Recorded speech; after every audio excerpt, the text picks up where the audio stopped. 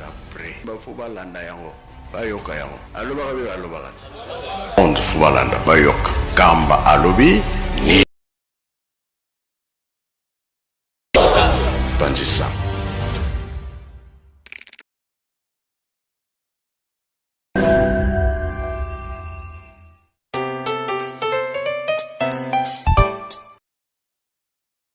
Bonjour à tous et bienvenue sur cette chaîne YouTube officiellement pour vous donner l'actualité de différents programmes comme l'émission Plateau des pèlerins, l'émission Opinion des visiteurs de Nkamba. Bref, toute l'actualité de Nkamba sera disponible. Surtout, abonnez-vous massivement car le meilleur reste à venir.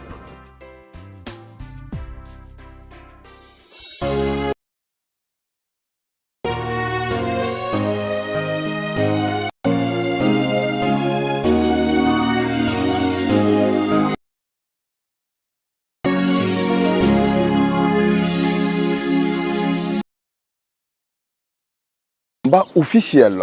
Dès maintenant, vivez les activités du chef spirituel et de ses conseillers directs, les émissions et les cultes en direct d'Nkamba Nouvelle Jérusalem. Partout et à tout. Officiel, votre chaîne de proximité en live. Suivez-nous sur YouTube. Presque Nkamba officiel, la voix qui vous accompagne désormais en temps réel. Connectez-vous, c'est maintenant.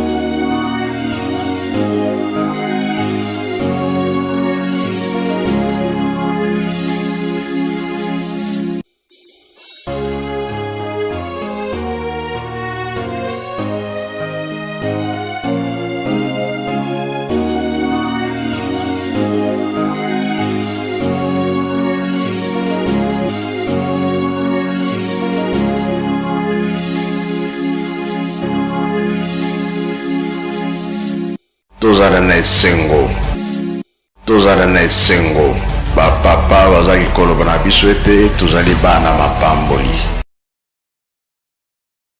Est-ce que mosala pamba ezalaka? Ezalaka te. Oyo bino bosalaka bino soki bolobeli mokili mobimba bayokia bino nde bokotia kimia baloba nyonso bapapa bazaki koloba même eloba na 21 ezali pa na bino bango tolukelanga na maboka banani ya bino ngana za komona na Nkamba mokili mobimba fo bango bayoka yango alobaka be alobaka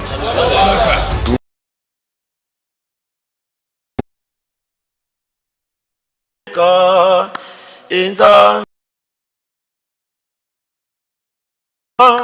tusadila saluka nzambi mukeleka tusadila saluka nzambi mukeleka enza vimba mbangitwa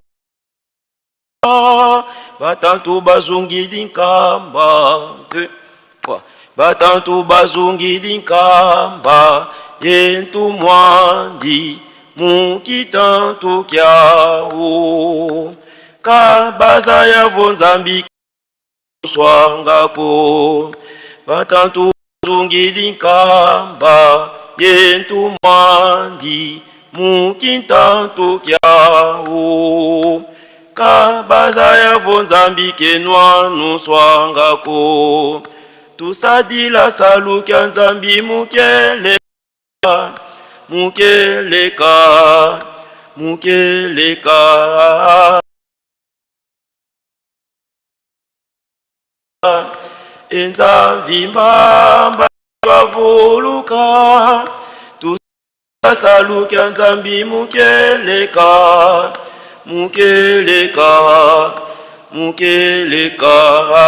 tusadila saluka nzambi mukeleka enzambi mbambangi twavuluka.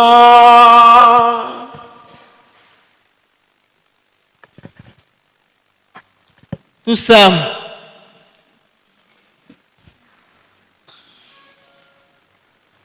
muzina lya se ye mwana ye tata mwanda velela nzambi eto papa kisolokele lukelo nzambi eto papa lya lungana kiangani nzambi eto papa lya ngenda kuntima benu batatu luna muna mosi papa simo kimbangu kiangani mwanda velela mama mwilu kya wanga mama nge kimpovila keto papa simo kimbangu kiangani tata tukutondele mu mama utugangidi kadinge ututani ni mpimpa mvimba utugeni dia kalumbu kiki wunu lumbu kineni kubetu bana baku papa mukatikiribunu tata simo kimbangu kiangani nzambi ngangi zulu yentoto betu bana tuisirie masezi nguri muntangu itufukameni tuturiri ntumuntika tunabafuana kutufuanisa tata talanzange vuiri yonza nge uganga Afrika Europe Amerika zi Oceani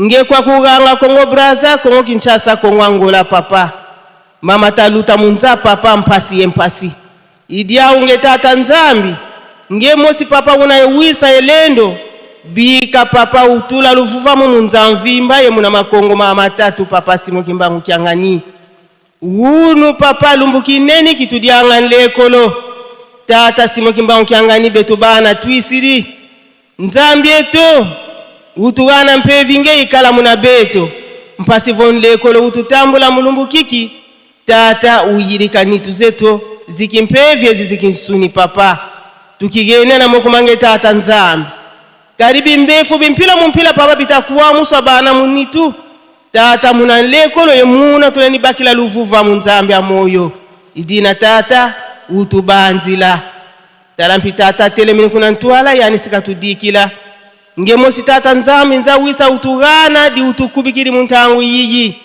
yeyirika bifulu muna ntima mieto tusimba tusalila dio mpasi muna nsukulu tubakila dio ndana kari ngyantukulu kaina mpasi ukanti nsukulu ina mpasi tata dia ngyantukula programe nsukulu ngenzambi tutuwa munazola kwangese na ye tata mwanda velela amen.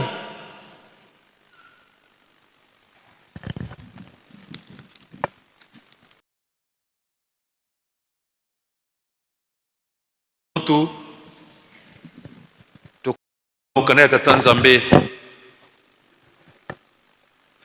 tokotanga na Psaume 32 tokobana nzela ya liboso tokosuka na nzela ya mitano loyembo na David kape ya tukumi sato na mibale tokosuka na mitano. C'est ça qu'on utilise traduction française la version Semer ya Bible. Titre ya Mukande lobi la joie du pardon. L'homme dont la faute est effacée, l'homme où au compte de qui l'Éternel ne porte pas le péché et qui est exempt de mauvaise foi. Tant que je taisais ma faute, je m'épuisais à gémir sans cesse à longueur des jours. Sur moi, le jour et la nuit s'apaisantissaient, ma vigueur m'abandonnait comme l'herbe lors des ardeurs de l'été. J'étais avoué ma faute, je n'ai plus caché mes torts. j'ai dit, je reconnaîtrai devant l'Éternel le péché que j'ai commis. Alors, tu m'as déchargé du poids de ma faute. Na kombo ya tata ya mwana peta molimo santo. Amen. Na eteni ya liboso ya bayembi tokokende boye.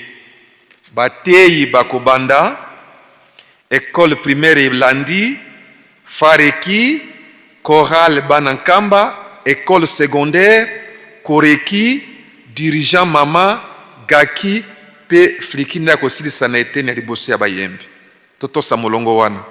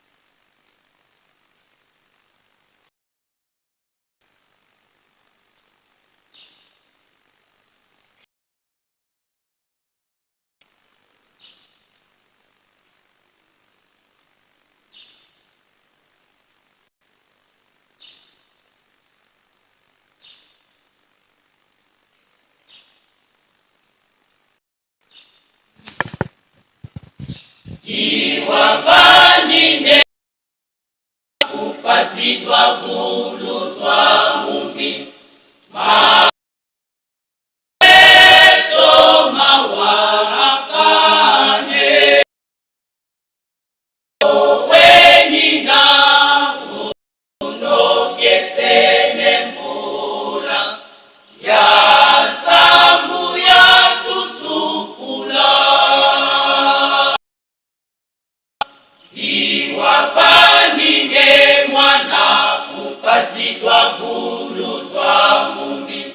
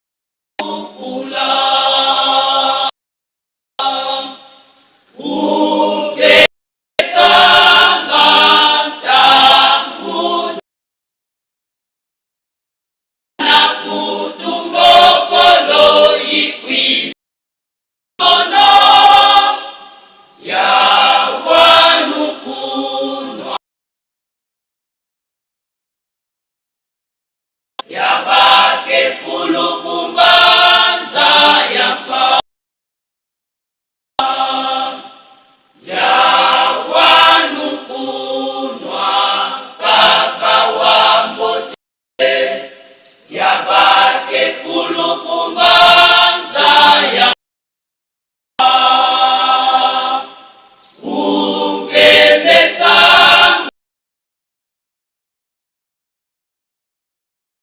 kana kutumbokolo ikwiza kwa mono ya kunwa kaka wambote yabake fulu kumbanza yapa ya wanu kunwa kaka wambote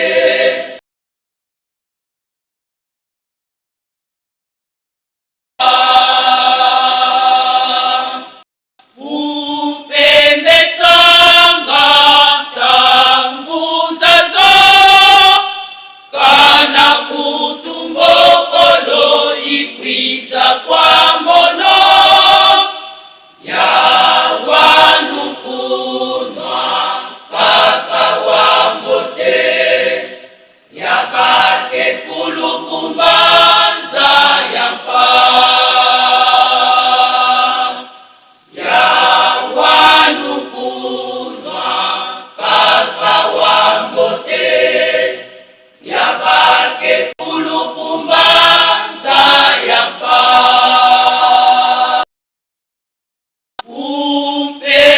umpembesanga kana kutokolo ikwiza kwa mono ya wanu kunwa kaka yabake fulu kumbanza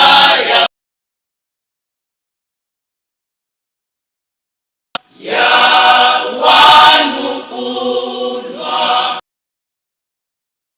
bote yabake yapa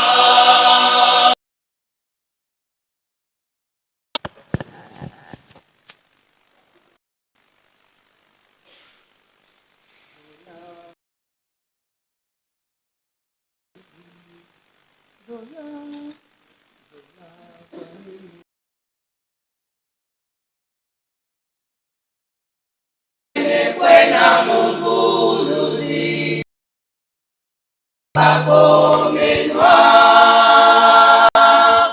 mengaye masakumo kavungula mukumbe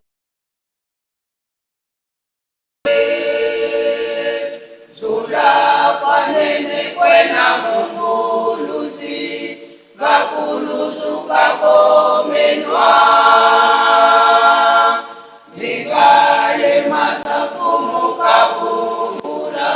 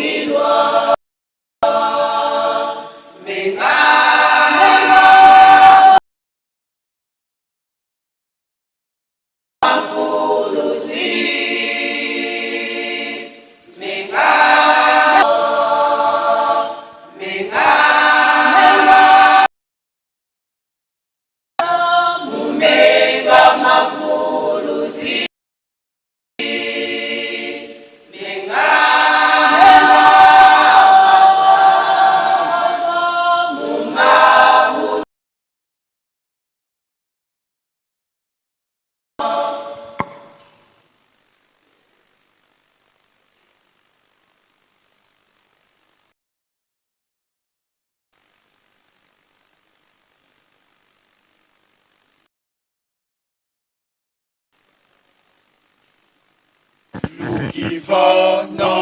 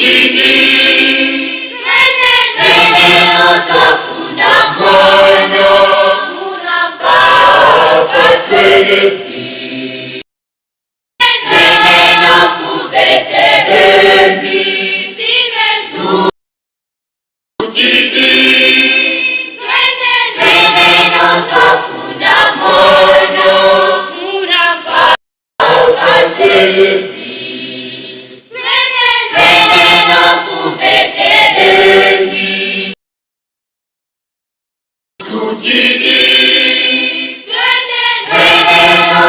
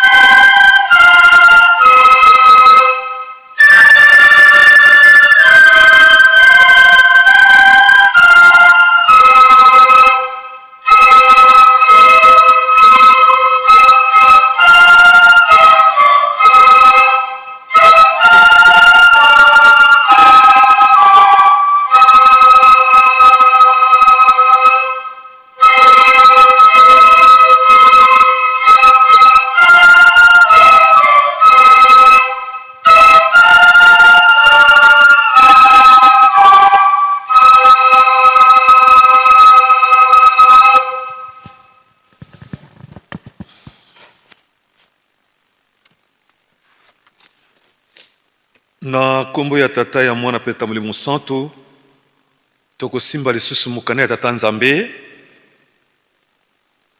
na mukanda ya kobima kapo ya tuku mibale tokobana nzela liboso tokosuka na zomi na sambo to Exode chapitre 20 au 17e verset. Charte de l'Alliance. Alors Dieu prononça toutes ces paroles. Je suis l'Éternel ton Dieu qui t'ai fait sortir d'Égypte, du pays où tu étais esclave. Tu n'auras pas d'autre Dieu que moi. Tu ne te feras pas d'idole ni de représentation quelconque de ce qui se trouve en haut dans le ciel, ici-bas sur la terre ou dans les eaux plus bas que la terre. Tu ne te prosterneras pas devant de telles idoles et tu ne leur rendras pas de culte, car moi, l'Éternel, ton Dieu, je suis un Dieu qui ne tolère aucun rival. Je punis les fils pour la faute de leur père jusqu'à la 3e, voire la 4e génération de ceux qui m'haïssent. Mais j'agis avec amour jusqu'à la 1000e génération envers ceux qui m'aiment et qui obéissent à mes commandements.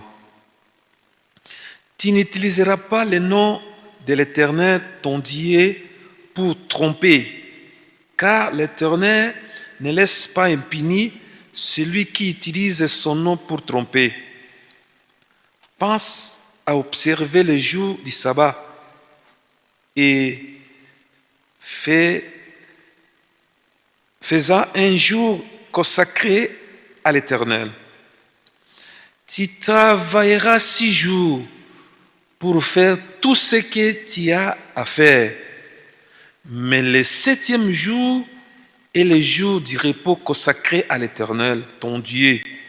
Tu ne feras aucun travail ce jour-là, ni toi, ni ton fils, ni ta fille, ni ton serviteur, ni ta servante, ni ton bétail, ni l'étranger qui réside chez toi. Car en 6 jours, l'Éternel a fait le ciel, la terre, tout ce qui s'y trouve. Mais le 7e jour, il s'est reposé. Le jour du sabbat, et en a fait un jour qui lui est consacré. Honore ton père et ta mère afin de jouir d'une longue vie dans le pays que l'Éternel ton Dieu te donne. Tu ne commettras pas de meurtre, tu ne commettras pas d'adultère, tu ne commettras pas de vol, tu ne porteras pas de faux témoignages contre ton prochain, tu ne convoiteras pas la maison de ton prochain, tu ne convoiteras ni sa femme, ni son serviteur, ni sa servante, ni son bœuf, ni son âne, ni rien qui lui appartienne. Tokoleka na mibeko zomi na mibale ya lingomba to les 12 préceptes de l'église kimbangiste. Tosaleta pamba te bokonzi nyonso eutaka na Nzambe. Linga batu banso ata kutu bayini na yo esengeli olinga bango kaka. Komela likaya te, komela bangi to diamba te, komela masanga ya milangwa te, kobina te, kotala pe mabina te, kosukola bolumbu te, kolala pe bolumbu te, koswana te, kobunda pe te, kosala kisi te, pe kokende pai na banga kisi te, futa mpako ya leta, kokanga kanda te pe kobombela moninga na yo kanda te, ndima mabe na yo liboso ya baninga, kolia ngulu te, ezala ngulu ya mboka, ngulu ya zamba to ngulu ya mai kolia yango te, bamakaku nyonso kolia te, kolia nyoka pete na kombo ya tata ya mwana pe tata molimo santo amen.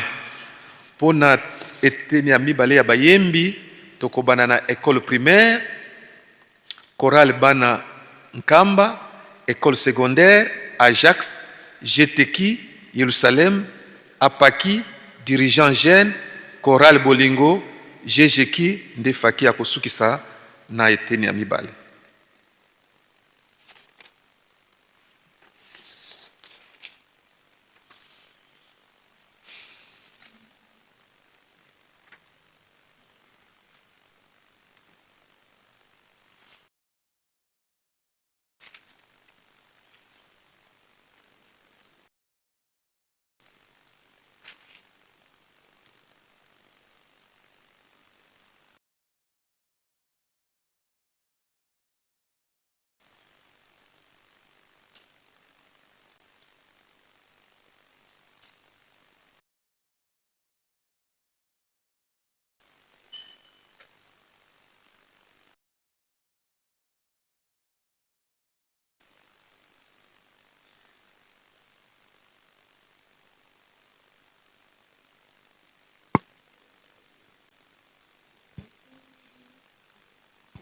Musepelisa mobikisi ayeli biso mokolo lelo nowele. Tosepelisa mobikisi ayeli biso mokolo lelo esengo. Tosepelisa mobikisi ayeli biso mokolo lelo nowele. Tosepelisa mobikisi ayeli biso mokolo lelo esengo. Mwana na Nzambe abokameli biso omabota maso tosepela. Mwana na Nzambe abokameli biso omabota maso tosepela. Mwana na Nzambe abokameli biso omabota maso tosepela. Mwana na Nzambe abokameli biso omabota maso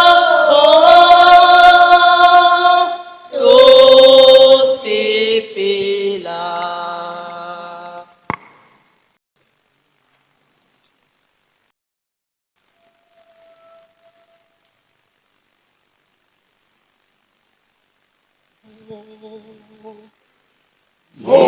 Mokili mozangi kimia nani mokili mokili mayele bonani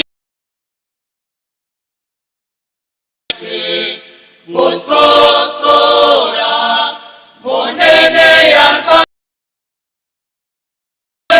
Nzambe zali ya mote.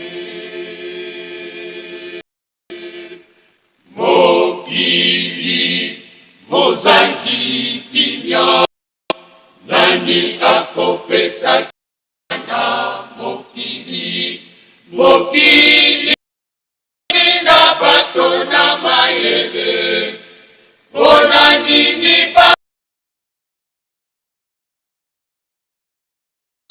sora monene ya Nzambe zali ya moto te. Akopesa kimia mokeli wa biloko biso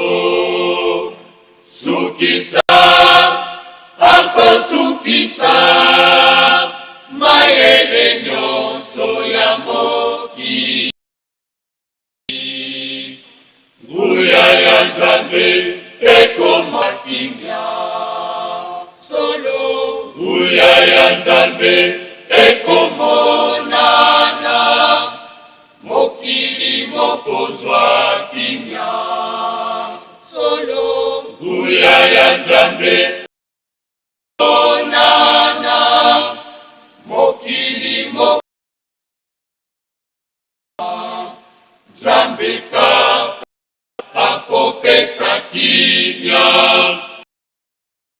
ebiwa biloko biso soki mayele nyonso ya mokili nguya ya Nzambe ekomona mokili mokozwa kimia nguya ya Nzambe ekomona mokili mokozwa kimia.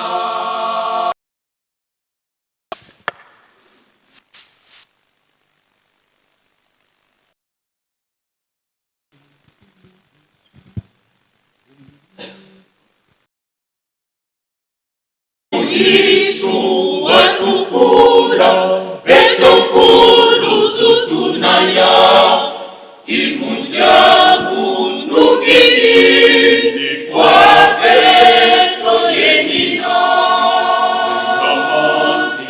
mengamani kakumbula basi beto tofuluzwa mbanza ndongo kavendeyo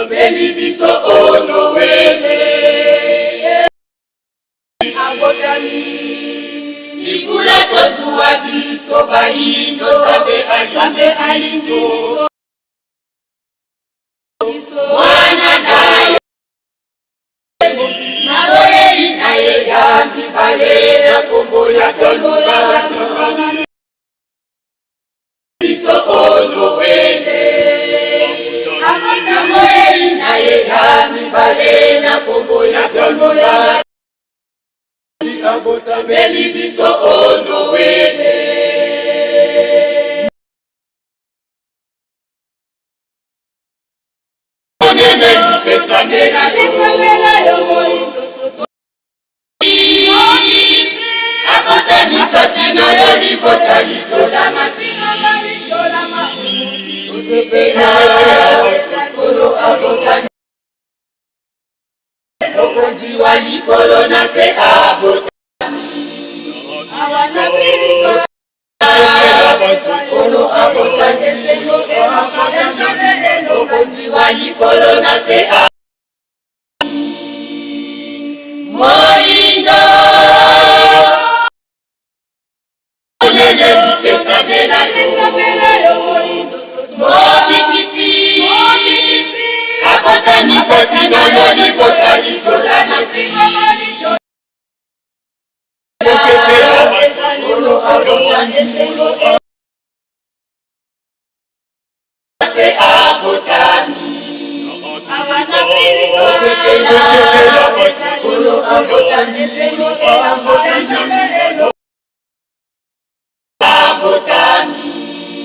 awana piriko kolo abotani mokonzi wa likolo na se abotani awana piriko kolo abotani mokonzi wa likolo na se abotani kolo abotani mokonzi wa likolo na se abotani awana piriko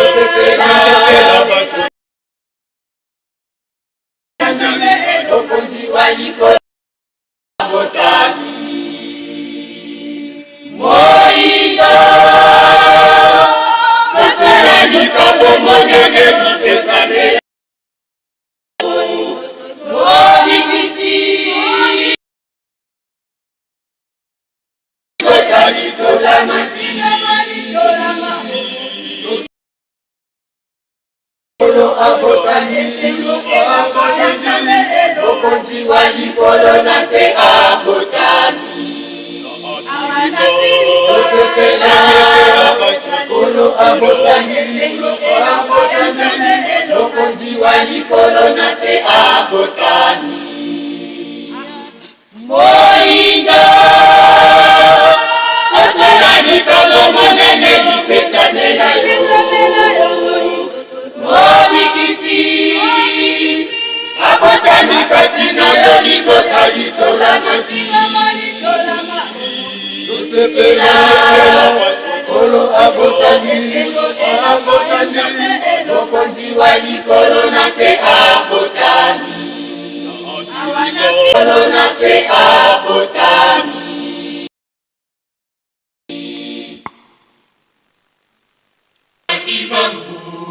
utuki wasikana ndombe kayana ale meko tukufeneo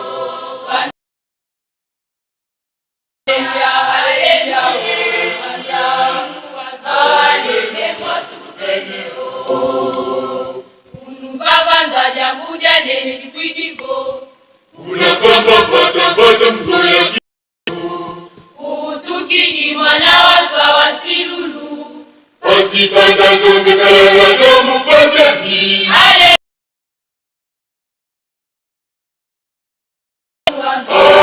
meko tukufeneo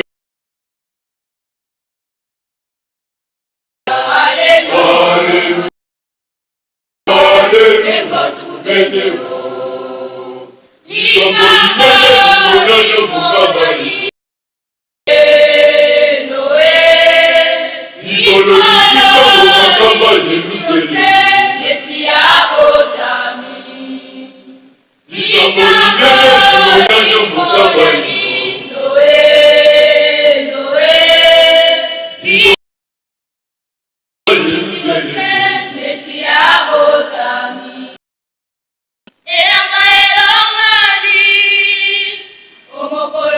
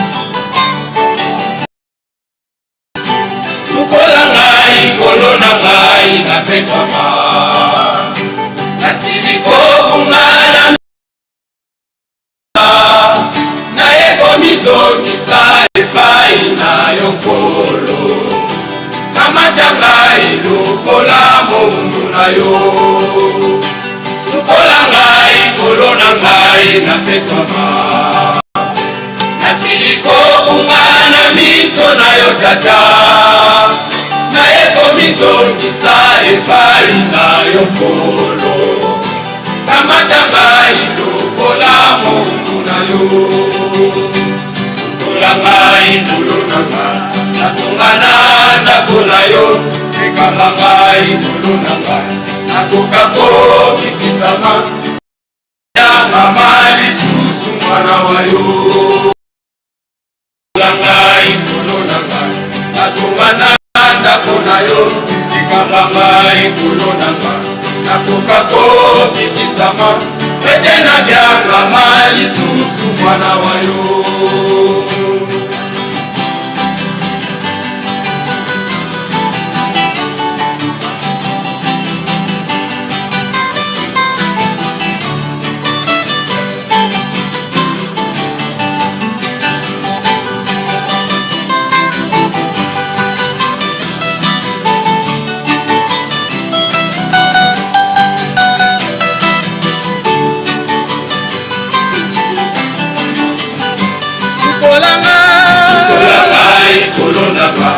nazongana ndako na yo ekamba ngai ngulu na ngai nakoka kokikisama kwete na byangama lisusu mwana wa yo sukola ngai ngulu na ngai nazongana ndako na yo ekamba ngai ngulu na ngai nakoka kokikisama kwete na byangama lisusu mwana wa yo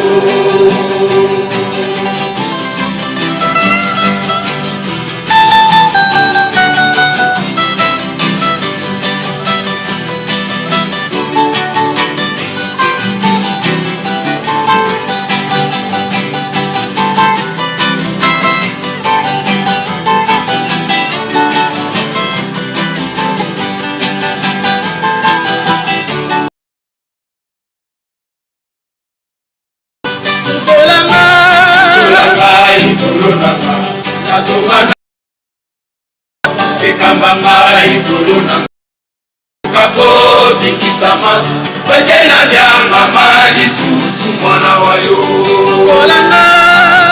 ngai ngulu na ngai nazongana mpona yo ekamba ngai ngulu na ngai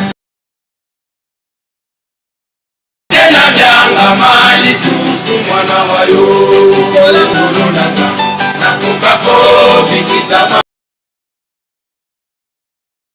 mwana wa yo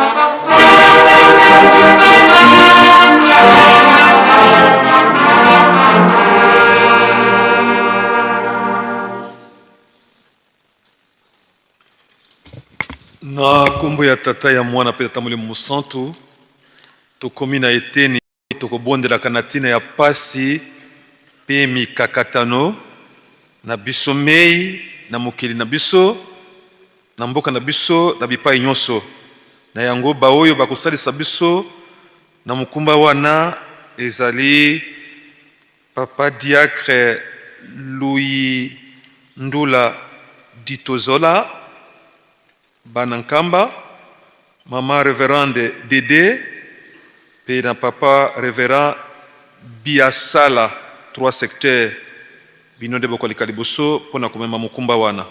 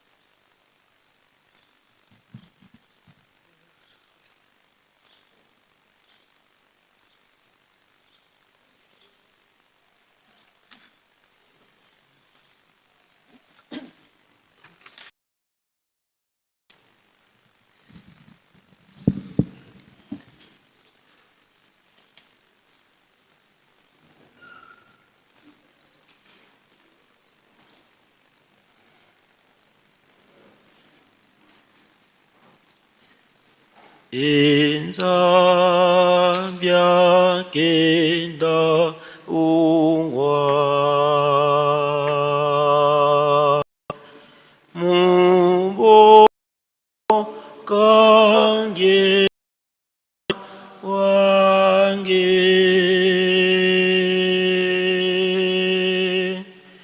kuwini na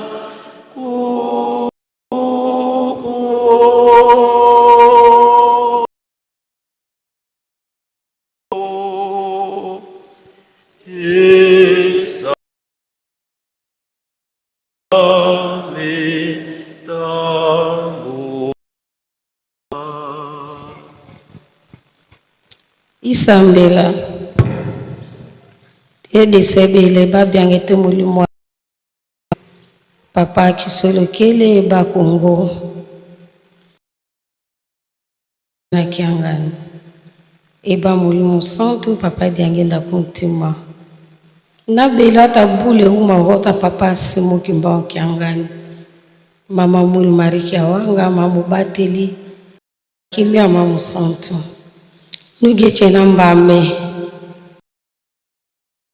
atende atana dolo ke bamu na ucheja numbia huhute ni tana nuna pe bulimbi sime seta tango numa je numa kani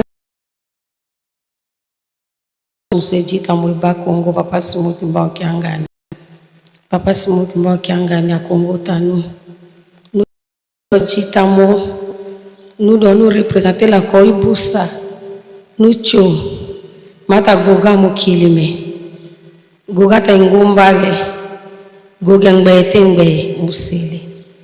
Pe munaba hogole tanu, te ponu cholu mata zulo kata mo papa fumambanza.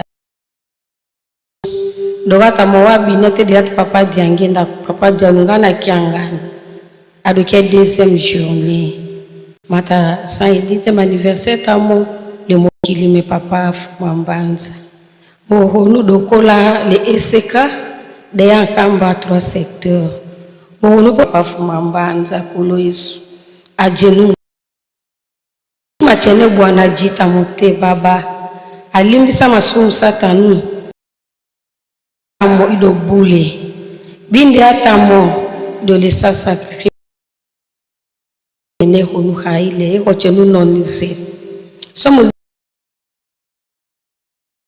bani la koizuli este gogeido poto goge ngbe haile chenete baba Jenungwelembe baba. Onde mudo a Congo. Onde le temple tamoko gimate gimado tumala same. Honde matuka solution tanwa kunuka ile. Akanise la nuba idu yeni tamu. Para luchocholu temo baba. Moho haile mokili mebamu. Haile medo holi kamba Nouvelle Jérusalem. Ehe les trois Congo. Ehe l'Afrique. Pehe mokili mebamu. Kumbape muhonunu sala baba kanise la nufenge ulu ndwe ulu. Kumbata mdanzalunga. Pioka. Itlu. Iboko la buse do kumba muhonu. Akpala nukweye. Mata nutuka wanu memolo. Somo Kongo musepen metuka haile. Haile unanongata mpasi mukimba kianga. Ibota la tamoba muna na haile. Tede sebele babi yangete mulimu atosi. Eyi suma na Davidi ufwekenda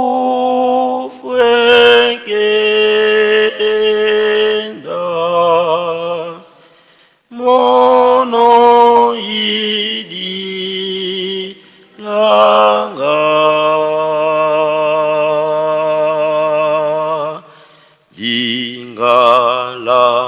Dingalalaki utolanga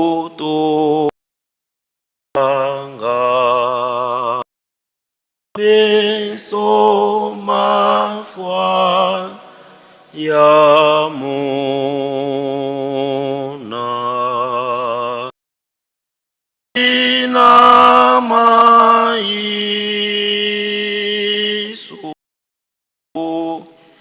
wiza wakya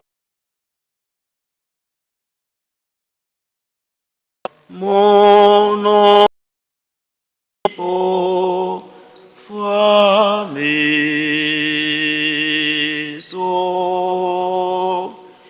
kimonanga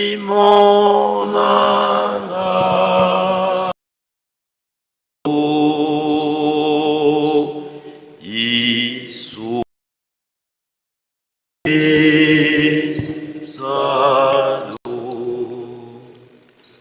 Mukumbwase mwana ye mwandavilila. Tata Nzambi mfumu Yesu Kristo tata Simoni Kimbangu. Beno Nzambi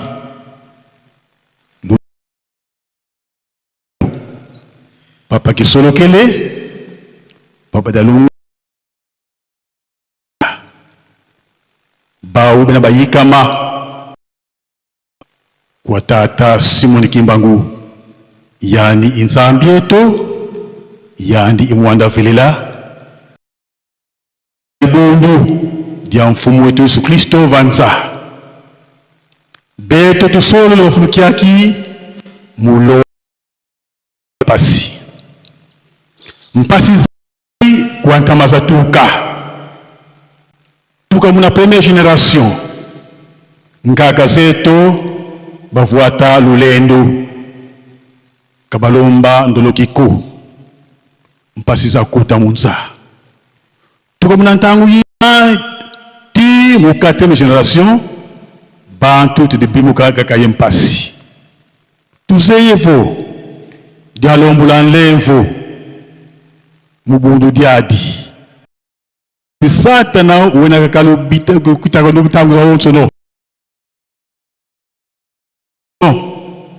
mukota mutima babantu musonga bempa bampira mumpira imutuli mwina vo bantu nguizani katekala komuna makanda bantu konso fulu bena nguizani nzonza bampira mumpira kama kononga ko bimbe fompe bisakidi nsi yetu ya Kongo nsi ya mfunu nzaya wotu batelemena yo kansi betu tukwikila ngavo nsi ya yi imwe na Nzambi imwe na mwana Yesu Kristo yempevi ya longo evata dadi tufukamene inkamba Yerusalemi dikundanga tata Nzambi mfumu Yesu ye mwanda velela ingi papa Simoni Kimbangu wote mona maonsono tufuka mene kaliba kaka bena bimbevo yivo tona bimbevo bya mpila mumpila Rwanda tukulombele vu Papa Simon Kimongangani tala musi konsumutu wizidi yedi ambudia kota konsonitu kinovo konsomuntu katambula luvuvamu lufumo luenda kwa onsono unansieta Kongo Angola muna nkumba se mwana ye mwanda velela entanini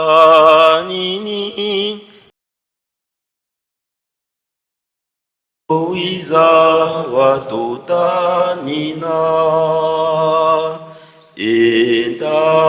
entanini kwange twizidi doiza watotanina mambo mengi matuzungili ao tsonge yozeyemo nguvu yoyo kufungila yo makasiko enzapanga kwanda yena mambo mengi matuzungili maonzonge yozeyemo nguvu yoyo kufungila yo makasiko enzapanga kwanda yena Munkumbwa seye mwana e mwanda velela Tata Nzambi mfumu wetu Yesu Kristo Simoni Kimbangu Kiangani mwanda ludi Diantete papa twetilomba lutuloloka utuloloka Papa no makutuzungi didi Papa utuloloka Muki mwana kyaku wakitula lusalalo nsusu nuni kyo wabaka batem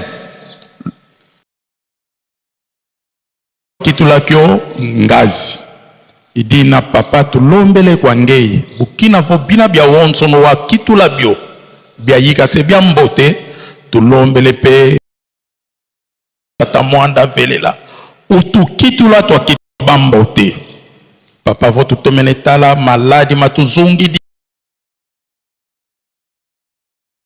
radio télévision si awaka aussi wawaka maladi ma ebola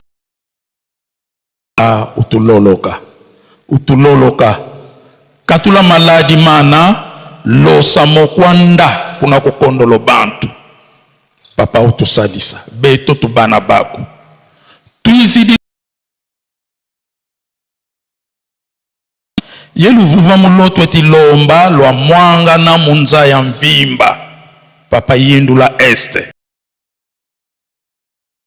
inga mabana bako mutiamu kakakamena papa kutadi masumu utuloloka vraiment maonso no twizi dingi mukulomba kwa ngeye sedieto bika watu sadi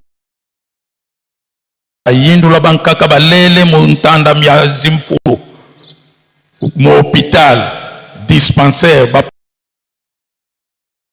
kubasadisa mpasivo babaka bamu edi tulombele utuwana diaka mvilu maonso no motulombele vo papa bika watusadisa vo diambi papa utuloloka kadi tubantu twena yetu bana bako bika luvuva mulweno lwakala yeto ilwa mwanga na munsi ya mvimba munkumbwa se mwana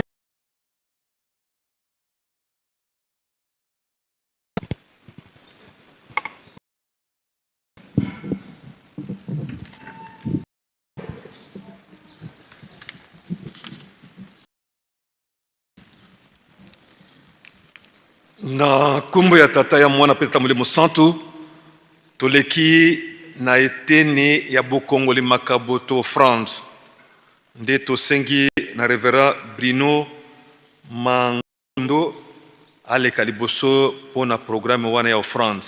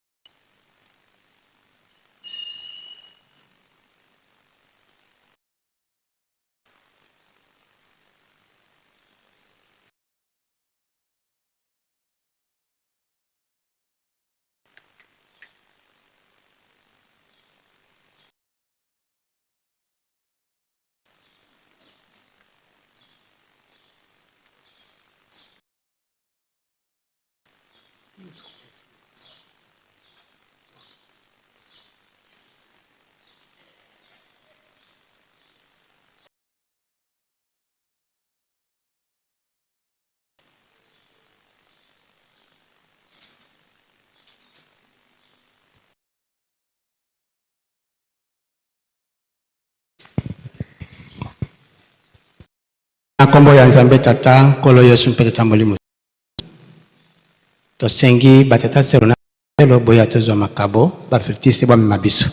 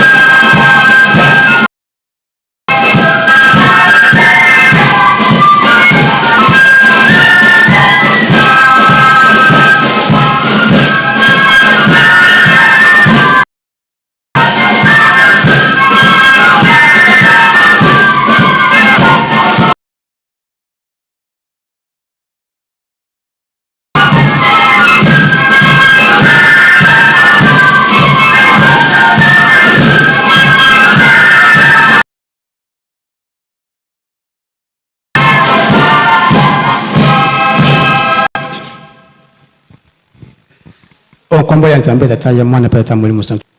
Tata ça et 5 ans ya yo ya lingomba. Na tango nakala ba 5 ans oyo papa yeisa mitema na biso tout ça la mosala na kimia tata kimbangu. Mama selo na batata saki na kati na motema na ye. Mingi pe bapesi te pambola yango tata mokunzo abula ete saka bapesa katango nyonso. Kanisa pe bana na yo mutu pasi ndenge akosala mosala malamu ezali te. Ndoto ebela ni bandeli ndenge tobandi na kimia tosukisa pe na kimia na kombo ya tata ya mwana.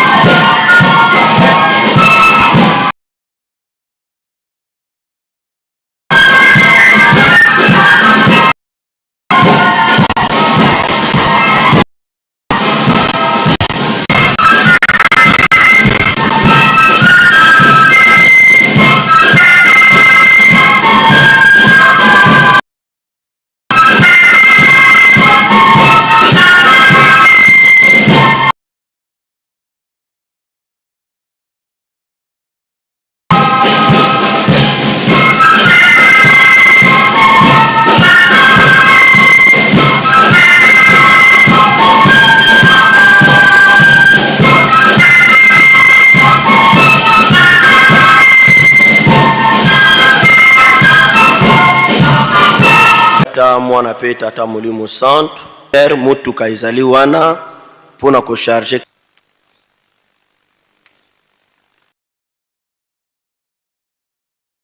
tata ya mwana pe tata molimo santu na luyembo ya Davidi tukumisa nzela ya muke tosuki ya moko tosuki na mitano psaume 32 1 jusqu'à 5 na mokana na kobima to exode kapu ya tuku mibale tobandaki na nzela ya liboso tosuki na nzela ya zomi na sambo na nsima totangaki mibeko zomi na mibale ya lingomba, disons les 12 préceptes de l'église. Na sikoyo tokotanga na sango malamu ekomaki Matayo, évangile selon Matthieu, kapo ya tukumi bale na motoba, tobandi na nzela ya tukumi bale na motoba, tokosuka na tukumi bale na libwa. Matthieu chapitre 26, verset 26 jusqu'à 29. Tokozana ba référence na biso mibale. Jean chapitre verset 53 à 54. 1 Corinthiens 11, verset 32. Les ali ba référence na biso mibale, à chaque fois toujours continuer na prédication na biso tobana sala recours na bango mibale, ba texte mibale wana. Soki tozwi mukanda ya Matayo kapo ya tukumi bale na motoba, nzela tukumi bale na motoba kino na tukumi bale na libwa, soki tomoni etangeli ezali boye. Tolobaki na bandeli tozali na tradition française, version to utiliser ezali version Semer.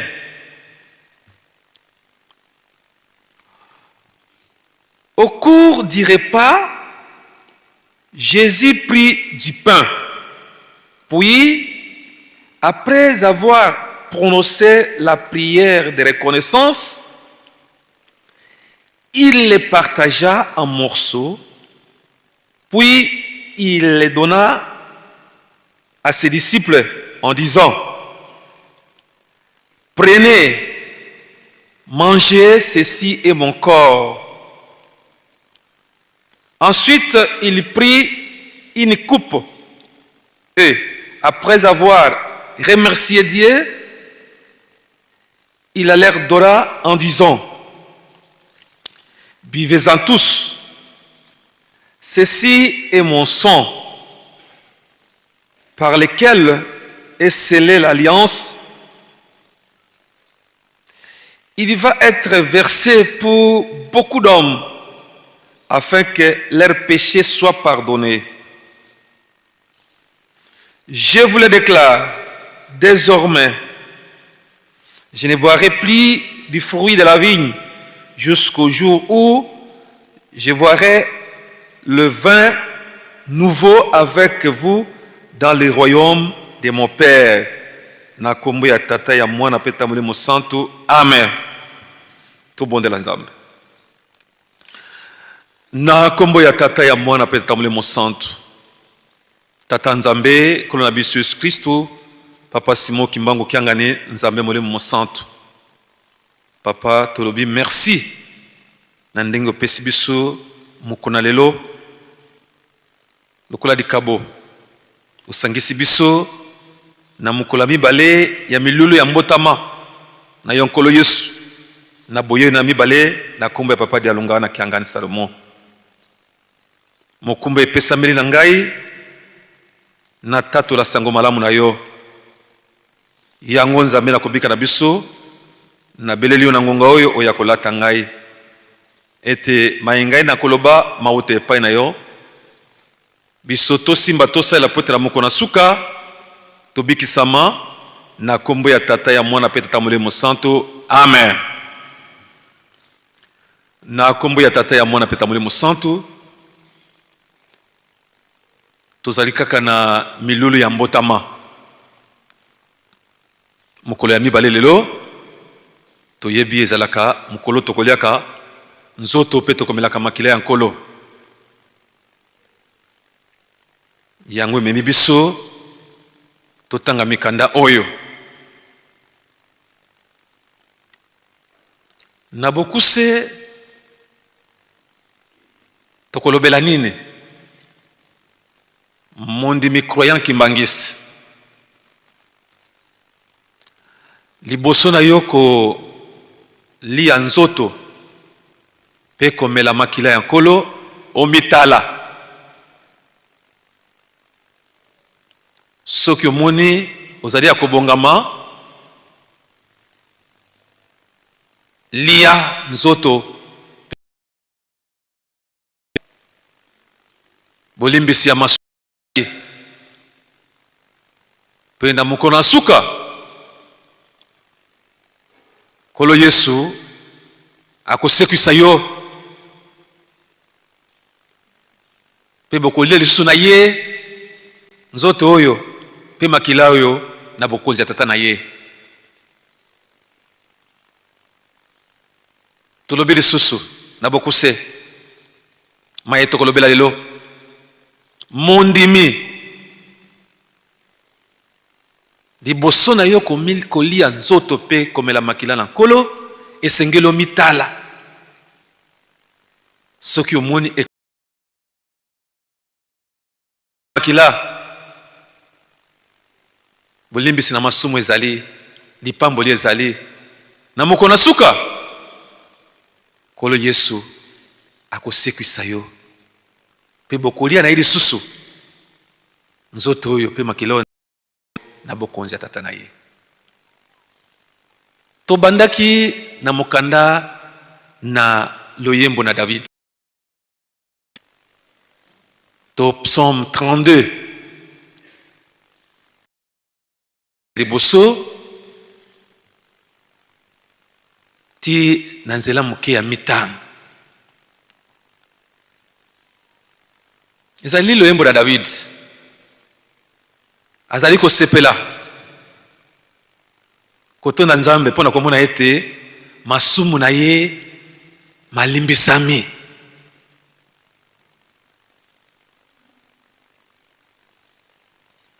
Atondisami na esengo mpona komona ete masumu na ye malimbisami. Yango mutuna biso nyonso tokomituna lokola bandimi. Tuna esengo to moto na mawa mbate toyebi tofai na se na mokili.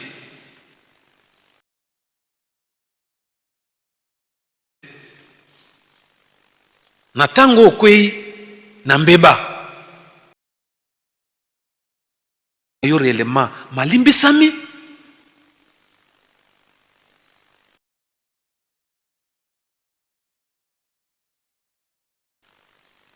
Soki olimbisamaki ezala na esengo, mais soki omita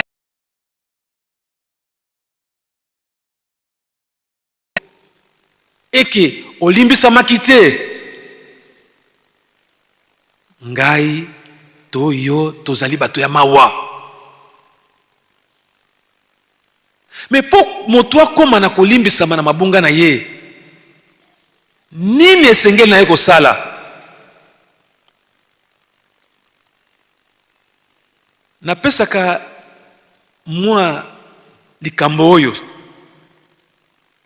kolanda maloba ya papa lobaka soki okwei telema. Soki omoni moto akei eke akwei aza kotelema te, eza likambo. Ou bien moto akwei atelemi ami pupuli te, azali ko continuer kana salito ya mikwelaki na yango, eza likambo. Po moto aza ko garder ba faculté mentale na ye. soki a glissé moke a kwei eloko ya liboso atalaka apupola salite wana po azala propre. Mais soki omoni moto a kwei aza kotelema te, ou bien a kwei a telemi mais a mi pupoli salite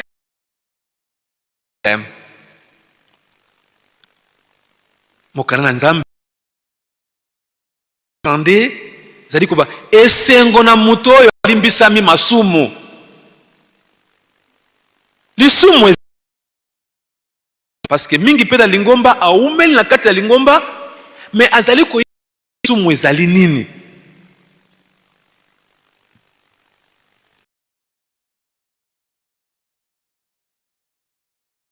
À 4 1 Jean définition à l'isumu. Rubi, le péché c'est la transgression de la loi. Kobuka mobeko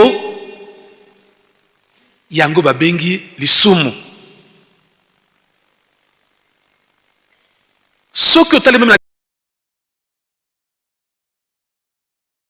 volontaire et consciente des lois divines et ou religieuses.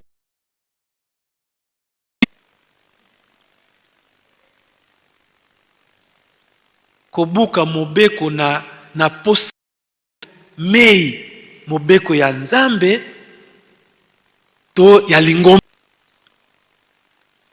Papa Fubambanza kei très loin. Alobi Vila ya isumu, tout manquement est péché.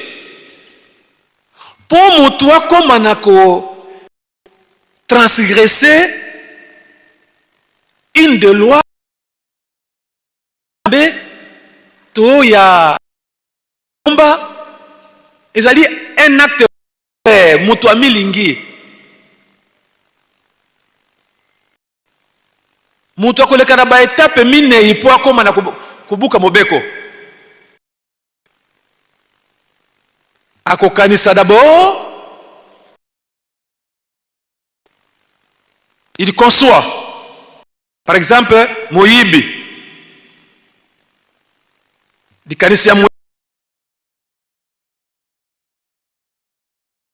Il a permis balai tolobi délibération.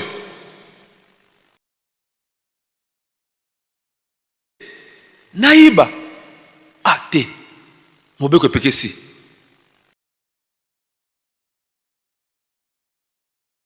Devant plusieurs possibilités.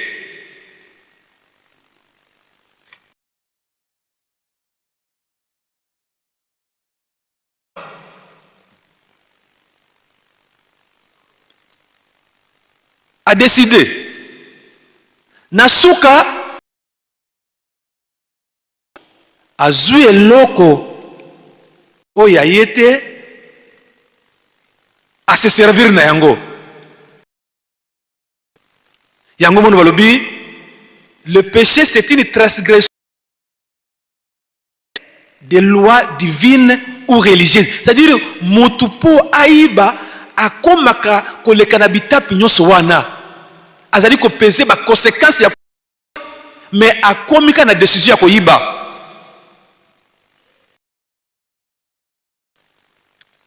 Mais pour mutu wana alimbisama na masumu na ye.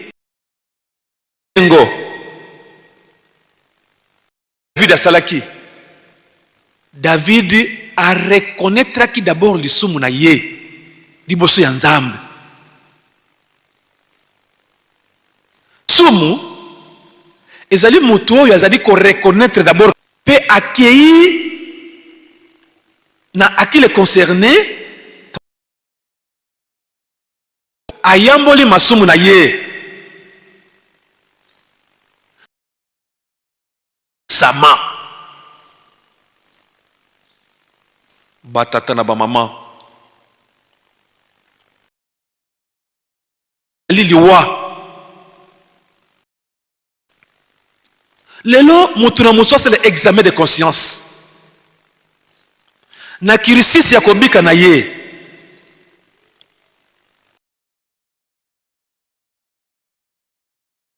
Quelque part te oh nanu na limbisami nanu limbisami na masumu te ozali nazali mutu na mawa.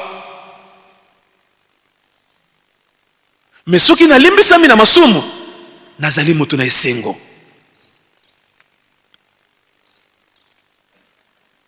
Ememi biso na mobeko na bolimbisami na masumu toyebi na mobeko ekabwani na biteni mibale. Devoir na yo mutu liboso na Nzambe. Pe mobeko eteni na mibale ezali ko faciliter une relation interpersonnelle. Ndenge ni mutu akobika na moninga na ye mutu.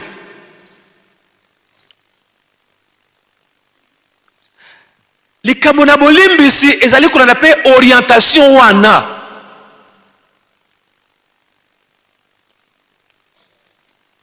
Likambo na bolimbisi ezali kolanda pe orientation wana ya mutu vis-à-vis na Nzambe, ya mutu vis-à-vis na moninga na ye mutu.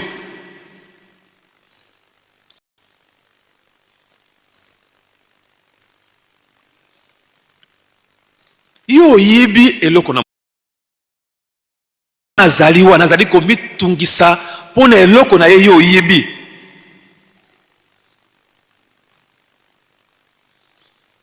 Yo tiki kokende pe ya mutu wana. Ou bien ozongisa eloko na ye. Ou bien on reconnaître mabe na yo vis-à-vis na mutu ozoyaki eloko na ye. Yo tiki okeye pe na pasteur.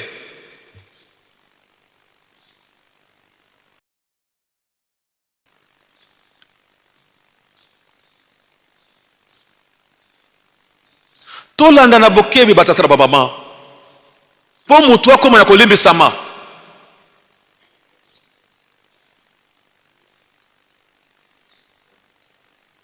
Yo ke pa yanganga kisi okelo ka bambikodi wana o reconnaître Nzambe na yo te.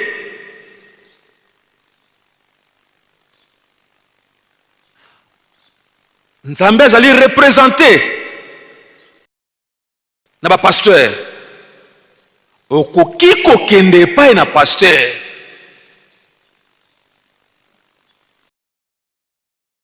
Na kende ke pa yanganga.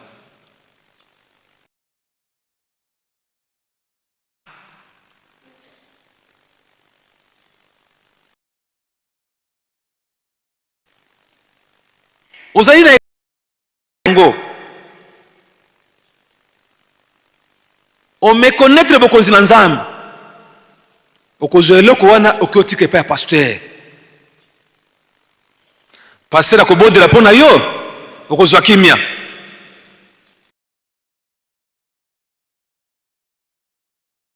Yo na moninga na yo mutu obebisi lo kambo ya yebite moninga wana azali.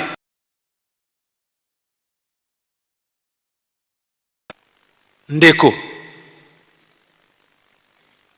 natambwisi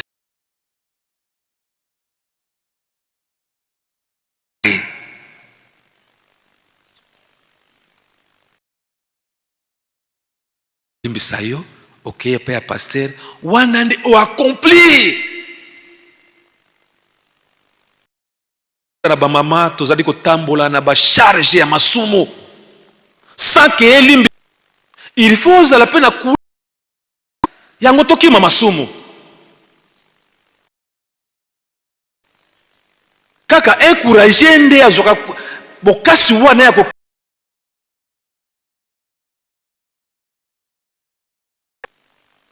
na mabunga na ye. Mande ya bolimbisi ezali en fonction ya devoir ya mutu.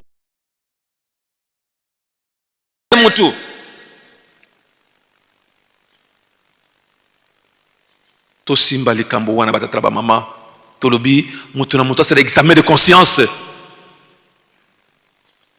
atala na bomoi na ye. Est-ce que likambo na salaki, est-ce que nalimbisami yango moni meme kobika na biso parfois ezana mwa kokoso pamba te likambo ezali sengo na mutu oyo mabunga na ye malimbisami tolobaki lobi tolandaki na bokebi message ya papa Diangenda lobi yo ndeko bien oyo eyaki mpo na communauté mobimba yo ozwi yango osaproprie na yango. Est-ce que okozwa courage ya kobenga bato oyo babénéficiaire ya eloko wana osenga bango bolimbisi mpo olimbisama na mabunga wana?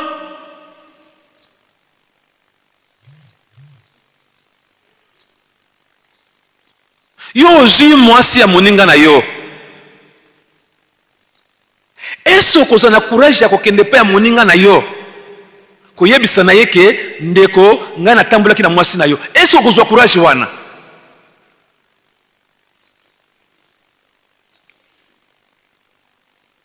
Pamba te nzela ya bolimbisi yango wana batata na bamama esengo na moto ya limbisami maso. Il faut reconnaître mbeba na yo nde bolimbisi ekoya.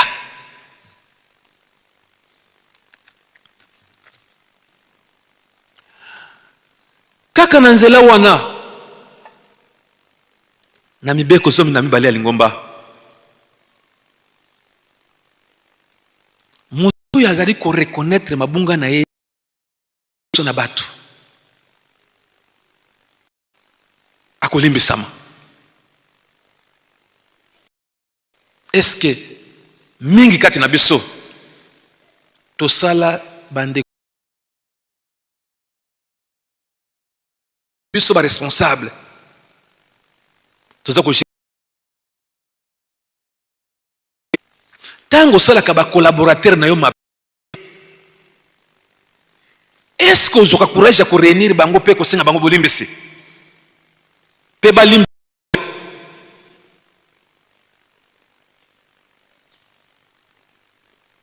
bisonné ezana ezana bitelo pare otikala ko sala ba collaborateur mabete.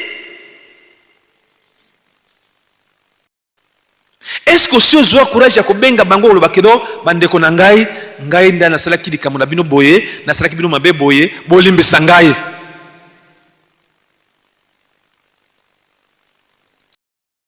Yango tozali bato na esengo, mais soki tokotondisamaka na lolendo komona kosenga bango bolimbisi tozali bato na mawa. Lisumu wana ezali toloka koma tokolimbisama na masumu na biso. Mukanda totangi na Matthieu 26 verset 26 tosuki na 29 référence na biso na 6 53 54 27 32 na kati l'église qui mangisi vous avez 4 sacrements. Vous avez sacrement ya baptême, ya communion ou bien sainte seine ou bien eucharistie. Vous avez sacrement ya mariage, puis ya ordination. Mais lelo tozali kolobela natina sacrement ya communion, sainte seine, bamusu balobi eucharistie.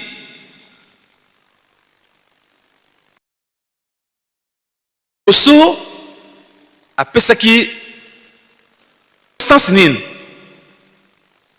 biango tangi dans Matthieu 26, 26 à 29. ezalaki na fête ya Pâques. Surtout dans la Bible, on commence à Pâques avec S et Pâques sans S. La Pâques mi baleza na bokeseni. Surtout dans la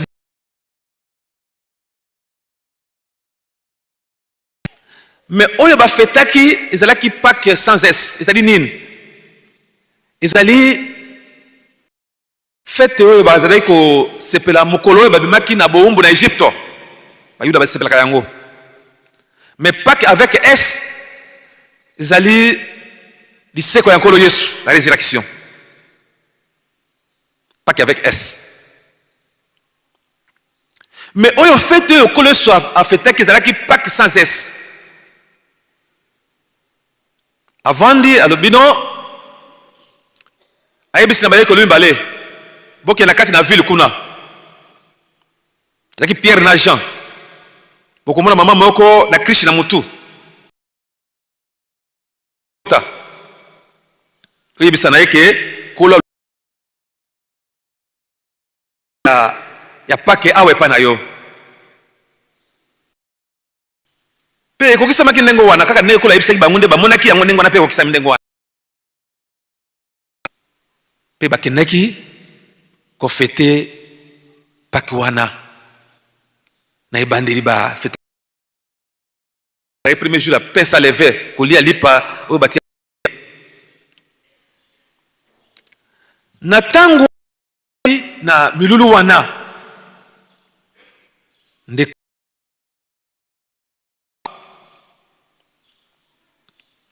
kuyebisa na baye ko lina ye ke kaka moko na kati na bino awa o nazali kotia na ye liboko na kati na sani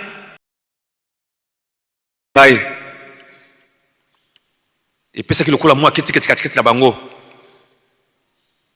kaka oyo azalaki na likambo wana tulesi na ikolo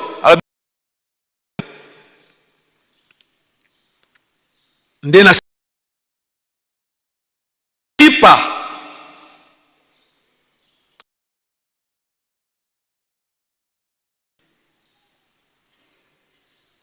abondelaki nanu apesi na bayekoli na elobi bozwa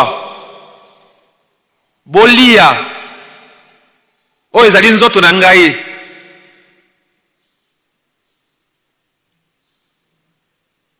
akei lisusu asengi ngolo epai na apesi bayekoli na ye na bino ya solo makila ekosopana na ngai ekosopana mpona bato ebele babikisama bazwa lobiko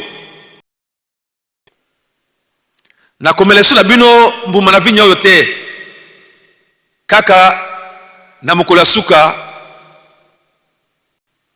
na bokonzi ya tata na ngai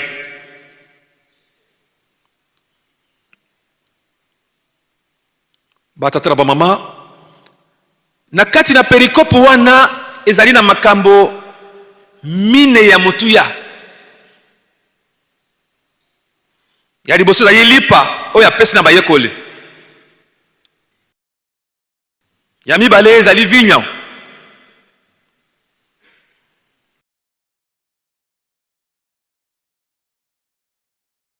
ya mine ezali elikia na bokonzi ya tata na ye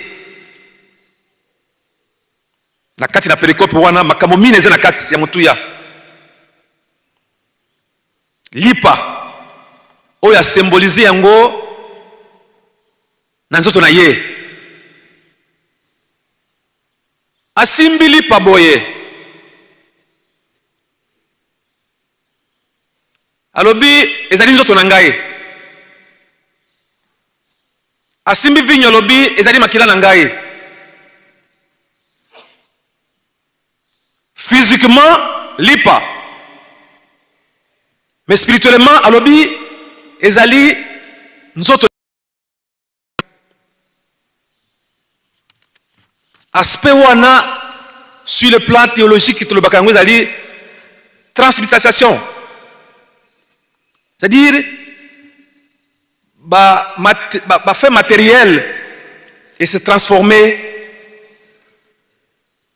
na fait spirituel.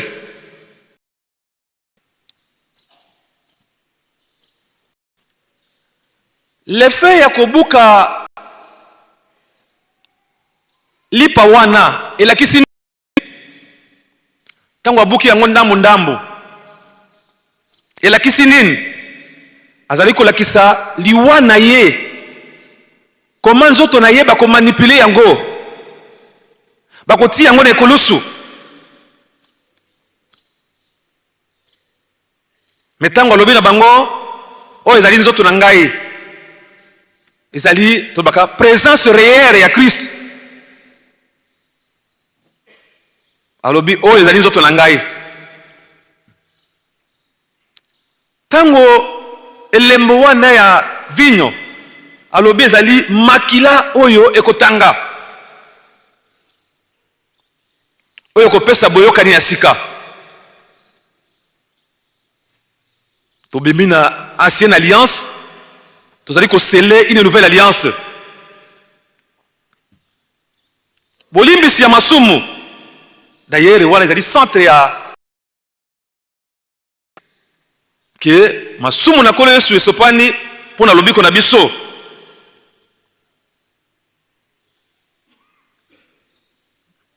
Na ebandeli séparation ezalaki entre biso na Nzambe, mais à travers makilo esopani nde pesi liaison na Nzambe.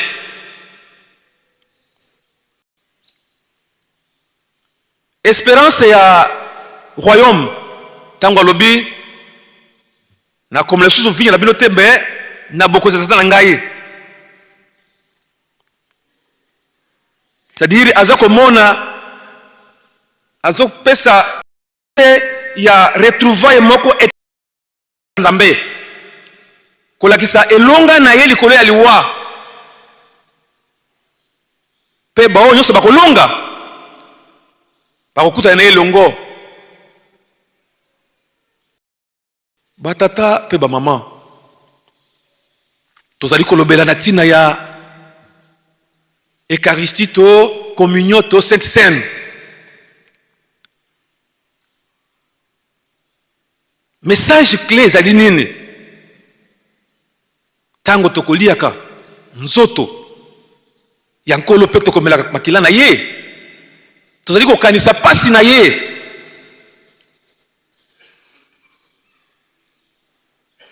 Pe tozali ko sceller une nouvelle alliance. Et makila wana ezali ko ya ko purifier biso. Yango tolobaki ne bandeli. Banani oyo na sima na kolia nzoto pe na makila bakolimbisama bakozala bomoko na nkolo pe na mokolo na suka nkolo akosekisa bango. Ezali ba oyo bazali kolia nzoto pe makila na mbeba te, oyo masumu na bango malimbisami. Bato ya motindo wana kurwa azali kozala bo pe masumu na ye malimbisami.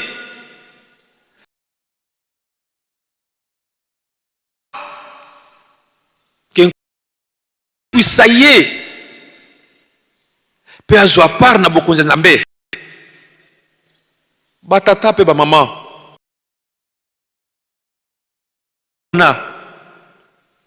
na kati na mabe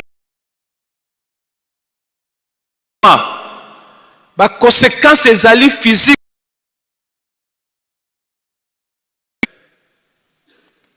ba conséquences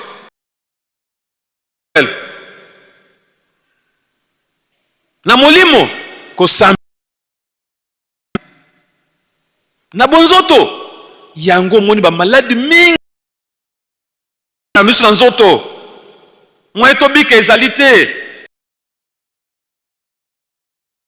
kolia nzoto ya nkolo pe komela makila na ye sa batata na bamama sonité bokananza otosalaka une introspection otali bomoi na yo soki eke osengeli yango bolimbisi te mpe olimbisami te ela mpe makila te toyebi mibeko ya lingomba ndenge etandameli biso batata mpe bamama mpe apesi position na communion apesi signification na ye vis-à-vis na communion ezali ngonga oyo nzambe akomikitisaka na oyo azali komela azali kolia nzoto pe komela makila alobi ezali oyo mutu akokomaka na niveau ya bosantu ya makasi parce que ezali elongo moko na nkolo bomoko wana epesaka mutu aza na niveau moko ya bosantu ya makasi nani oyo akokoma na niveau ya bosantu makasi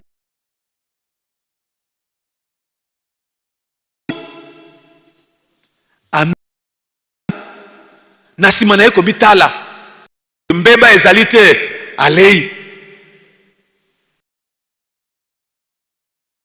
mpo azalaka bomoko na nkolo akomaka dit le moment le plus rare oyo moto azalaki koatteindre perfection moko ya satisfaction ya kosakana te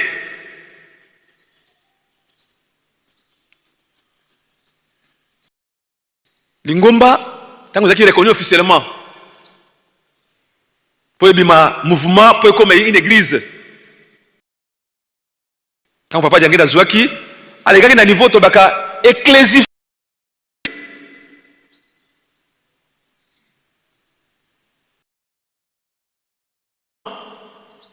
po ekoma église oko oyo ekotaka na kati ya libosi na basacrement mais pour le sacrement ya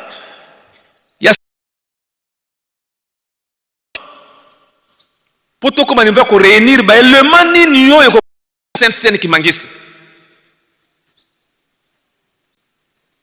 c'est des parce que boy ba kota kina lingomba ba uta kina mangomba ndenge na ndenge balinga ko pesa bisale ya lingomba wana na kati na église mais na kati na mabonde ya ko réunir ba élément oyo ko constituer corps et sang du Christ nde bazwaki miel dilué na obenitanka na gâteau constitué na ba élément na biso comme africain référence à miel parce que basaki allusion à Yohani Moba à partir de là tango gâteau wana ezali kuya na gâteau ezali miel dilué mais ezali ko se transformer pena makila nango prendre que celui qui est digne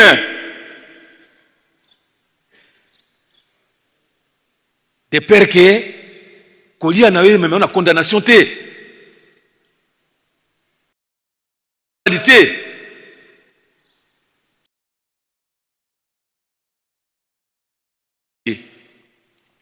lelo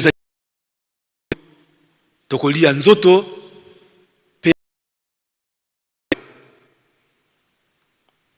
moko na moko amita soki ekwele ezali te mabungo na malimbisami lia nzoto na kolo mekila na kolo pamba te li nzela na bolimbisi na masumu ezali ekaniseli ya kufa ya nkolo mpe na mokolo na suka nkolo akosekwisa yo okozwa bomoi na seko mpe na nsima mpo na yo okozala na ye elongo mpe vinya wana bokomela makila wana mpe bokolia nzoto tosukisi boye na kombo ya tata ya mwana mpe santo totelema tobondela. Notre Père qui es aux cieux, que ton nom soit sanctifié, que ton règne vienne, que ta volonté soit faite sur la terre comme au ciel. Donne-nous aujourd'hui notre Père de ces jours. Pardonne nos offenses comme nous pardonnons à ceux qui nous ont offensés. Ne nous induis pas à la tentation, mais délivre-nous du malin, car c'est à toi qu'appartient à tous les siècles le règne, la gloire, la puissance. Au nom du Père, du Fils et du Saint-Esprit.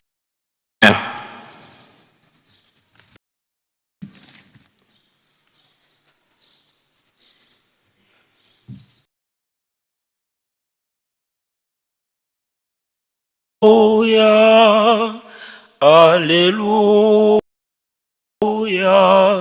okotunama loboko lwa Nzambe losimbi yo. Alléluia, Alléluia, okotunama oyebakana simbi yo. Alléluia, Alléluia, okotunama oyebaka oyebakana ni asimbi yo. Oyebaka okotunama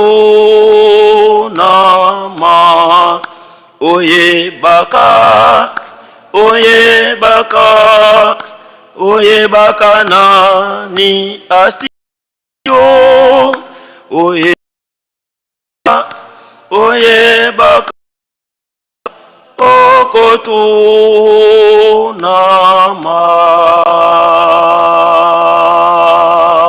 nzoto ya nkolo olei yango. Alléluia, Alléluia, okotunama olei yango okanisaka. Alléluia, Alléluia,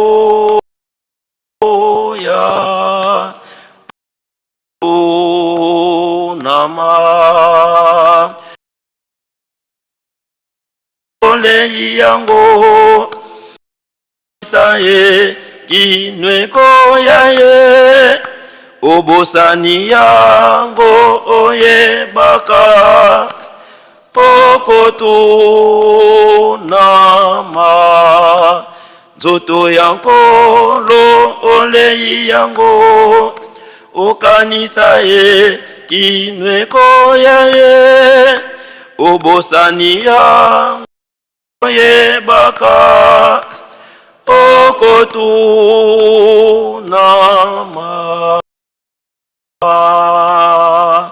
makila manko. Alléluia,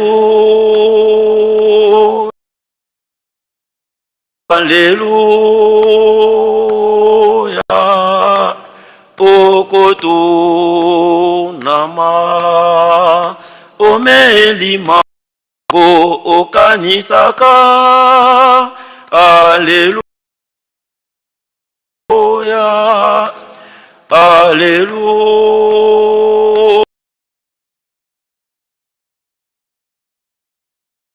Mama mokilo lo omeli mango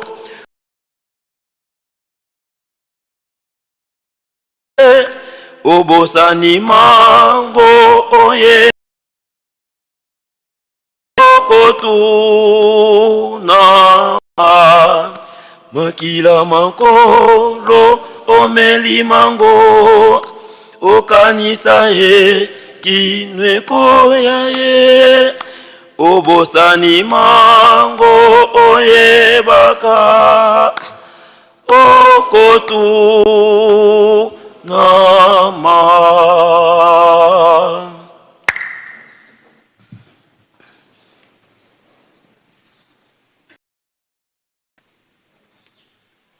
Eteni epesa to moderateur hapo na suite ya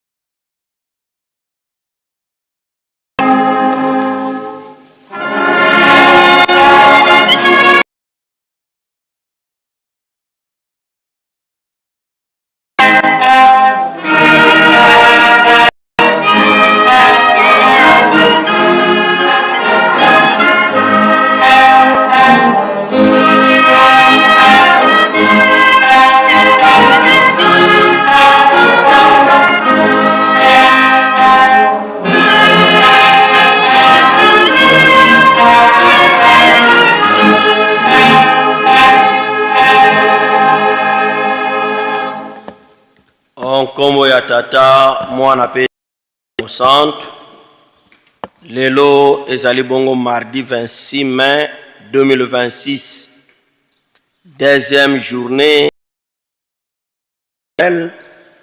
oyo epesa na ECK bana nkamba 3 secteurs pe institut supérieur na deuxième journée ya lelo Atei biso révérend Lilembu Ilenga ye azali bongo inspecteur national na collège ya RDC, azali pe bongo professeur na institut Mama Mwilu na Limete Kinshasa, pe expert na coordination nationale. Atei biso na mikanda miye. Somme 32, 1 à 5. Exode, chapitre 20, verset 1 à 17. Pe alegaki na 12 préceptes ya lingomba. Matthieu 26, 26 à 29. Pe référence mibale a pe subiso na Jean chapitre 6, verset 53 à 54. Pe 1 Corinthiens chapitre 11, verset 27 à 32.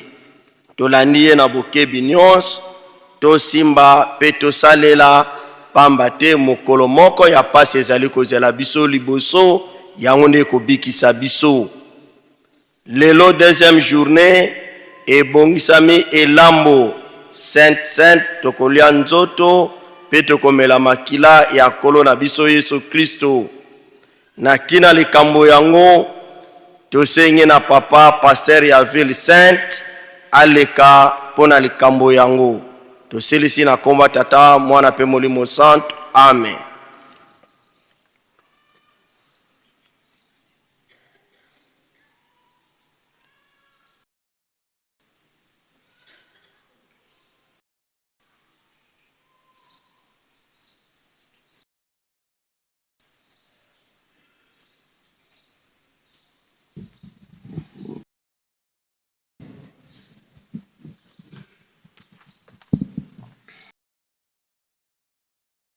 Musola kose ye mwana ye tata mwanda velela.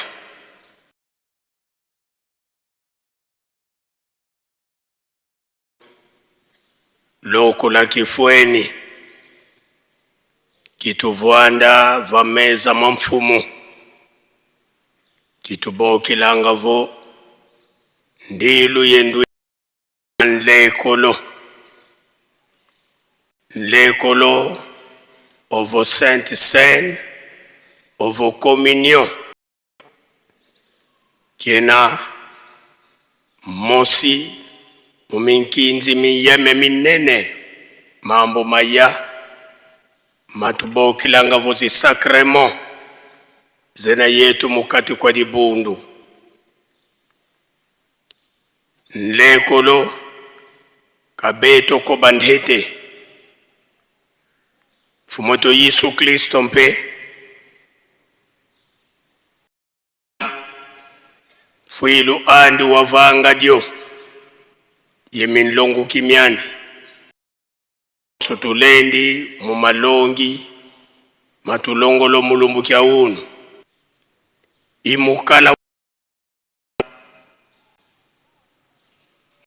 kintuadi ye mfumo wetu Yesu Kristo mukukifuanikisa mukabu dia banlongo beto mpe mubundu dia beto nanga tuzeidi ovo tukamuna 1971 muna le 6 avril tuanuan lekolo wandhete kansi kan lekolo wandhete mpeko ekumakadi mu 1921 kuna lukengo kunzo ya mama Mbonga Marthe tata Simoni Kimbangu yesadi biandi mpe bavanga dio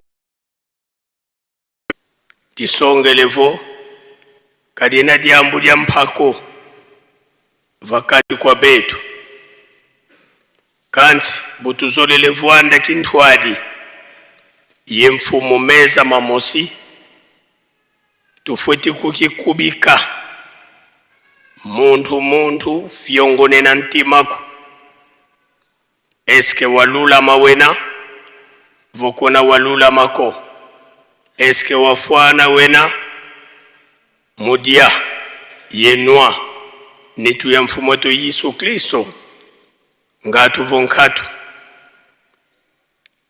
mingi tulende kumalongi kamuntsoniko tufuti nwina nlekolo katu kansi kala wafwana kala wakubama mudia yenwa yevwanda kintwadi meza mamosi yemfumoto Yesu Kristo.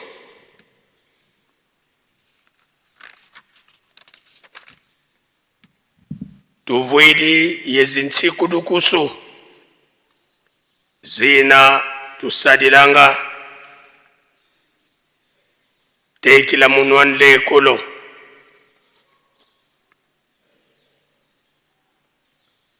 vokwena munkuikiziko kulendi nwan lekoloko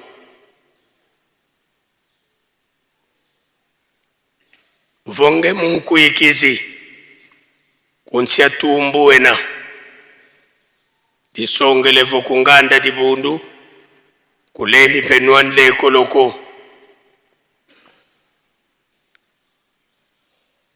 ngetata munkuikizi vobakento bole bena yaku kulendi nwan lekoloko ngeye mama munkuikizi ovo kulongolo nzole wena disongelevo kendo wanzole watata songolo pakala ukalanga kulendi nwan lekoloko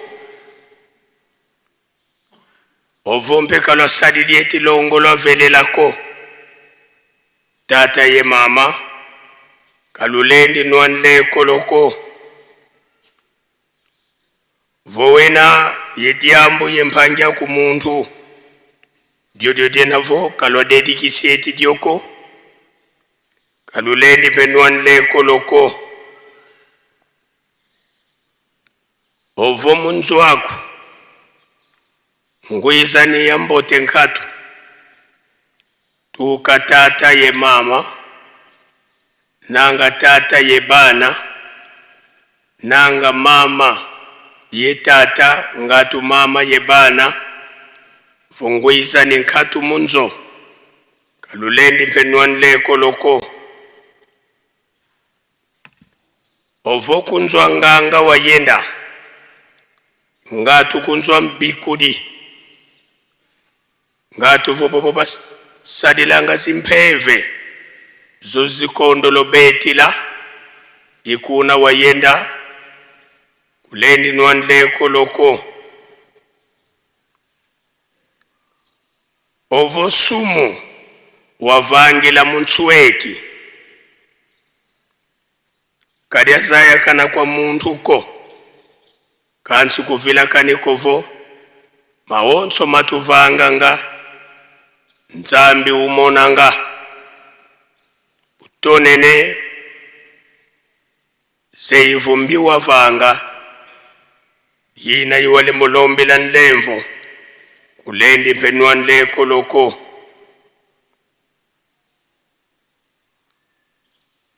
konso muntu yondo zolele muvwanda vameza mamfumo munwa yedia nitwe yemenga bya mfumo to Yesu Kristo kafwetiteka kukikubika kala wa mfonga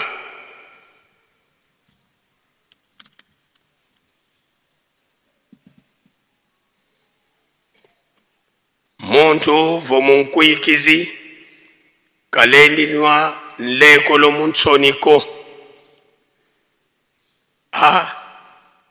sino siba mvovila siba nkela kwa bandu pourquoi tata pasteur pourquoi mama selo pourquoi tata munkuikizi kalembolo nwina nlekolo kadi kabaku zaidi diambuko kansi ngebu fiongo nene ntimaku mwenevo kansansa kiena muntimaku kamuntsoniko kulendi nwan lekoloko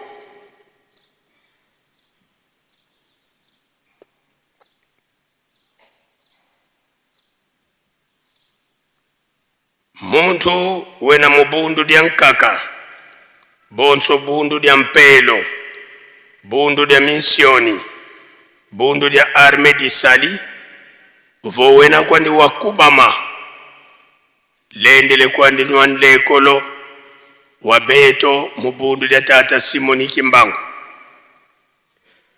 kanti beto minkuikizi mya tata Simoni Kimbangu katulendi nwanle kolo ngatu komunyon kya bundu dia nkakako kadi vena yebi mabya bingi bilambulwanga nlekolo mu mabundu momo biena nsiku kwa beto mu bundu dia tata Simoni Kimbangu mwana wanleke ngatu wa fyoti yondo katambulu eti mudi bundu ko kalendi nwanleko loko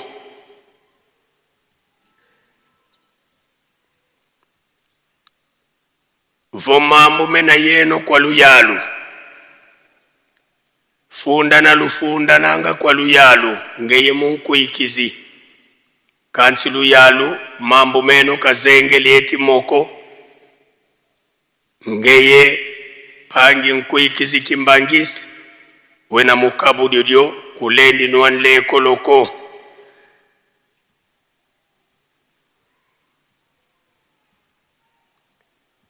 ofeo mpebeto yebeto baminkuikizi lwena ye mambu malutifunda na kwa dibundu mambu momo kama baka maneti nzengoko kalulendi nwanle koloko ngeye tata ye mama ye bana ovo munzo ngwisa ni yambote nkatu kalulendi mpenwa nleko loko nanga sozo inkanu kuno tekila munwa nleko lo dina batuzaisi divotu futikala bakubama muvwanda kintwadi vameza mamfumu mudia yenwa nitu ya mfumoto Yesu Kristo batata pasteur banasambila kunzo ya nlekolo eba Révérend Soukami Mambona Léon Révérend Sirben Swalenge Bernard Révérend Matondo Mbiyeye Joseph Révérend Katembo Meya Monio Mark Révérend Lumanu Masamba Samuel Révérend Lufwadi ya Thomas ye Révérend Mbenza Bunda Anise butuvai kamunzwa communion ba pasteur banasambila kuzulu kukukutwena Révérend Soukami Mambona Léon Révérend Sirben Swalenge Bernard ye Révérend Lumanu Masamba Samuel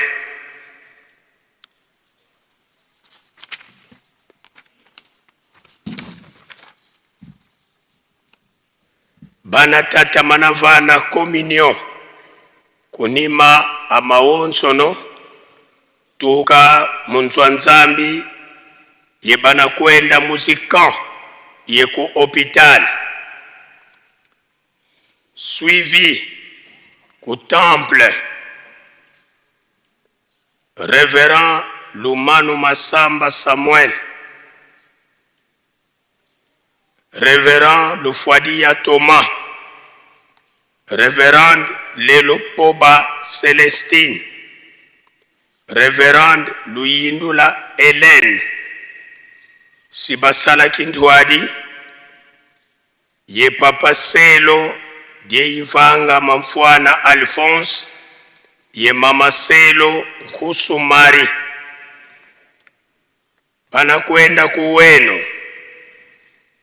Révérend Ijia Soneka Samuel Révérend Ndakamankunda Samuel Mama Selo Kilolo Marlène, Mama Selo Omoi Shongo, Papa Selo Ebanda Moa, Papa Selo Kambala, banakwenda kukama son. Révérend Biwamba Ndosimau, Révérend Lubanza Dio Samuel, Diacre Dialunga Nasudi, Diacre Malaki Nzunzu, Diaconesse Dina Nsambu et Diaconesse Mbinza Ndoma, banakwenda kukanki paku. Révérende Bokopile Makela Bébé, Révérend Kukezima Bible, Mama Selo Danga Aindo Jeannette, Mama Selo Pembe Kamasa, Papa Selo Makungunu Nzungu, Papa Selo Ilambo Monjombo, Kanfuma,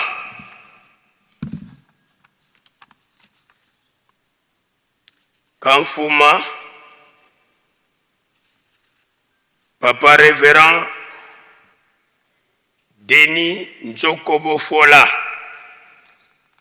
Mama Selo Denja Alako, ye Papa Selo Mavule Munganga. Tusili vuvo betu bawonsono tulendi zinkumbu ye tule kilingi kubeko mukumakya nlekolo tangu yifweni pasikino manavo twenda twabwabwa na ntinu.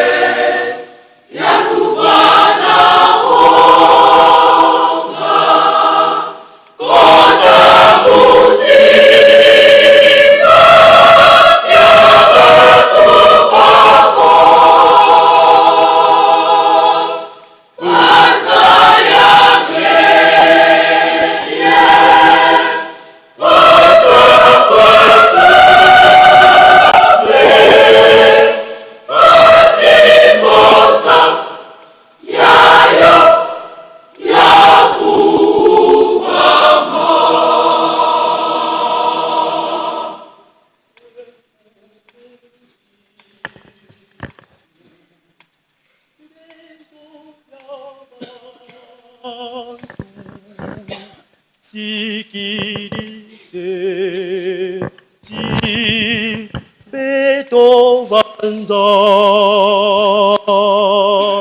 ngewe na lendo kiasukula bantu tumesabeto twaviluka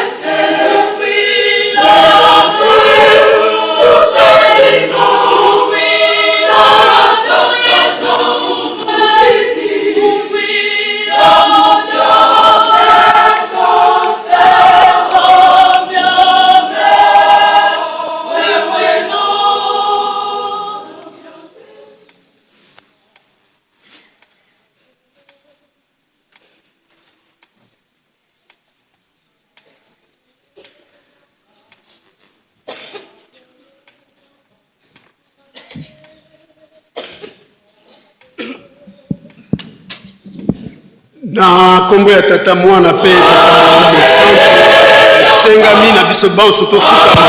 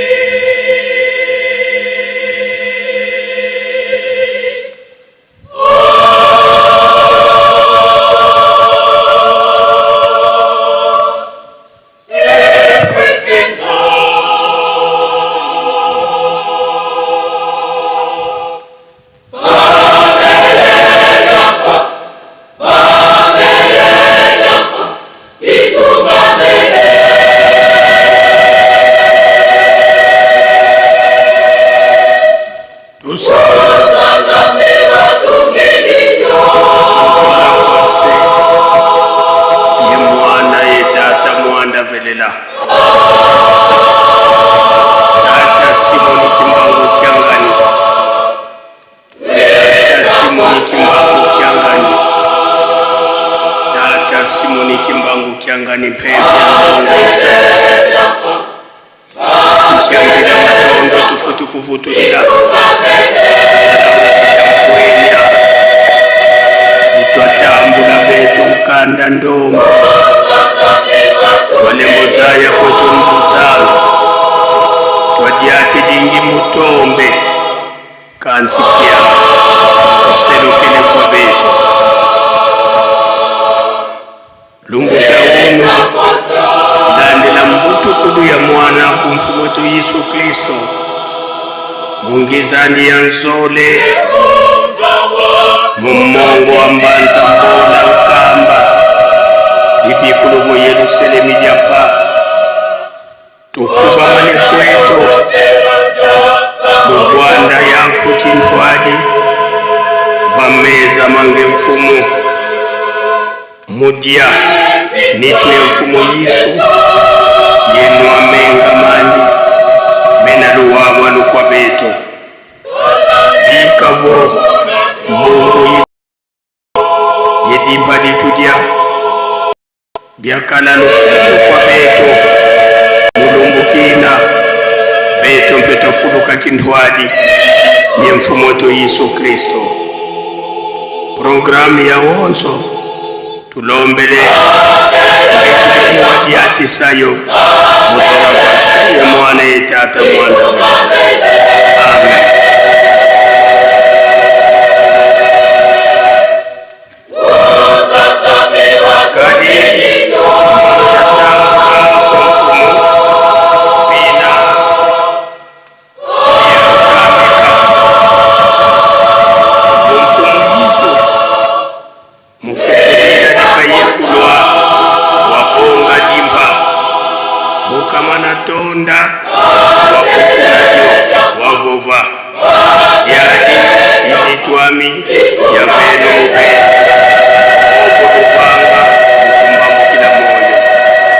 Pila musipe mungu bukamanadia wavova mungu yai iluwawa nulamona mumenga manu muguluvanga yotso ndangu ilwayonua mukumbambu kila moyo kadi yotso ndangu iludiadimpa jojo yenua mbungu yoyo lusamunanga mfumu nateye kana kuiza ikuma wonso udiadimba vonombo ya mfumu ulembolofuanana yali netinkanu munitu yemenga ya mfumu mudiodio ikabungu kakifyongunina mbuki kadiadimba yenua mbungu kadi udianga yenuanga yandi ukukidilanga yokukinuinanga mfundusu vokayiduli nito amfumuko mudianga mupeno mwena babingi akala yeimbevu akaka babingi bafuiti muzora paseye mwana etatu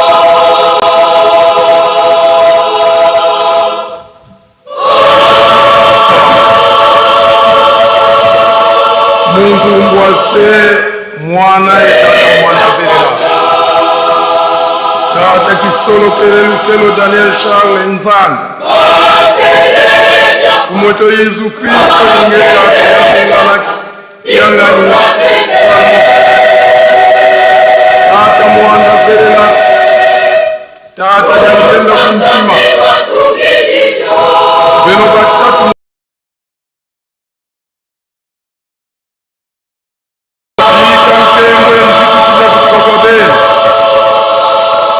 kadi beno basola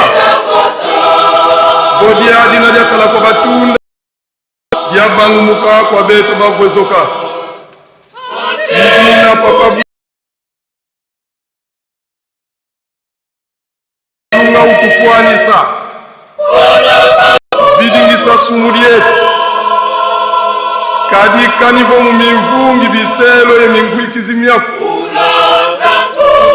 inge watutela vombasika yatanga ntotoko beto ntoto tuyobilanga wamanabiva disongele mubeto unawafuana mudianitwaku au mosiko mubeto unawafuana munu wamenga mange mfuato Yesu Kristo papaja Mungu anakiangani idina vofuangenda bonzo bunwa wasvanga wabaita ngekota bayamuta mabavengi bavengi banzi bakande didafosoka yimfuna waizasosi mbasi vokunguke hale saunde katangwa idyo nzambi etoma ikamafana mzola yengenda zange nzambi eto sakumna mwana kumosimosi bukatambuli mitu yebukanunwe utuvana mavimbi mbasi kotakala kipesa isansikuswa makondolo yetu ilisa mugeto mbasi komzikuswa kuyazaikuswa mumakongo yayanza nkinda munzange ekibera mbaya papa banzila kongo ilupangu lwako makongo mamatatu tuka Kongo RDC RC ye Angola muvuga mulituka mu makongo matatu menda na Afrika mape msiru bya kutota vingila banzila mwana kumusimusi kumsungula kwa baba na bawatimbula bya yana tukao yako kwa wakayengene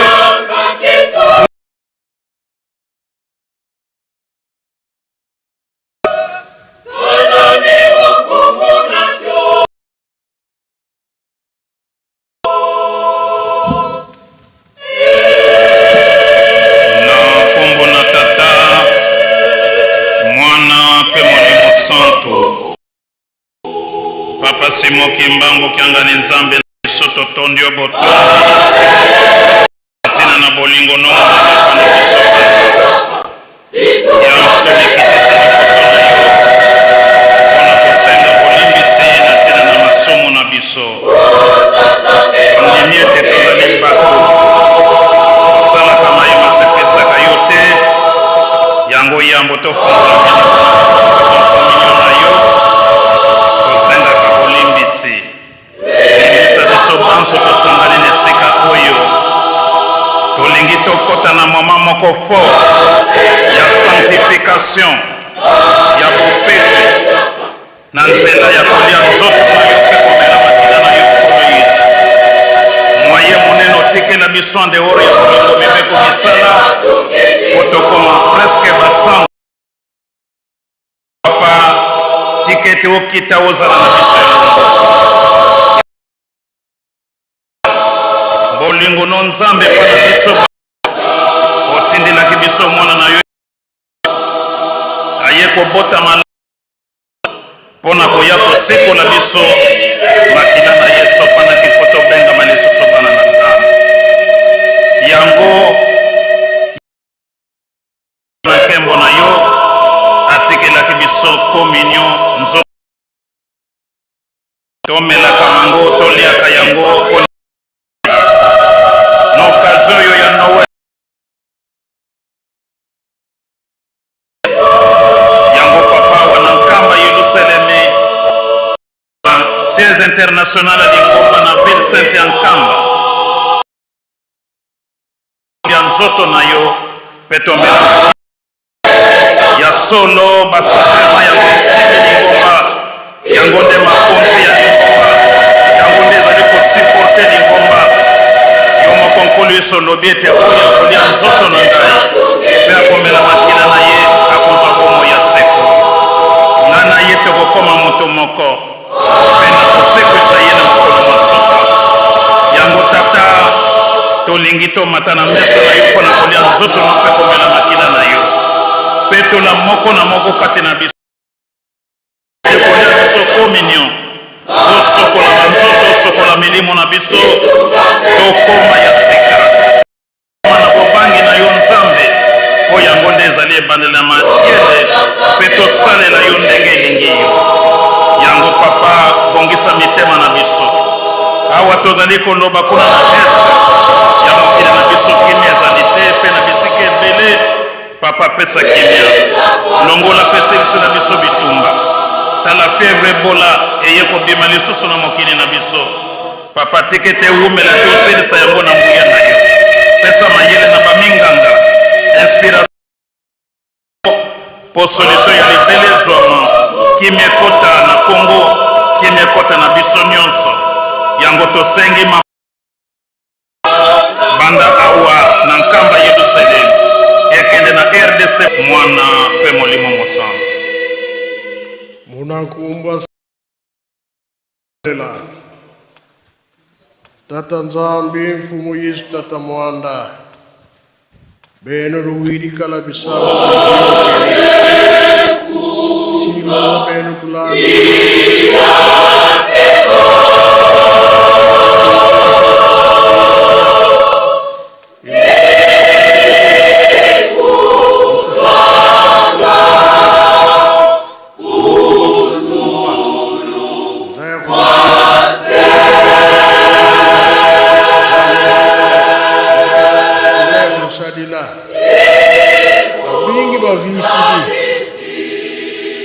babinga imudiode tutalomo kwa beno batatu bandongo biselola kwa beto pata beto bisa nene wanzambi kali kama na vita zisakiti este tutalilipe siza mawono choma niku kamorena Santo, divino, una malata, Deus te fueca lunda. Caso de mole que ne uno de sobre le vo, tu ba cruaya, tu qui di tatanzame fu vedela.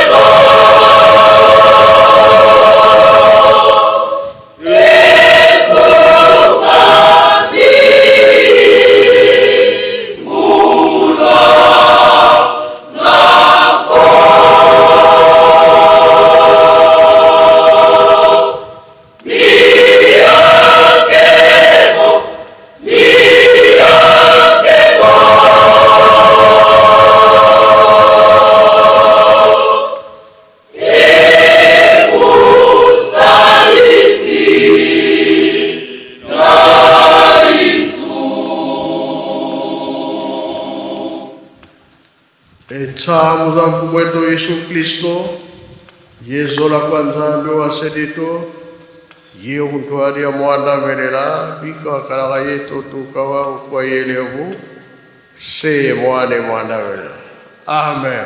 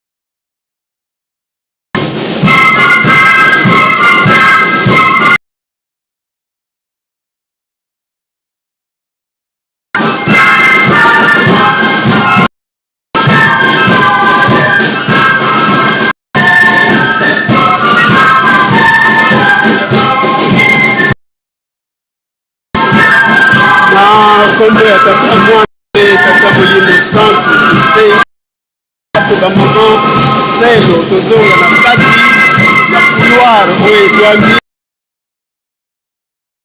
kozongisa nzoto po makila ya nkolo na ebombelo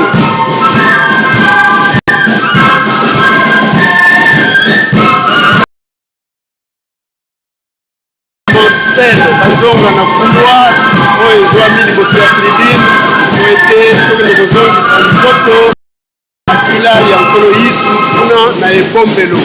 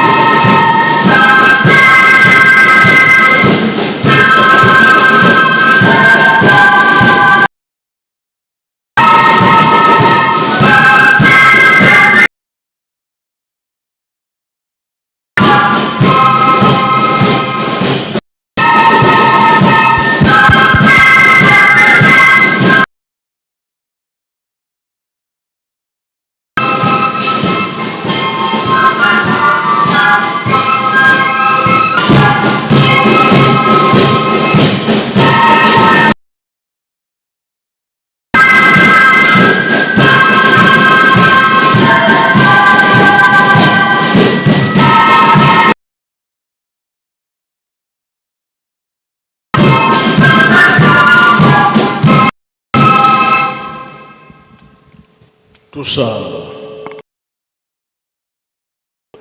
Tata Nzambi mfumu Yesu tata mwanda tuvutu difunda de maton. Jidien mitutunui menga. Tangu ifweni mkuna vutu. Betu alanda pe programi na yetu. Tuka jansikule mfukololo. Mwanankumba se mwane mwane.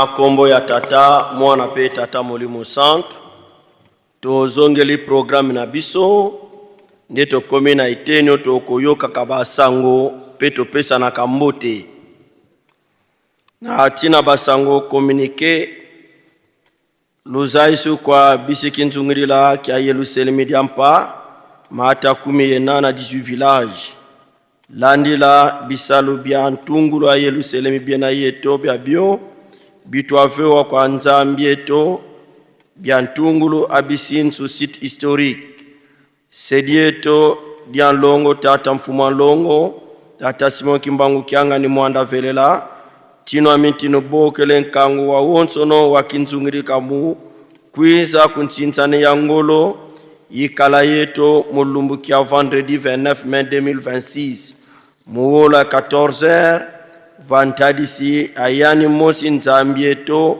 munkamba tata fumu ambanza fumu yisu ya ndivo voka tutungi di Yerusalemiko mpasi zeto kazilendi manako nkulu wadia fuafua di kansi kadi ambudianiko beto bisiki nzungidila mbote twa diantimi andudi pasi twa yangdi kantinu eto silu zani za lungana ngeye kwa sina diambu tuku za yavoku kosi mputa ina yako Président général Mayamona Ndonfusu Pasteur.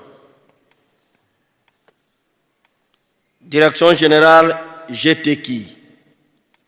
Ezali koyebisa na bana nyonso ya GTK nkambete tokozala na ntinsani munene ya makasi na mokolo mwa mercredi le 27 mai 2026 na ngonga ya 17h30 na tribune ya munene pona misala ya Nzanzalonga chef de kanyonso oya na kimbelikela ya $500 tosilisi boye na komba tata mwana pe tata molimo centre la direction générale ya Paki association de papa kimbangiste ezali ko senga na ba responsable nyonso ya Paki oyo bazali nano awa na nkamba sima ya défilé ya bakado boleka na bureau pour la communication importante la direction générale ya Fareki ezali ko rappeler na bana kole nyonso ete kolala na kolamuka mikolo ezali ko pusana pona fête na biso ya le 2 juillet na yango likambo ya $20 ya cadeau phare date limite ezali le 20 juin mbongo ekoma na nkamba na cabinet ya tata mukonzi ya bule na nkamba toleka kokomisa bakombo na bureau ya Fareki pembeni ya atelier ya papa Panzo ya Faki to na bureau ya $10 ya misala pembeni ya bureau ya protocole bikateli nyonso bobosa na yango te tosalela tango tolekani bongo na bopesa ni mbote bandeko ya Faki bobongama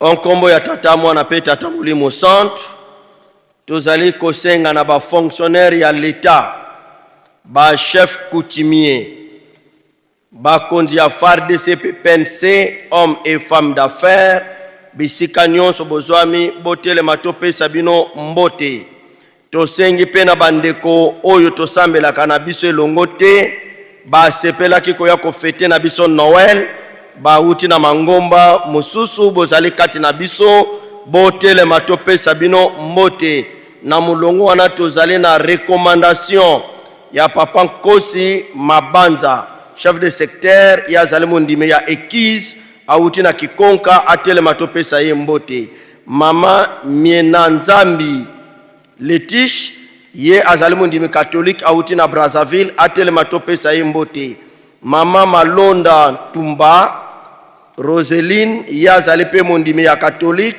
auti na Brazzaville atele matopesa ye mbote papa Ibunga Edmond Abel yepe azalimu ndime ya catholique auti na Brazzaville atele matopesa ye mbote tosengi pe na bandimi nyonso bayebayaki na bakimbangi bazali kati na biso batelema topesa bango mbote.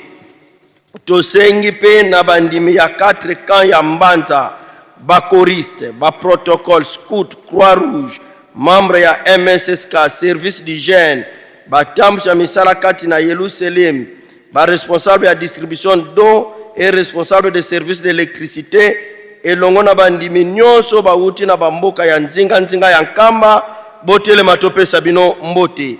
Tosengi na tata médecin directeur ya hôpital na biso ya Yanda, Masensa Kikunga, pe tata infirmier titulaire ya centre de santé Papa Dialungana ya quartier Mama Mwilu na Kamason, otelema topesa yo mbote elongo na ba collaborateur na yo nyonso, ba médecin, ba infirmier, ba personnel administratif, pe personnel technique bisika bozwami, botelema topesa bino mbote.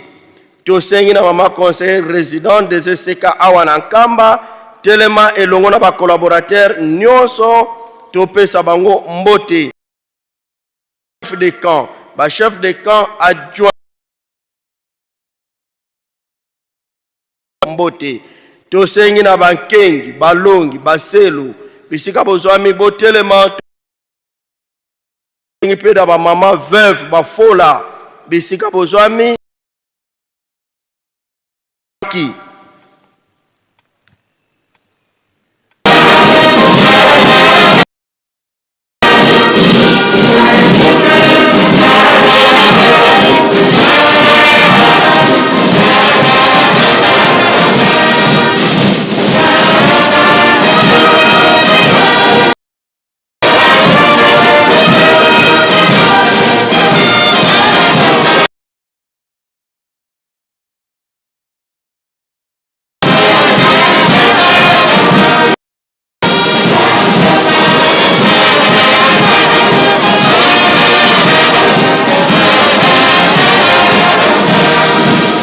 Bongisa maboko topesa bandeko na biso mbote okombo misato abulo komba tata mwana molimo santo bovanda na kimia.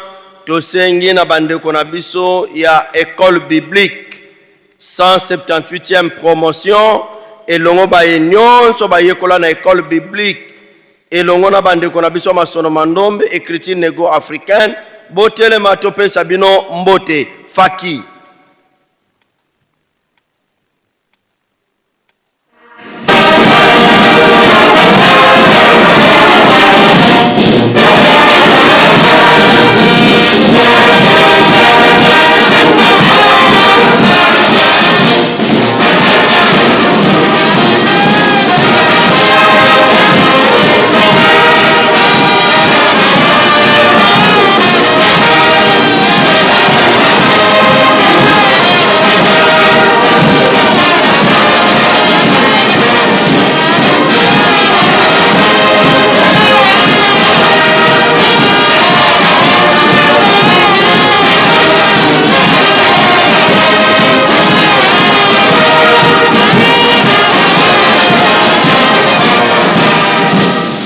bongisa maboko topesa bambuta na biso mbote okombo misato abulo komba tata mwana molimo santo bovanda na kimia.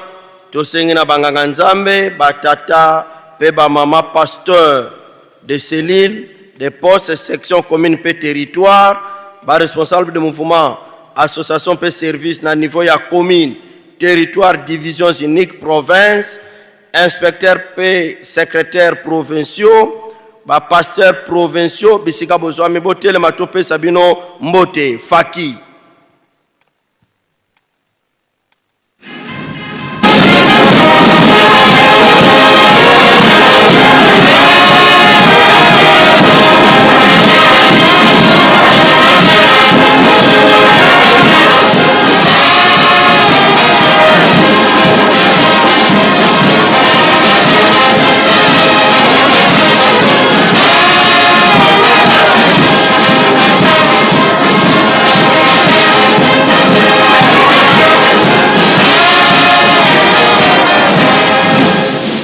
tobongisa maboko topesa bambuta na biso mbote okombo misato abulo komba tata mwana molimo santo boko kovanda na kimia tosengi na ba responsable de mouvement association service au niveau national baye bazali kati na biso botele matopesa bino mbote ba directeur de département ba responsable cadre de formation professionnelle d'Nkamba bisika bozwami botele matopesa bino mbote tosengi na papa secrétaire comptable évangéliste de la ville sainte bambuta botele matopesa bino mbote tosengi na tata directeur général ya imprimerie Kimbangiste elongo na ba collaborateur nyonso botele matopesa bino mbote tosengi pe na ba responsable de mouvement association na niveau général bambuta bisika bozwami botele matopesa bino mbote ba responsable bitelo na biso ya minene école de formation biblique école de pasteur école de missionnaire ba responsable ya ba université ISK pe ba institut supérieur bisika bozwami botele matopesa bino mbote ba responsable ya faculté ya théologie ya Lutendele bambuta bisika bozwami botele matopesa bino mbote faki.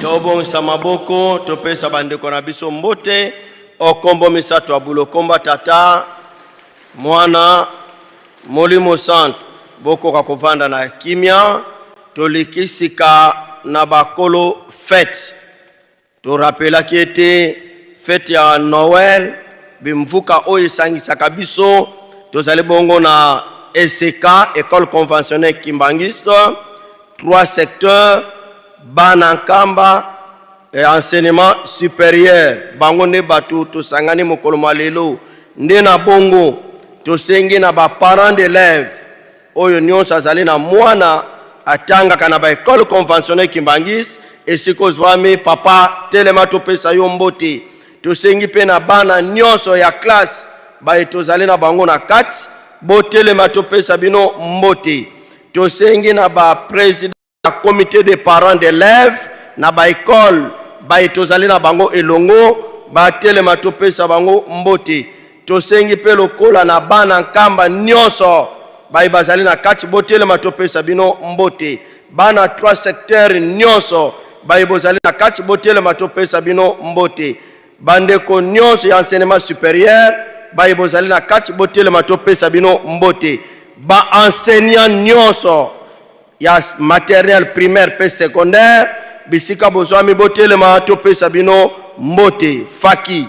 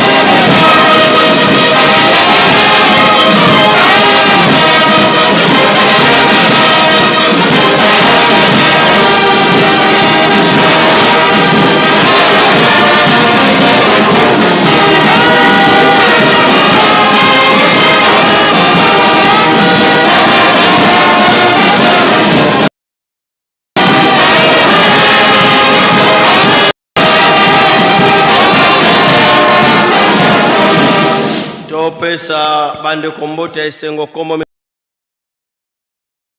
mwana molimo santo bovana na kimia tokoti na batambusi tosengi na ba chef d'établissement ba directrice ya maternelle ba directeur ya primaire ba préfet ba chef d'établissement ya ba école privée Kimbangiste tozali na bango pe kati elongo pe ba centre de formation tosengi pe na ba responsable ya 3 secteurs na niveau ya ba paroisse commune territoire ba district bisika bozwami botele matope sabino mbote tosengi pe ba président de comité de parents na niveau ya ba district o tozali na bango awa botele matope sabino mbote faki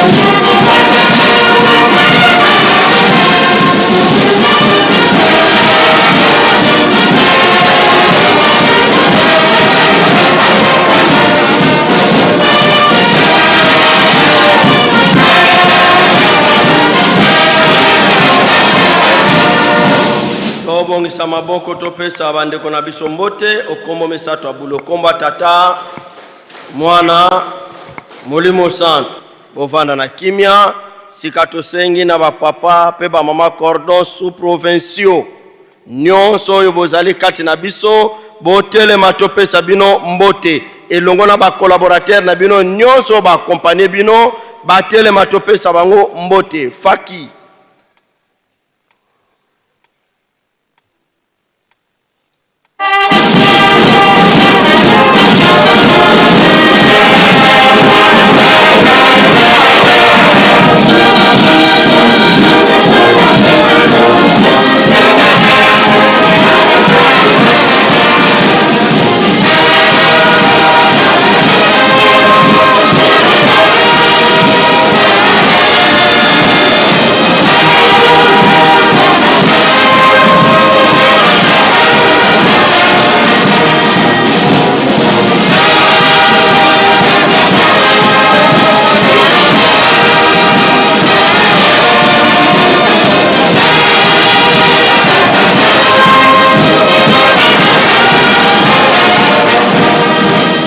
topesa bango mbote okombo misato abulo komba tata mwana molimo santo bovanda na kimia tumati na niveau ya province tosengi na papa président ya comité de parents ya président provincial ya comité de parents ya Kinshasa papa Lubesa tisiko zali telema topesa yo mbote tosengi pe na papa cordon provinciaux nyonso bisika bozwami botelema topesa bino mbote tosengi pe na bapapa président provinciaux ya 3 secteurs bisika bozwami botelema topesa bino mbote elongo na bakolaborateur oyo baakompagne bino faki musique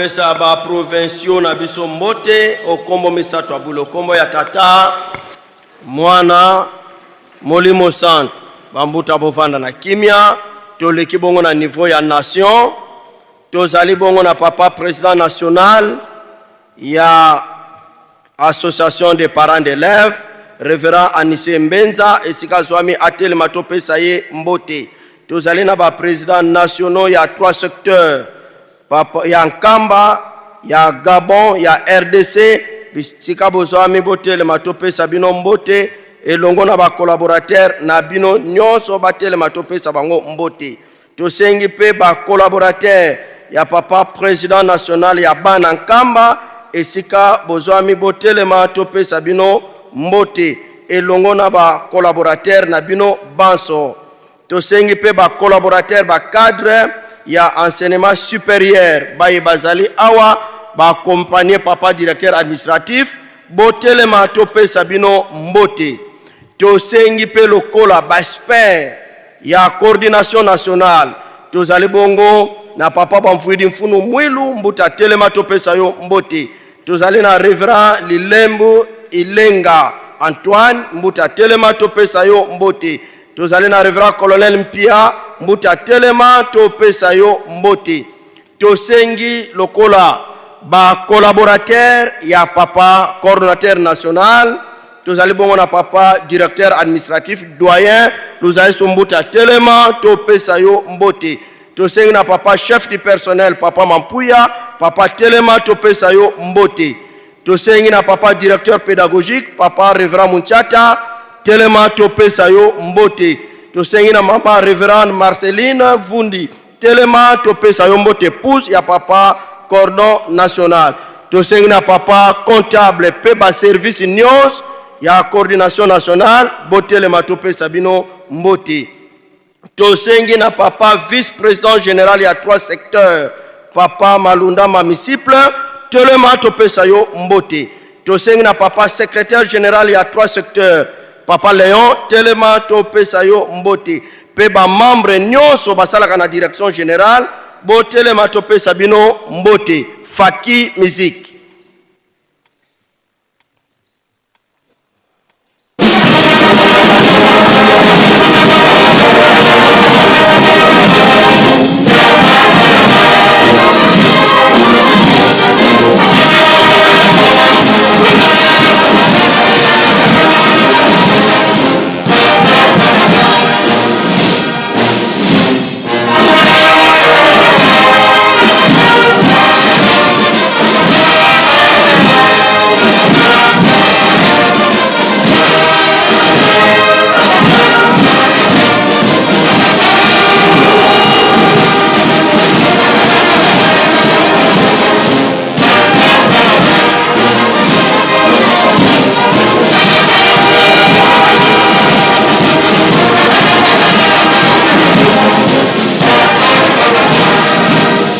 Bongisa maboko topesa bandeko na biso mbote o kombo misato abulo kombo ya tata mwana molimo sant bovanda na kimia toleki bongo na mitu oyo ezotala bimvuka na biso oyo ebongisele biso milulu oyo ezali koleka kitoko nyonso na bongo tozali bongo na Reverend Mabandi coordinateur national des écoles privées kimbangiste papa telema topesa yo mbote tozali na papa Diacre Mabaka directeur administratif ya enseignement supérieur représentant ya CPA esiko zali mbuta telema topesa yo mbote tozali na papa Temako président ya bana Nkamba esiko zwami mbuta telema topesa yo mbote tozali na papa Ntimba Nteke président général ya 3 secteurs mbuta esiko zwami telema topesa yo mbote tozali na Révérend Luzolo Lwanvangi Simon coordinateur national des écoles conventionnelles Kimbangis pe directeur national ya département ya éducation papa telema topesa yo mbote elongo na ba papa président généraux ya ba mouvement association pe service nyonso baye bozali a botelema topesa bino mbote Faki.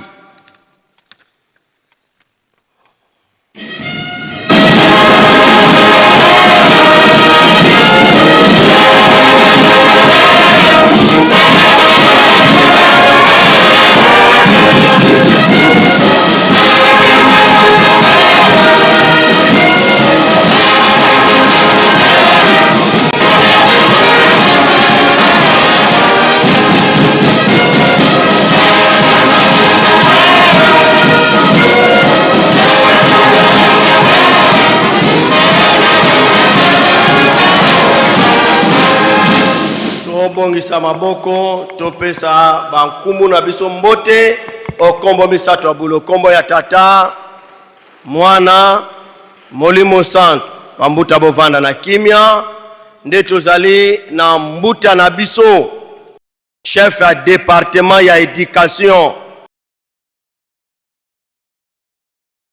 yende révérend pasteur Telema topesa yo mbote.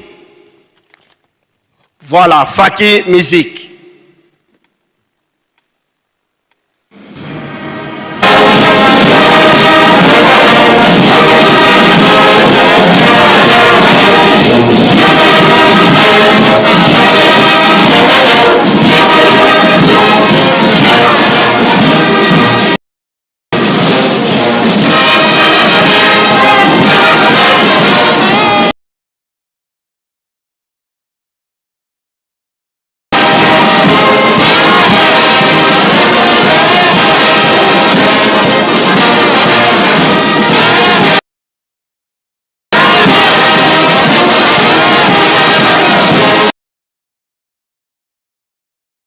Tobongisa maboko topesa chef de département révérend Matomena Mbote kokina ye okombo misato abulo kombo ya tata mwana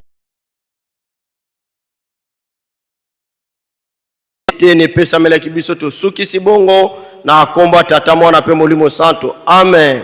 Tobengisi papa secrétaire à Ville Sainte pour la suite ya programme.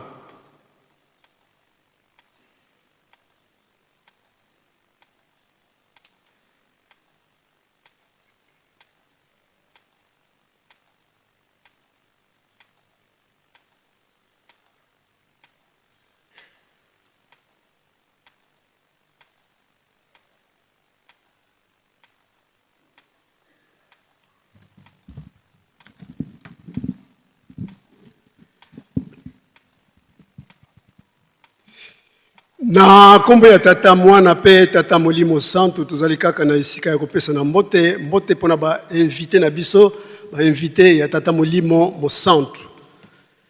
Bien avant cela, nous tenons à souligner et à rappeler à l'auguste assemblée que nous sommes toujours dans l'ambiance du 25 mai. Autrement, nous poursuivons nos grandioses festivités du 25 mai marquant les 110 ans de la naissance de Papa Dialungana Kiangani Salomon, Christ pour sa deuxième venue ici sur terre, précisément à Nkamba, Nouvelle-Jérusalem, ville sainte.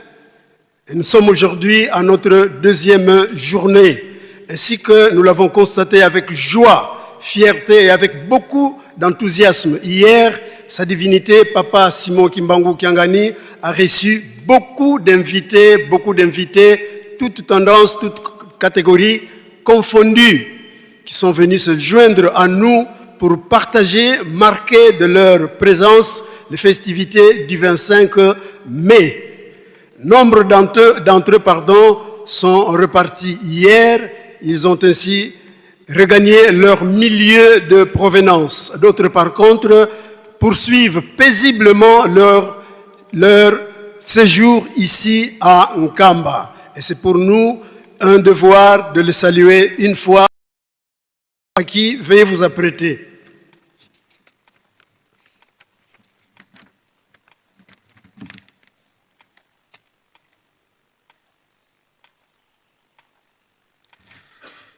Nous avons ainsi présents parmi nous les invités du coordonnateur national. Il s'agit de Papa Étienne Batoussila. Il est secrétaire à la sous-division de Kalamou.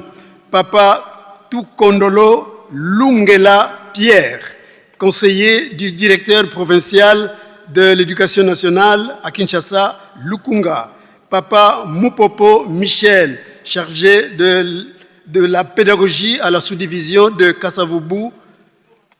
Papa Mosange Botubu, sympathisant en provenance de Canada, en Amérique. Papa Ilonga Nsakolo, agent ou fonctionnaire de l'État à Kinshasa.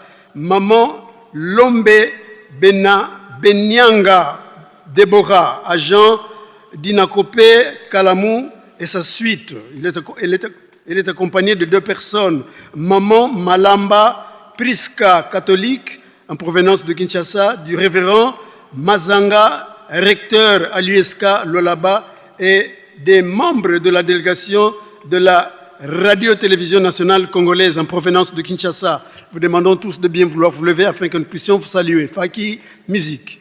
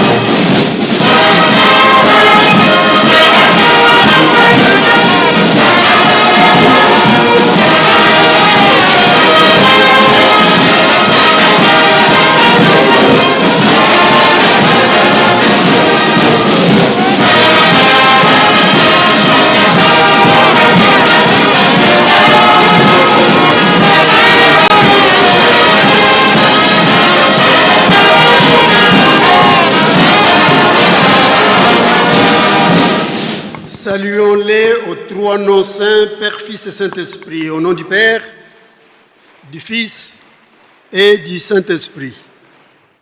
Veuillez vous asseoir, s'il vous plaît. Tezui communiquer à Lombango et Sengami na maman Nyons.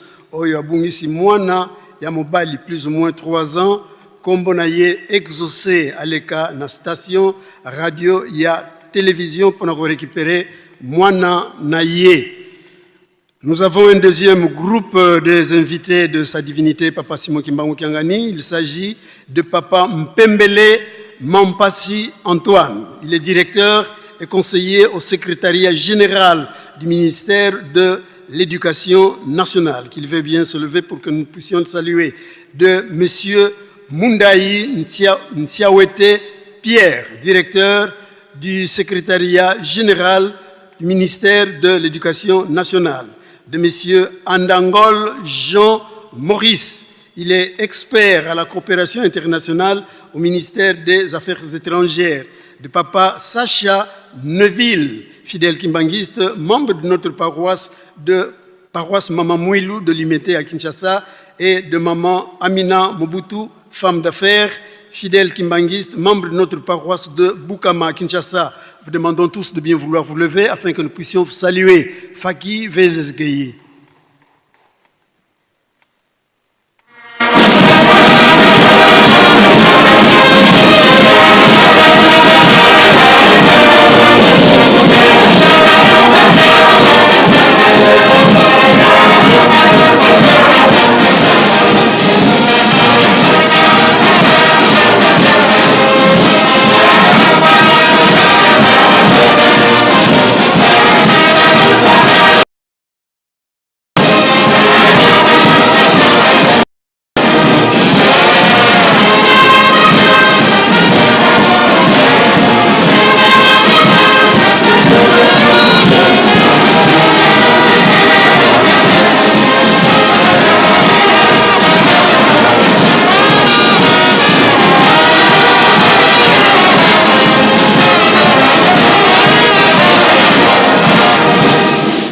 Joignons nos mains et saluons-les chaleureusement comme il est de notre coutume aux 3 noms saints, Père, Fils et Saint-Esprit. Au nom du Père, du Fils et du Saint-Esprit. Veuillez vous asseoir, s'il vous plaît, nous avons terminé. Peto leki na mbote pona bambuta na biso, président délégué des collèges exécutifs ya bamboka nyons. Bambuta bisika nyonso bozwa mibutele maelo na ba proche collaborateur na bino lingomba epesa bino mbote faki sepelisa bango.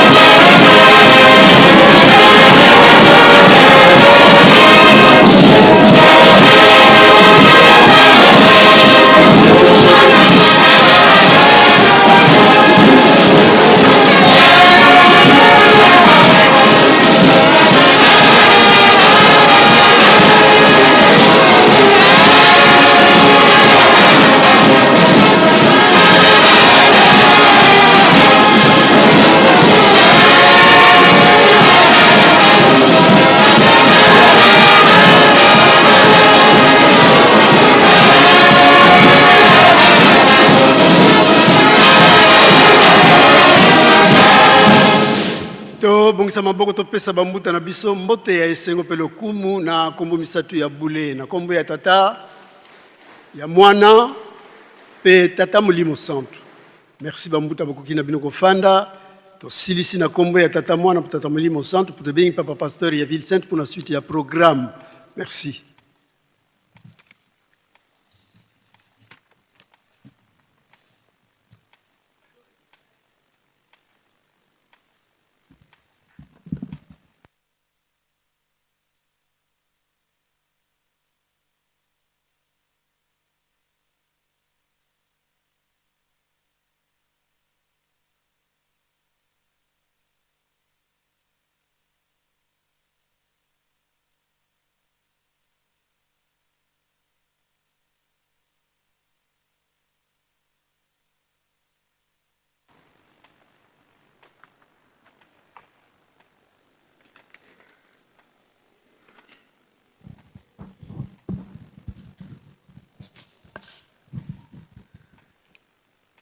Na kombo ya Nzambe tata ya mwana pe tata molimo santo tolandi banso matei bapesi biso na mokolo malelo mardi 26 mai 2026 maye toyoki tobomba tosalela po ete mokolo ya suka tokoka kobika tozala kaka makasi na mabondeli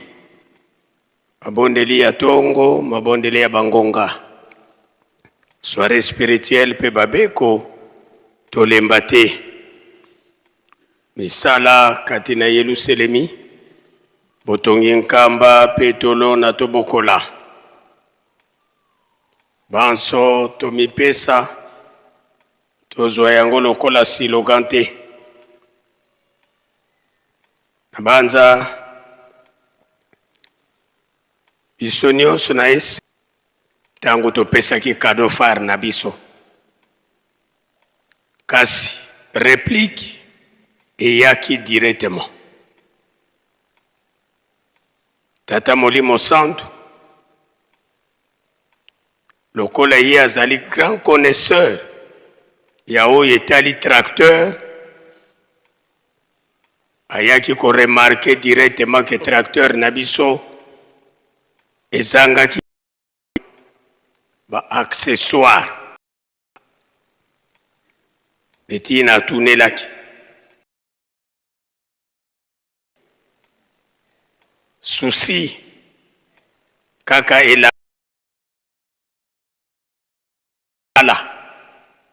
soki tokozala expéditif pona kotinda ba accessoire ya tracteur wana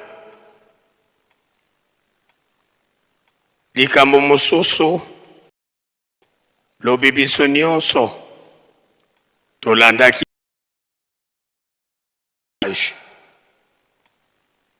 ya papa Mfuma Longo ndenge alobelaki yango pe langage wana na lelo oyo na bisika mosusu eloba makanano les ECK à part l'église.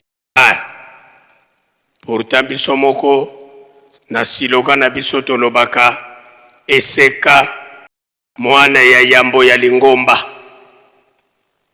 Yango wana mwana na parent bakabwana kate.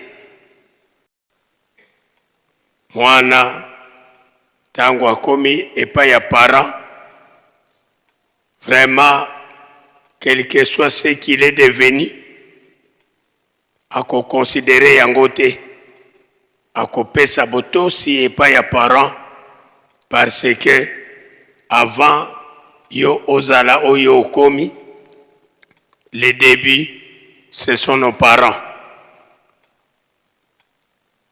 Awa tozali kolobela les plus grands parents, l'église. Donc collaboration ezalaka tango nyonso ya malamu bisika tozali entre biso les écoles conventionnées kimbangistes et l'Église. Tutie eliki ete ndenge kaka totambolaka tokotikala kaka bongo. Lobi ezali 3e jour ya fête na biso. Culte na biso ekobanda na 9h30 kasi liturgie tokoya kosalela ya culte matinal. C'est-à-dire lokola lobi yango tokozwa bakoupe tokobanda na 9h30 pour que de 6h ti tokoma 9h nyonso oyo tokokaki kosala tomisaleli yango. Donc pause ekozala te. Tango tokobima awa directement toleki na remise de coupe. Soki pe kobima ba oyo tokobima tobimi mbala moko. Na banza biso nyonso tolandi na bokebi nyonso. Tango tokobima libanda na banza biso nyonso toyebi ke lelo yango nde jour tokopesa bakado. Donc distraction ezala te, mais sima ya bakado tinsani pe ekokontinue. Surtout ke bandeko na biso 3 secteurs nanu tobandi tinsani te. Donc totie eliki ete lelo oyo ezala eseka, ezala bana nkamba, ezala biso 3 secteurs toko se déterminer po ete tosilisa nyonso oyo tozali na yango. Nde na tango tokozala na remise de cadeaux na ba oyo nyonso tozali na programme ya boliesi mbanza tokoleka mbala moko. Na banza kuna pe biso nyonso tolandi. Ba oyo nanu tomeli communion te tomona ngo retard te. Sima ya honneur ya papa nde équipe ya suivi oyo bazana kata temple bakozela biso.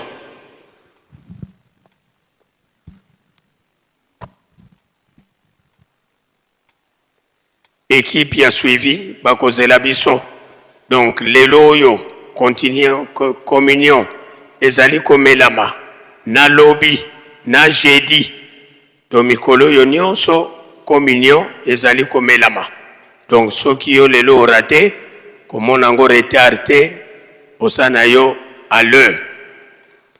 Na banza lobi pe balakisaki biso soko okei na MKB to na nganda maboke to na bamwa bawenze na biso okosomba koka na yo na 1500 francs ya pamba au lieu de 2500. Nyonso wana ezokende na fête na biso ya Noël. Donc na banza biso nyonso tolandi na bokebi nyonso. Poto silisa biso bana ya nkamba. Bana ya nkamba tobosana te. Tozali na ebembe ya ndeko na biso, tata na biso, papa révérend Henri Makenis. Oyo nzoto ekobima na morgue vendredi le 29 mai pe ekoya kokundama awa na nkamba samedi le 30 mai. Nzoto ekozala exposé awa na nkamba kuna na mwanzwa kienga esika oyo toyambelaki nzoto ya ndeko na biso papa Miskas yepe tokoyambela ye kaka na esika wana. Ndepo na biso bana nkamba kaye esi efongwami deja kuna na bureau ya ville sainte. Biso nyonso tokende kokomisa bakombo na biso ba oyo tolingi kokunda ndeko na biso. Na banza biso nyonso tolandi na bokebi nyonso. Pona continuité ya programme nde to invité modérateur ya fête okoka kozongela biso na oyesika.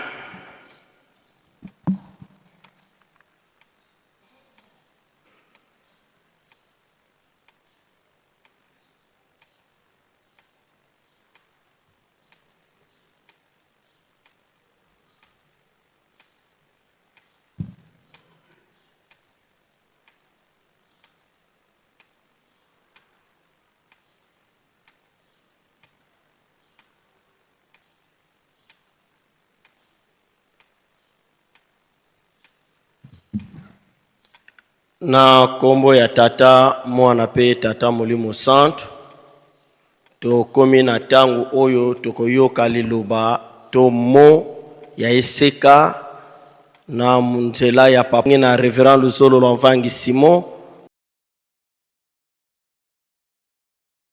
tina na yango.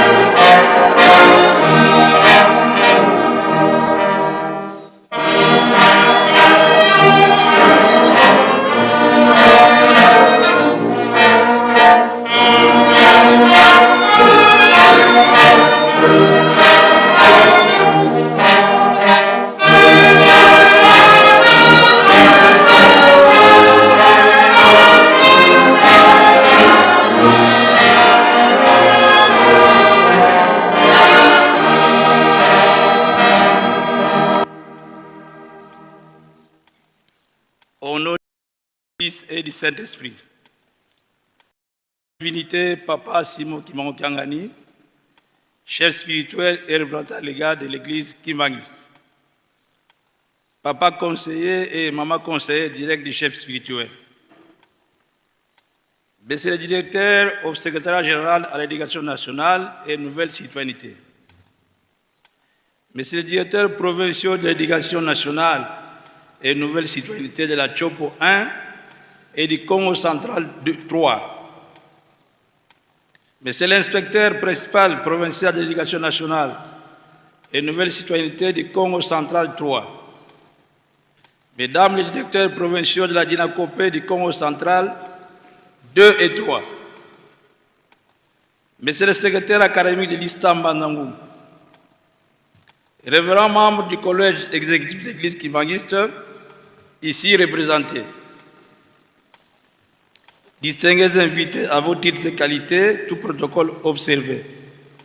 Chers papa et maman kimangistes, l'opinion se souviendra que c'est depuis le 25 mai 2001 que l'église kimangiste célèbre la naissance de notre Seigneur Jésus-Christ, la personne de papa de Lungana Kangani Salomon, Christ incarné.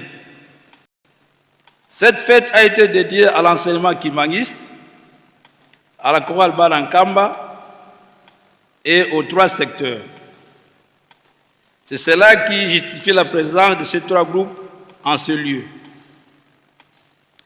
C'est ici l'occasion pour nous, papa, de vous demander pardon pour toutes nos iniquités et vous remercier sincèrement pour le souffle de vie que vous ne cessez de nous accorder et qui nous permet de prendre la parole devant cette tribune. Nos remerciements s'adressent aussi au papa conseiller direct du chef spirituel pour leur encadrement à notre égard dans la gestion des écoles. Nous tenons également, papa, à vous remercier pour avoir permis aux coordinateurs provinciaux et sous-provinciaux des territoires occupés d'être présents parmi nous ici en Kamba.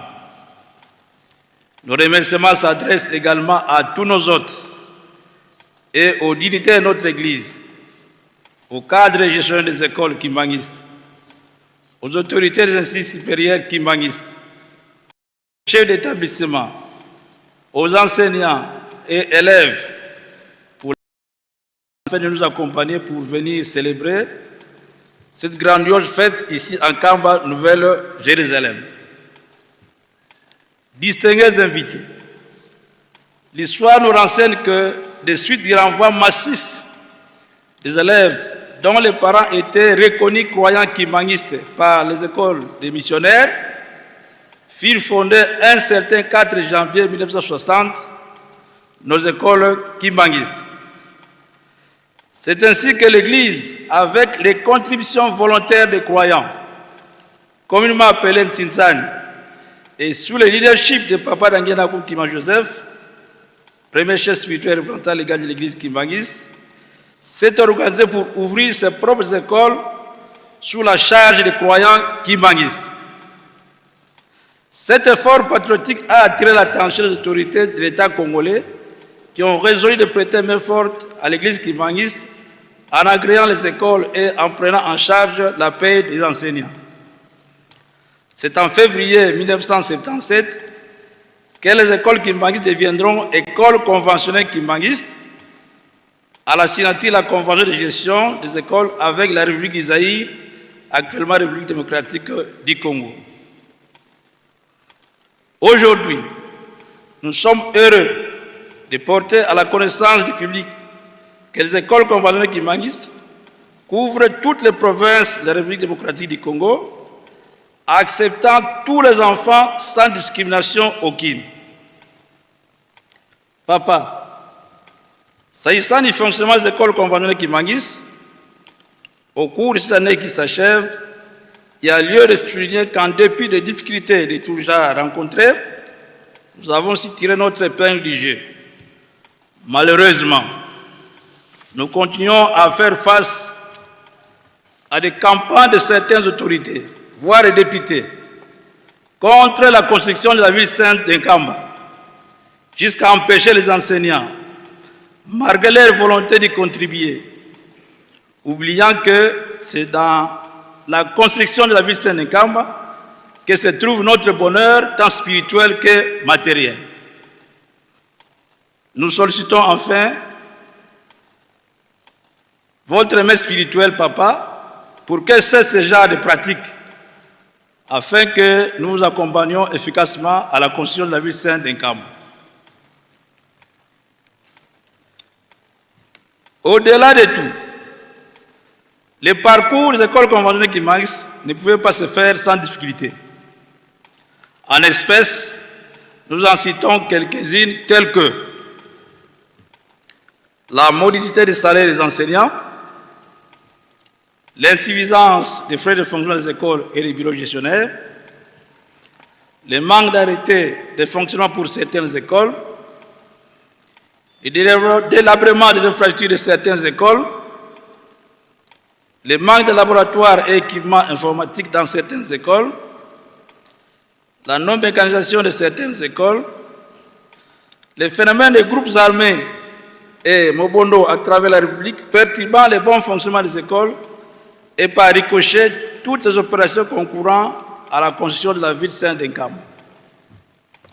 Papa Simon Kimbangu Tiangani, pour toutes ces difficultés, nous sollicitons votre bénédiction et implication spirituelle pour les surmonter.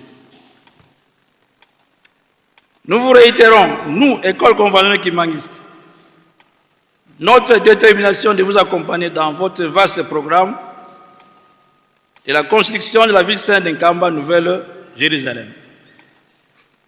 Nous ne pouvons terminer notre propos sans solliciter votre bénédiction pour l'année qui commence, afin de combattre toute force maléfique qui tente toujours à mettre à mal votre organisation qui vise à répondre au mot d'ordre du Papa de Lungwana Kangani Salomon, Christ incarné, qui a dit, nous citons, Soki botongi Nkamba te, passe la bine aussi la te, fin de citation. Que vive les 25 mai, que vive l'Église kimbanguiste, que vive les écoles conventionnelles kimbanguistes, que vive sa divinité Papa Simon Kimbangu Tiangani. Nous vous remercions.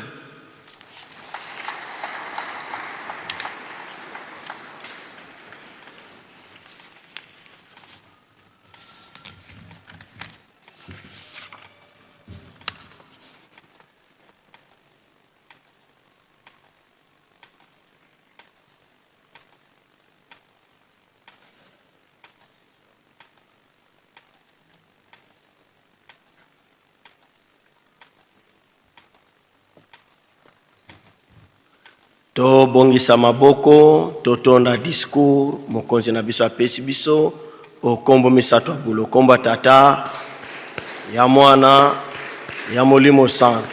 Merci.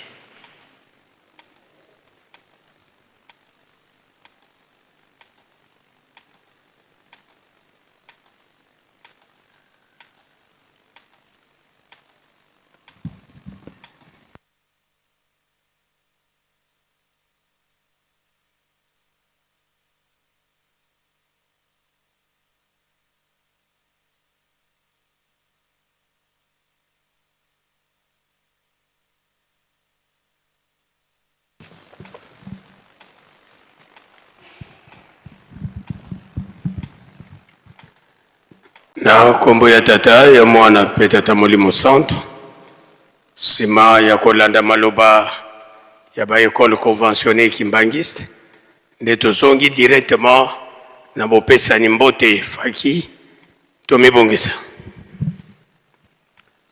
musola kwa se ye mwana ye tata mwana velela tulombele kwa tata directeur du cabinet Kintwadi yembuta za onsono basalanga ku cabinet kya tata mfuma longo mfuma di bundu fulube onsono biluvandili Kintwadi yedi buta ya papa directeur du cabinet kuna tuna ye mama ye bana beto lutelama beto mpangise no mudi bundu tolvana kyambote faki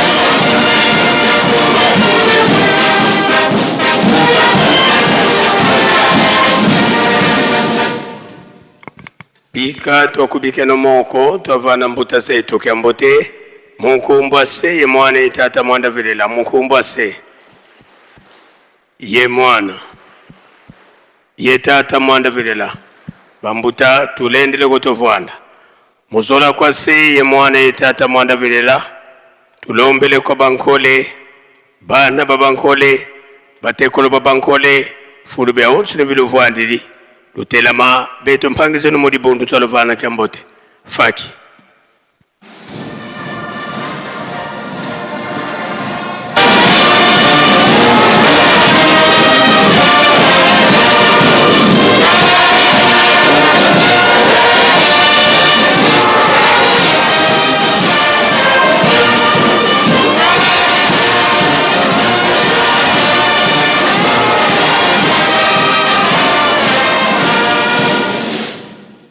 Bika twakubike no moko twavana moni mia pasi mbote munkumbwa se ye mwana itata mwanda vilela munkumbwa se ye mwana ye tata mwanda vilela bambuta tulendele kutovwana musola kwa se ye mwana ye tata mwanda vilela tukotele kukanda lya banlongo twena Kintwadi yengudi yeto bamama bao bakalanga bimpovila bito kwa masemeto tulombele kwa mama watutela mana beto bana bakutokufana kyambote faki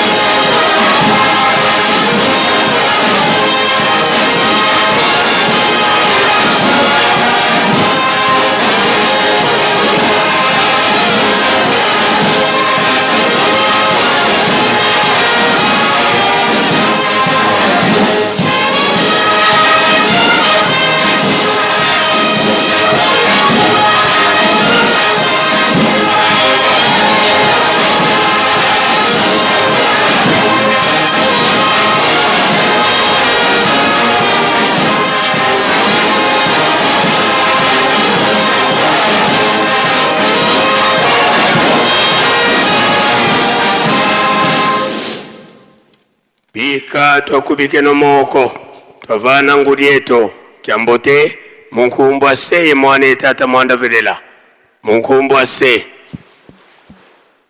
ye mwana ye tata mwanda velela mama lendele kwa kuvwanda munkumbu ase ye mwana ye tata mwanda velela tulweki vakikada kya nsuka inthangu tutelemesanga sedeto tona kintwadi ye sedeto tata mfumo wa mbanza tata nloengesi tata nsongya nzila sinzili ditwa sisula mu Yerusalemi tuka muna 1921 kasiswa na telumbu kya unu tata mfumo wa mbanza vwendi yeto mu Yerusalemi yesimbi lisalukiande na kekete bonso boka sisulwaki yande inkengili a Yerusalemi tungisi yemvyengisi a Yerusalemi yande mpe watambula mbebe ya kuzisonga ngazizi kya tata mfumo nlongo mfumo dibundu tangu za zubuke na wabindama mukuma kya kisalo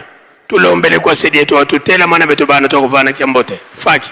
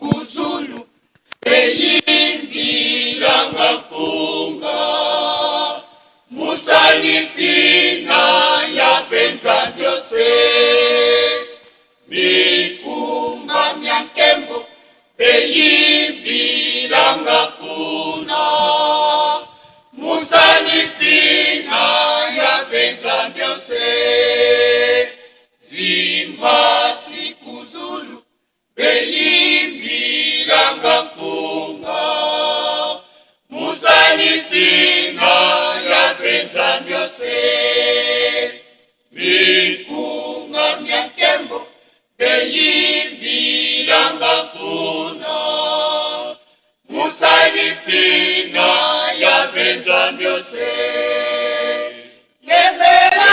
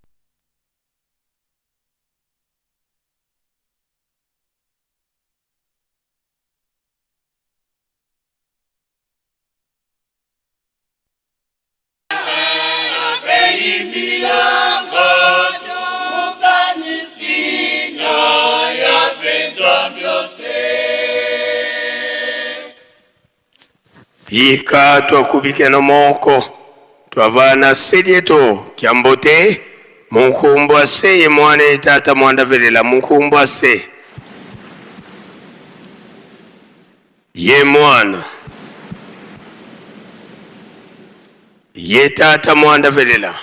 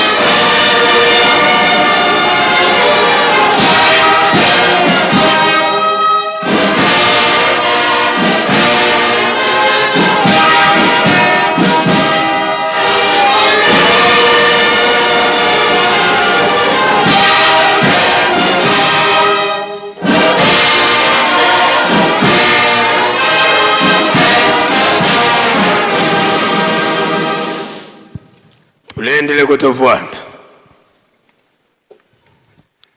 sedieto tata mfumo mbanza beto bana bakutukulombela bakafulu watusikidikisa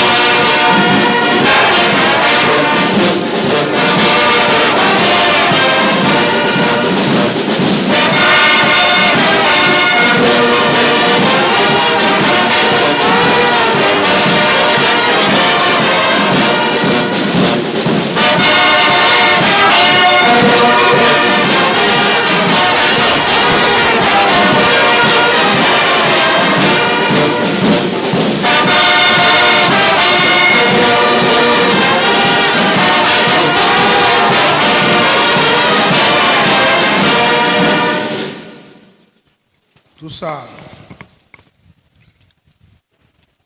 entsambo zange mfumo wetu so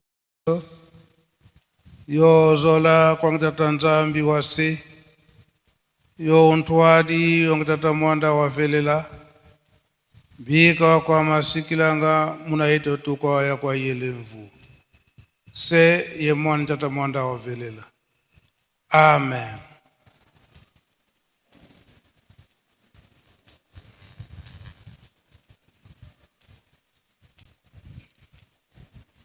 Kombo ya tata ya mwana pitata mulimo santu. Lelo tozali na date ya le 26 mai l'an 2026. Oyo na kati na Yerusalemi tozali kokanisa kaka na mkolo ya 25 mai mbotama ya nkolo Yesu na boye ina embala mibale na kombo ya papa dialunga na kiangani. Na mkolo na lobi tolandaki na ye mei papa Mfumalongo papa Diangenda Kuntima oyo azali te tata Molimo Santu na boyei na mbala mibale wa botamaki na 1918 ete mokolo oyo ya solo ebotama nkolo Yesu tokoyeba yango kasi liloba na ye te akobotama lisusu na bayuda te kasi na moto mwendo esika mosusu te awa na RDC koloba ete na nkamba Yerusalemu ya sika na ntango wa bayuda ye ayaki koya na ye nkembo na likolo na se kinya awa na mbala mibale pe aye na likolo nkembo na sepe kinya tomonaki biso nyonso ndenge tosepelaki lobi ya mokili mobimba kasi na boyei na ye mbala mibala lobi ete nkembo na likolo kinya na se kasi aye pe kosambisa biso kokabola baye oyo balandi ye na solo pe oyo balandi ye na lisu na se likasa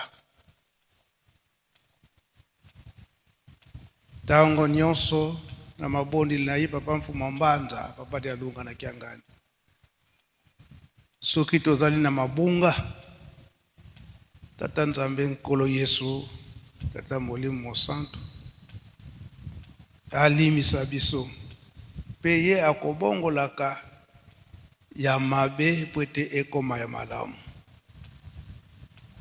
kobongola wana yango elobami ete tango yango tokoka kososola totika mabe tolanda malamu po ete kinya ekota na mokili mobimba maloba na ye mingi tata Nzambe akolingaka masumu te mikanda nyonso wana ye akoma aye koloba lisusu ete tikete oyo balingi Yerusalemi banzoto na bango ezala na kinya ezala makasi pe misala na ye misala na bango epambwama biso tozala na ngambo oyo ezali ete bapambola biso misala na biso etambola malamu pe banzoto na biso ezala na kinya esika wana ya alobi ete Nzambe akolingaka masumu te tango yango oyo ndenge baza kopesa biso mateyi tokoka kopetwama lelo awa na kati na Yerusalemi toza na esengo mingi oyo biso ete tomonani ete lelo toza bacroyant kimbangiste tomeli makila na ye pe tole nzoto na ye koloba ete lelo oyo biso nyonso tobengami bandimi banzoto na biso eza na kinya pe misala na biso bosengi na biso nyonso eza kopambwama po tomeli makila na ye pe tole nzoto na ye kasi papa Mfumambanza papa Dialunga na Kiangani abanda koloba tango nyonso na tango wana Nzambe alimisi yo kozongela lisusu te pamba te soki otubeli obwaki nyonso mabe ozongeli lisusu mpasi ekoyaka makasi awa tomeli makila na ye tolepe nzoto na ye tosala misala na ye na solo tolanda mateyi na ye ya solo tolandi na discours papa coordinateur auti kotangela biso liloba na ya suka papa mfuma mbanza papa de lunga na kiangani ete botonga Yerusalemi soki botongi Yerusalemi te pasi na bino pe ekosila te tozala bana botosi kotosa malako nyonso oyo batata batikeli biso na kati na bolingo mibeko pe misala onkombo tata mo tata mulimo santo amen.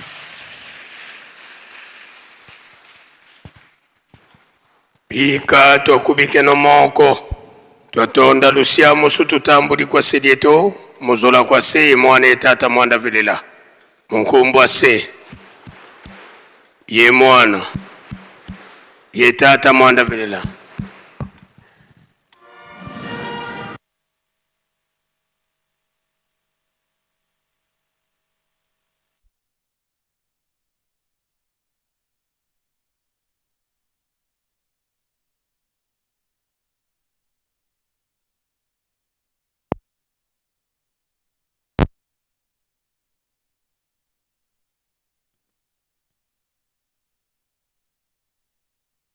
Vivez les activités du chef spirituel et de ses conseillers directs, les informations de l'église, les émissions et les cultes en direct d'Inkamba Nouvelle Jérusalem. Partout et à tout moment. Officiel, votre chaîne de pro désormais en live. Suivez-nous en direct sur YouTube. Presque Inkamba officiel, la voix qui vous accompagne désormais en temps réel.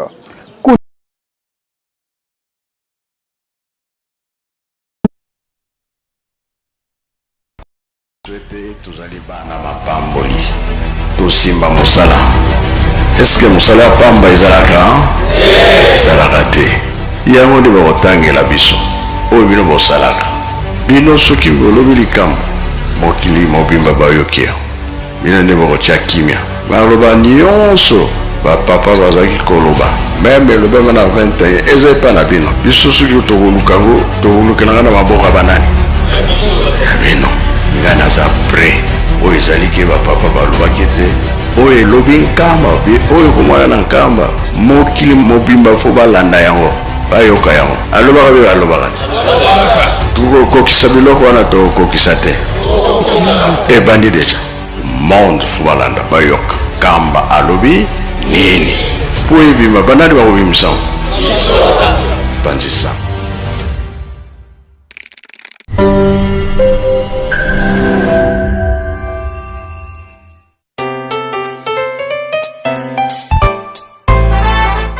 Bonjour à tous et bienvenue sur cette chaîne YouTube Presque Inkamba, une nouvelle chaîne créée officiellement pour vous donner l'actualité de Nkamba dans différents programmes comme l'émission Plateau des pèlerins, l'émission Opinion des visiteurs de Nkamba. Bref, toute la... Nous n'allons pas construire Nkamba Nouvelle Jérusalem, notre souffrance va se prolonger.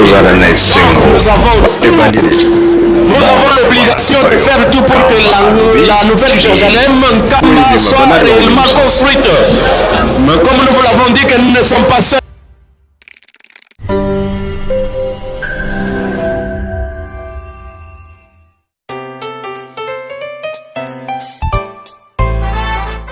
Bonjour à tous et bienvenue sur cette chaîne YouTube Presque Inkamba, une nouvelle chaîne créée officiellement pour vous donner l'actualité de Nkamba dans différents programmes comme l'émission Plateau des pèlerins, l'émission Opinion des visiteurs de Nkamba. Bref, toute l'actualité de Nkamba sera disponible tous les jours sur cette chaîne YouTube.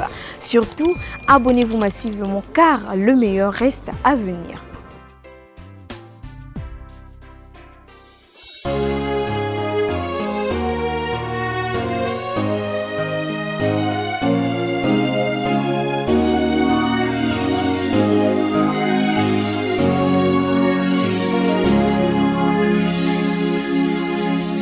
C'est du nouveau sur Presqu'île Kamba officiel.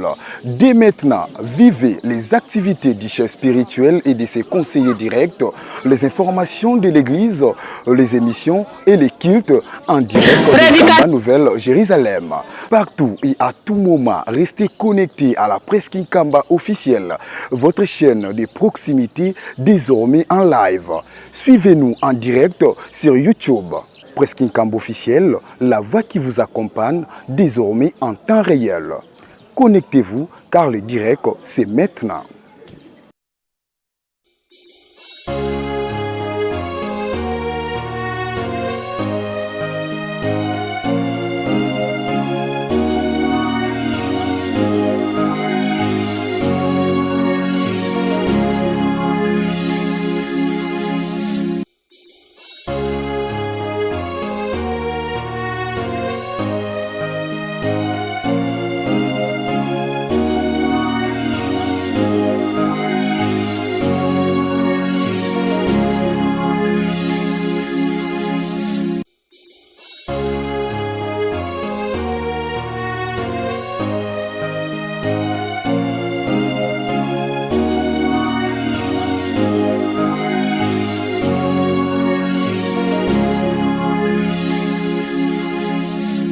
tozala na esengo bapapa bazaki koloba na biso ete tozali bana mapamboli tosimba mosala.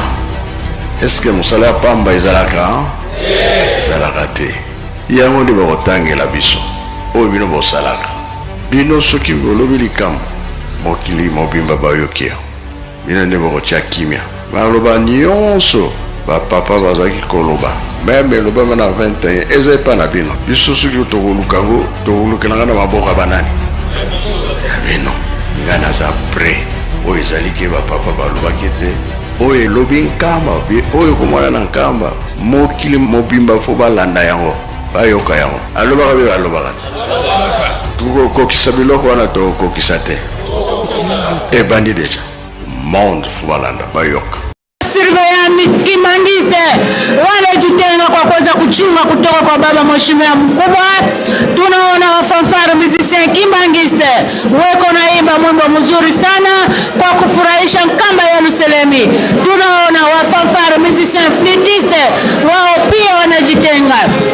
Tunaona pia wa dirigeant, tunaona wa jejeki, tunaona jedeki, tunaona sisi wote na wa SK, tunaona bana Nkamba, tunaona sisi wote wenye kuja katika fete ya 25 Mei. Asante sana katika Nkamba ya Yerusalemi. Tunaona kusini, kaskazini, mashariki yanaenda katika anakuja hapa Nkamba ya Yerusalemi kwa kufurahisha Nkamba. Tuko naenda pole pole wa baba na wa mama katika Nkamba ya Yerusalemi.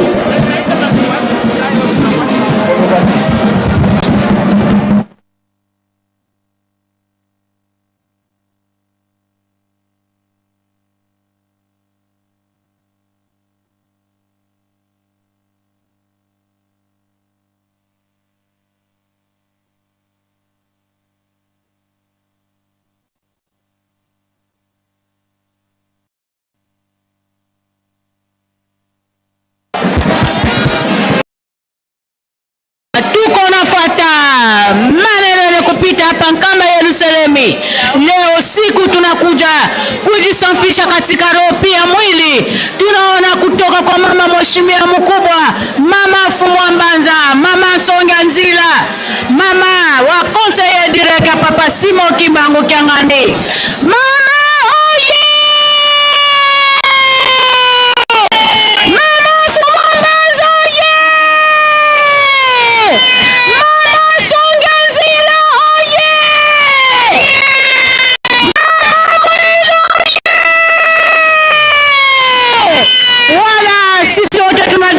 Furaha kubwa kabisa, kwani tuko wasafi sana leo. Tunakula mwili wa Bwana wetu Yesu Kristo, tunakunywa Yesu Kristo. Sisi wote tuko watakatifu hapa. Mama Tondo atatupatia pia katika lugha ya safi esengo na libota oyo bazali elongo na nzambe molimo centre tomoni bongo mobimi ya papa mfuma mbanza oyo azali bongo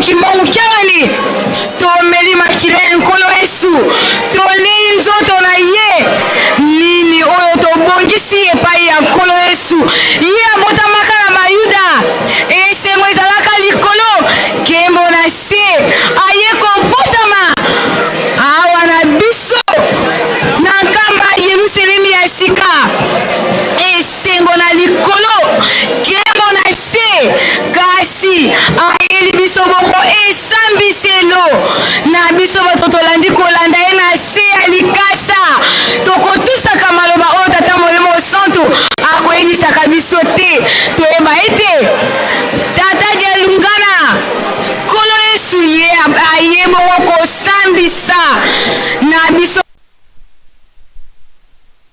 na mabe na se ya likasa na bizaleli oyo tata molimo santu alingi te tika ete marso oyo biso totia tolongola po ete na nkembo na ye abongisela biso ezanga suka tokoka komona yango mbotama na ye ekokuta ngai na lolenge nini tozali toujours na bamontage na kati ya lingomba na ye ye alobi ete maye oyo bamvoila misato batika yango nde esengeli ngai na yo croyant kimbongiste tokoka bongo kolanda po ete tobikisama kamba Yerusalemi ezali koyamba mabota na mabota mpona koluka kimia po ete bamvoila misato batikalaka koloba ete soki totongi Yerusalemi te pasi na biso ekosila te totonga Yerusalemi po ete pasi na biso ekoka kosila toyebi mai oyo tobutaka na nkamba Yerusalemi ngomba Yerusalemi lelo ebengami bongo ville sainte totala esika tozali kokende 105 ya lingomba tata molimo santu abombelaka biso eloko te ayebisa biso ete na 105 ans oyo lingomba na ngai ekokokisa likambo ekosalema yango maloba ya tata molimo santu ata eumeli ekosalema pamba te nzambe akolobaka likambo ekolekaka te kino ekosalema kasi tozali kokende tolanda ye aveuglement po ete tata dialungana abwakeli biso filet de récupération aye na nkembo oyo ayaka na yango na Bayuda yango akidiseli biso awa na nkamba Yerusalemi ya sika na yango nakozongisa elobeli na mama safi akoka bongo kotalisa maye mazali koleka mokolo mwa lelo buto nkamba Yerusalemi ya sika matondo mingi mama matondo wa baba na wa mama tunaona kutoka kwa baba mheshimiwa mkubwa kuelekea katika tribune d'honneur wala tunaona wasirve yao wako na chofa polepole na bendele ya hekima bendele ya heshima bendele yenye kuonesha kama tuko katika kamba Yerusalemi tuko naenda polepole tunakula mwili ya Bwana wetu Yesu Kristo tunakunywa damu yake pia kwa kuonesha kama sisi wote tunakuwa wasafi afu baba conseiller direct anatuonesha kama na kutulaka kama yeye anakuja kwa kuweza kuondosha watu wabaya katikati ya wazuri kwa kuona kama mtu alipanda mbegu yake ingine ikangukia katika udongo mbaya ingine ikangukia katika udongo mzuri ya udongo mzuri iliota na ikatoka mimea mzuri yenye kuangukia katika uchanga yenye kuangukia katika majiwe haikutoka mzuri kakufa ni hivi wanatuonesha kama sisi wote tukuwe na kitumaini tukuwe na amani tukisafisha sisi wote kani kuja kwa Bwana Yesu Kristo anakulia wabaya kwa kugeuza uzuri. Baba Simoni Kimbangu anasema kama unaomba pardon hapana kurudilia kama unarudilia utapata ubaya katika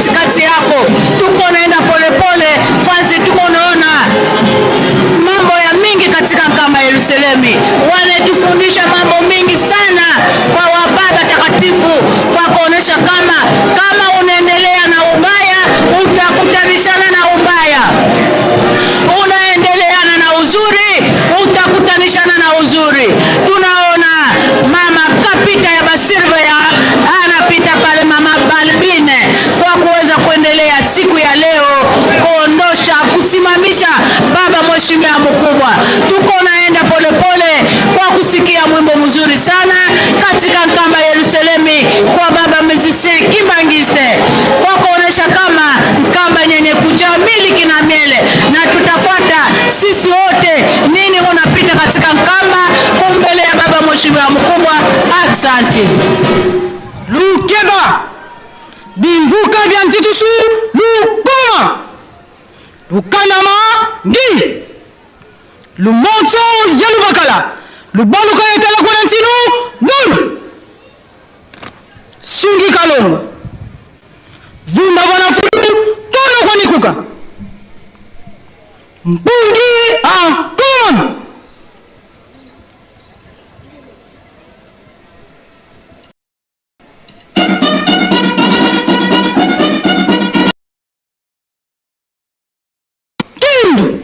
kandama ngi mukunda kunansin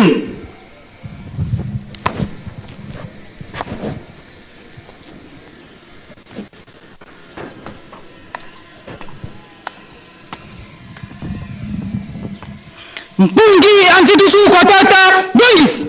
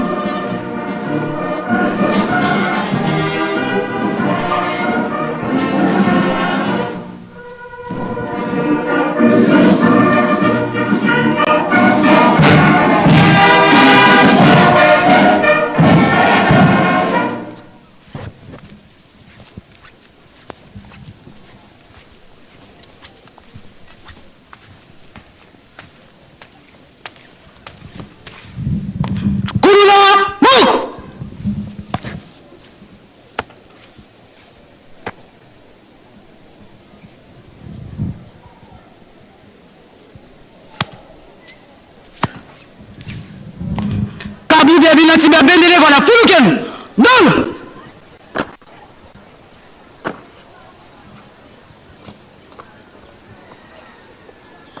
bimvuka vya ntitus bal kwa kuna monso non nkuma mano anjatulu ntitus mpungi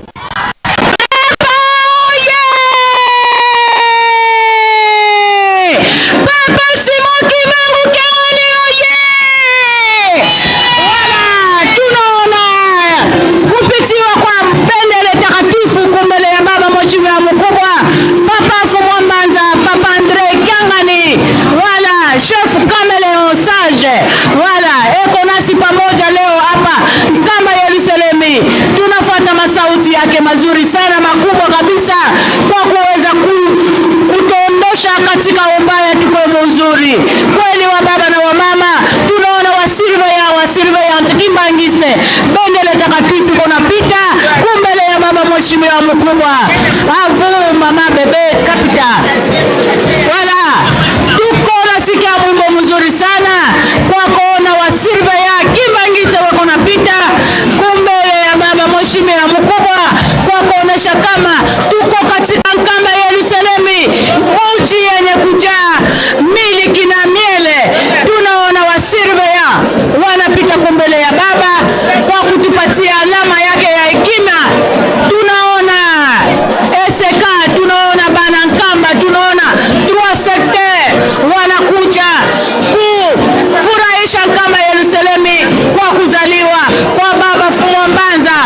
Tuliona mu 1916 Njoko ama elefa akatoka pale Kunzundu, watu wote wakakula nyama na nyama ikabakia, kwa kuonesha kama alituonesha neno kabambi, kwa kuona kama kweli sultani mkubwa anaingia katika mji. Tunaona wababa watakatifu wanatukombania kunamna yote. Tunaona le bâtisseur ya Eglise Kimbangiste papa Diangenda Kuntima, yeye alizaliwa le 22 mars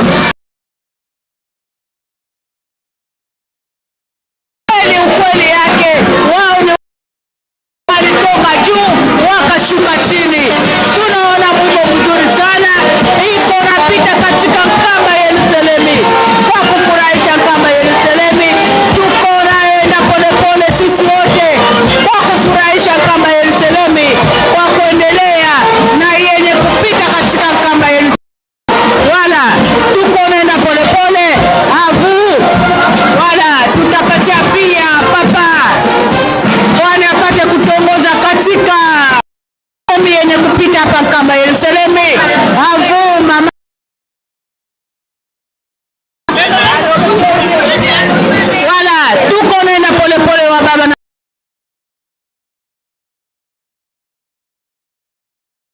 wanapita kwa kutuonesha kama Yerusalemu iko pamoja na wasultani wakuu sana wa Mungu watatu takatifu wenye kutoka juu mbinguni kwa kuweza kuweka kimya katika duniani. Wala avu papa Foster. Matona mingi mama Safi pona bopesi biso liloba batata ba mama bana tata molimo santu tozali biso banso na esengo pamba te tozilaki mobiki si ntango molai mpona 110e anniversaire na ye na nkombo na ye ya sika papa Dialunga na Kiangani Salomo. Lelo oyo boye tole nzoto mpe tomeli makila oyo ezali kolakisa ete likambo atikaka ntango bozali kolia nzoto na ngai mpe komela makila nde bozali kosakola bozongi na ngai na mokili ote mokili moyeba ete mwana na Nzambe akendaki kokei na ye ezalaki na likambo mosusu te mpona kosengela biso tata molimo mosantu ote esengelaki na tata molimo mosantu aya na mokili ote abongisa mokili azongisa mokili na ndenge akelaka po ete ezala na pasi te projet na ye mwango na ye ndenge abongisaka mpe atiaka motu lokola asate na mayele mabe na ye akosaka motu Nzambe apesaki mokili ya ntango molai bikeke na bikeke kenda nde tokomona boyei bwa ye na mbala ya liboso wana ndenge lelo mokili batikala bobele na likambo oyo wana kasi elaka oyo apesaka ete akei azali kozonga nde yango azongi na bokonzi na biso ezonga lokola bokonzi na biso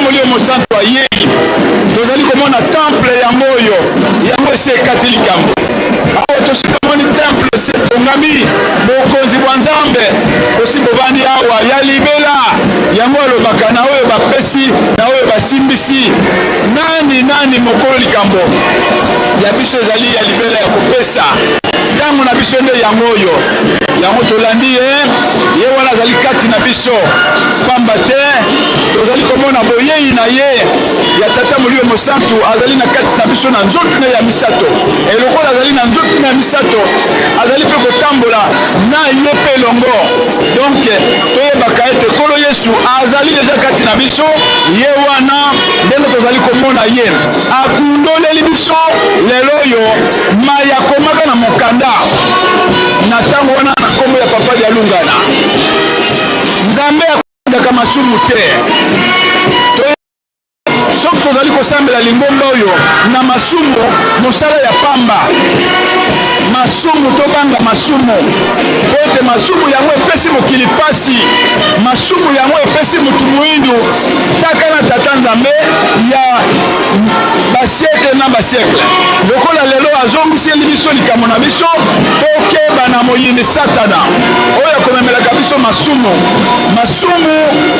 vraiment ezala na biso likambo ya bopangi ya bokebi mpe alobi na biso likambo ya Yerusaleme soki totongi Yerusaleme te pasi na biso ekosila te alors ezali na baoyo balingaka Yerusaleme mpe na baoyo bazali kolinga Yerusaleme te nde alobi baoyo bazali kolinga Yerusaleme tika banzoto na bango epambwama misala na bango makambo na bango nyonso bazali kosala Nzambe azali komona yango mwana batata na bamama Yerusaleme nde solution na biso soki likambo emonani mpo ya botongi Yerusaleme mpona misala ya Yerusaleme tomipesa tozala vraiment na esika oyo wana mpo ete Nzambe ayei mpo na biso moko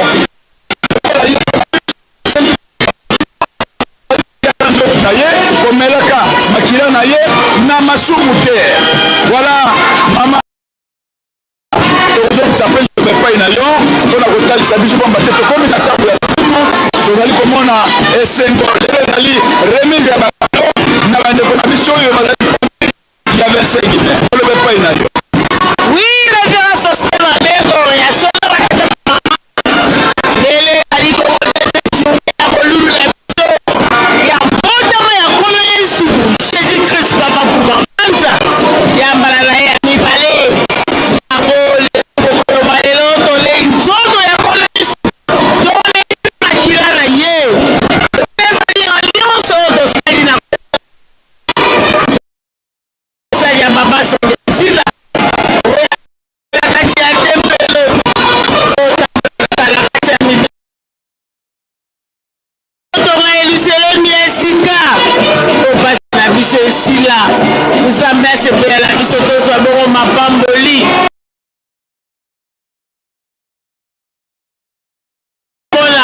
surveillant na bamama surveillante bango wala bazali kopesa lokumu mpe nkembo na papa Songia Nzila oyo alakisaki elongi ya papa mokonzi ya bule na kati ya tempelo na mokolo malelo yango tozala na esengo ndenge tolobaka ntango nyonso esengo ozali na libota oyo bazali na nzambe na bango bazali kolakisa biso mayema leta oyo ezali mpe oyo ekozala totambola kaka na kobanga ye totosa kaka oyo bazali kolakisa biso yango nde tokozwa elo bala tozali kokabola ndambo mama Safi nazoliso epai matondo mingi mama bebe kapita tuko naendelea hapa Nkamba Yerusalemi kwa kusikia wimbo mzuri sana hapa Nkamba Yerusalemi. Tunaona wasirime ya Kimangise weko napita kumbele ya baba mheshimiwa mkubwa kwa kuweza kukamata alama ya siku ya leo. Kweli mbingu ni yenye kufunguliwa, kwani tuko naona kusini, kaskazini, mashariki, magharibi wanakuja katika Nkamba Yerusalemi kutafuta Mungu wao, ndiye Papa Simo Kimbangu Kyang'ani. Papa Fumo Mbanza alisema kama tujenge Nkamba Yerusalemi maisha yetu yaweze kuendelea. Ni Papa Simo Kimbangu Kyang'ani anasema kama tumufuate kabisa, ili anasema tutende, anasema tufanye, wa baba na wa mama tuendelee polepole tufuate, ili anasema kama naomba kitu tunaleta, tujenge Nkamba Yerusalemi, ni profi yetu sisi wenyewe, kwani tupate kuokolewa. Tujenge Nkamba Yerusalemi kuwa na mapendo, kazi na amri, tuungane sisi wote, tufuate sauti ya baba mheshimiwa mkubwa, kwani sisi wote dunia mzima tukue kitu kimoja. Vile baba Mungu alifanya Bashima, ni vile alitaka pia anataka kufanya kwa sisi wa Kimbangiste. Malgre atuendeleane kusura, tuendeleane kwa akili, sisi wote tukue akili moja, tukue mfano moja, tutapatia pia baba atatuonesha katika lugha hapa Nkamba Yerusalemi. Avu papa ya keleka bapangi balandira tangu ya warakati ya Nkamba Yerusaleme yampa makambu kele ya kubwa ya kutuluka na makambu ya pila ya kaka samuraki yokele kilumbu ya makumi zole na samanu kilumbu ya zole sambu kilumbu ya tete wapi mwana nzambi papa ya lungana butu kaka feti na kisi na bopesa karakate balongi na baloke represente na ba directeur ba fumu na bonyoso ba prefet coordinateur national bawina ba pisaka na ko fete mpi bapanya 3 secteur bapanya université ya ndambo na ndambo katuko kwisa mpi bapanya kaka bonde mosi kati na beto institut supérieur ya Kikwit kondana kave ya Masimani bakondana kave ya national wamekwisa na wakembila ya bubu elizabeth yokele kilumu ya tsakave tobe limekwisa kusakana mosi kati na beto papa Alex lele inakele mosi sekretari ya Kikwit mosi pia kele kati na beto Kisalu kezola kusalama wapi bana ya tata Simogi Mbangu bana ya beke saraka Kisalu na Nkamba bana Nkamba ya beke kusala Kisalu na kilumbu ya bubu yae na yombe na mona bekole ya awa na beke yae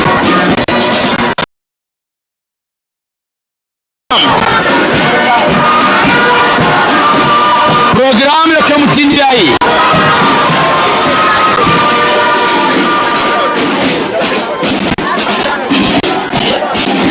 programme Salimboé honneur ya papa ekopesba après défilé ya Faki MSSK remise de fleurs na Bandoi pe Faki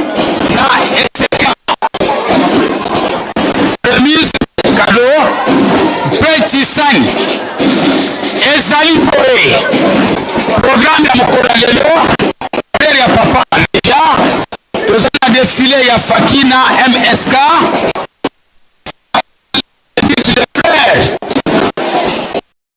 de frères Bandoi Tavanda Panapi après beta kwenda na to a SK remise de cadeaux puis Tisani lelo ezali benda bika ezali Tisani académique oyo bayebisa biso mosala ndenge ekosalemela Bandoi pona abole sinenge bosa Bandoi voilà tout le monde Bandoi bozala awa exercice ya MSSK nde tokomona suite file tibala moko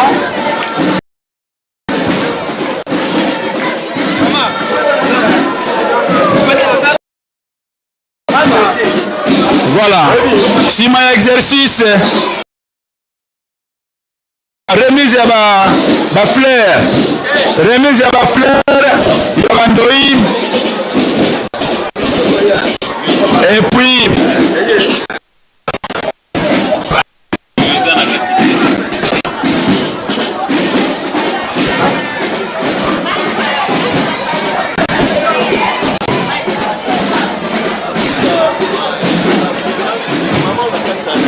comme on appelle Afki des SK et remise des cadeaux na simatokoti na Tinsani si quand on va assister tout de suite un exercice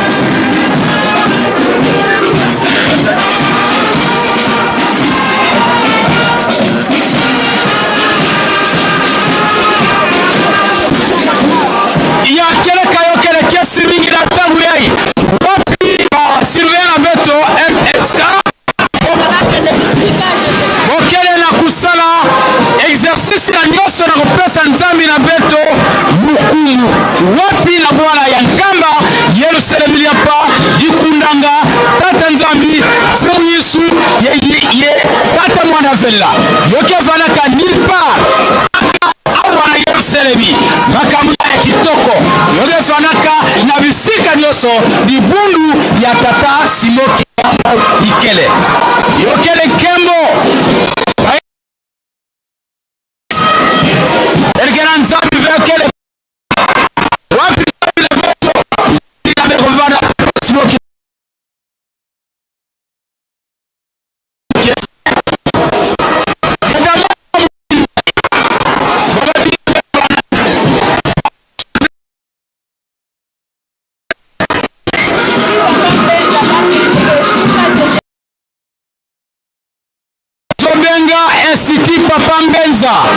Institut Papa Mbenza bakende esika jeki to ayembe Institut Papa Mbenza babengi bino bakende esika jeki ayembela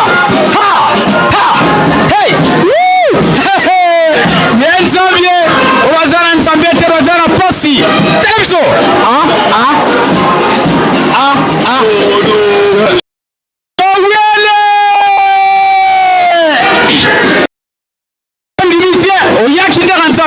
televiso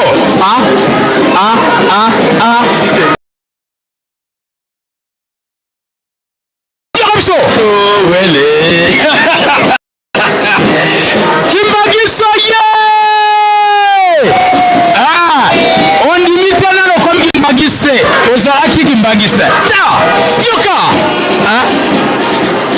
wana ritibela bana tata Simoki Mbangu Kiangani na kati ya Kembo bazoko Kembe na mokonzi ya Lingomba toye bipai na bipai wana nini nzambe na biso yende mutu azali wana esengo na esengo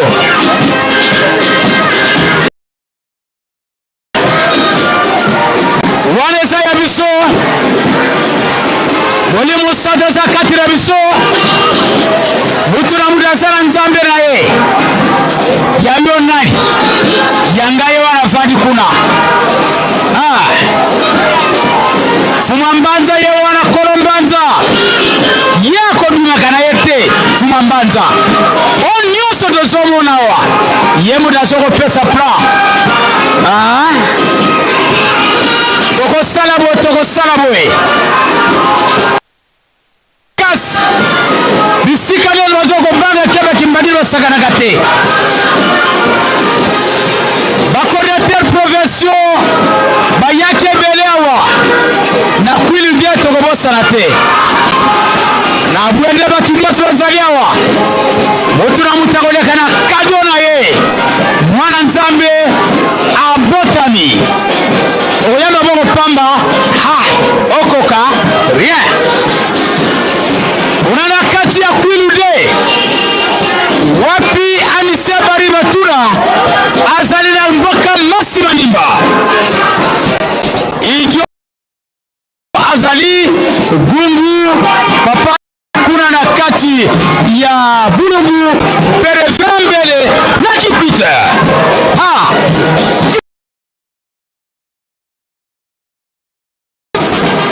basoko tuna entraînement basala nana koyeba bango obyakwenda na nzambe na beto na kulomba na kufukama na kupesa mbote ya samu defile na kilumu ya buru yae maboko maboko maboko maboko maboko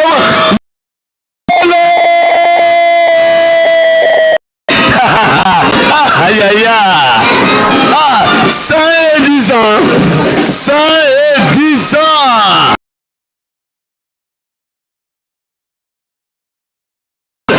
ya papa salut oye ina mbala mibale na kati ya mokili voilà toza kosalela miso ya bato ye wana akei kopesa flair ya alliance ye wana mwana bato esengo ezali na libota baza na nzambe na bango alela nzambe na yo ntango oza na loi ngonga ya kosala nzambe yango oyo 3 secteur papa fils aîné et l'église voilà ye wana akekotika alliance musala ya batata musala ya tata ya bapara ya baboti ekiti na bana bango wana na kati ya mouvement social de la surveillance kimangise ye moko général ya mouvement social de surveillance aza kotala aza komona maboko maboko encore maboko maboko encore voilà félicitations bango wana basilisi exercice ya deuxième jour ya minulu na biso ya le 25 mai 2026 105 ans existence ya lingomba ya tata molimo mosantu pamba te monguna mpona boma lingomba akoki yango te akoki yango te amatisi lingomba alobi nakanga ye natinde kuna na lubumbashi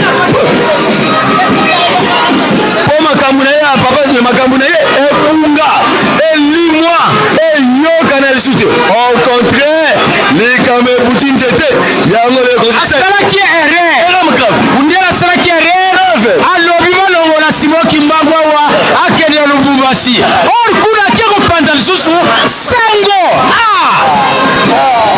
oui communiqué Luzaisu président général ya 3 secteurs abengi bandimi na ye nyonso donc bato nyonso bana 3 secteurs na bauti bipai na bipai bazonga kuna na nsima bazodefile na babiloko oyo bazali nango to bayaki nango mpona kopesa papa molimo santo.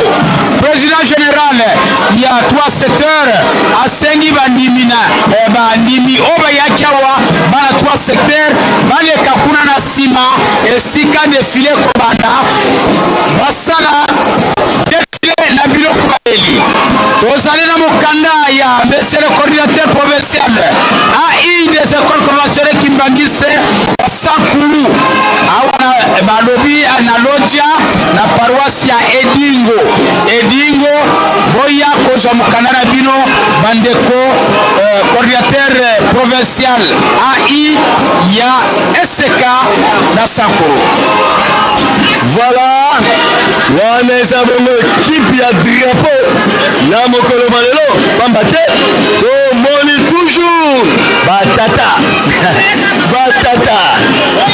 bango wana voilà donc fête oyo eza donc continuité ya paki esangani le veme esangani kaka donc continuité ya paki toujours toza toujours na milulu monene ya motuka monene ya citerne ya 20 millilitres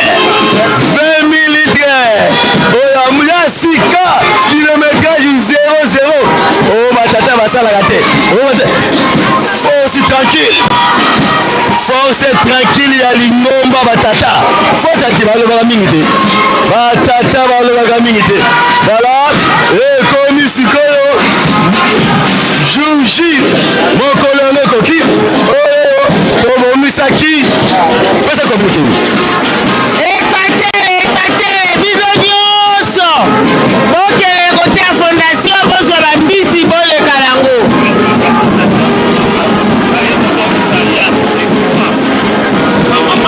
Association de mama Kimbangiste bango baye kozongisa alliance pamba te association ekufaki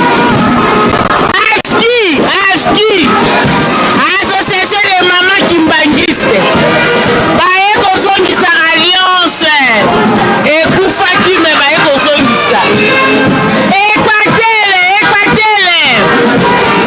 bandeko ya biso ekpatele biso nyonso toke kozwa bakado toleka yango mbala moko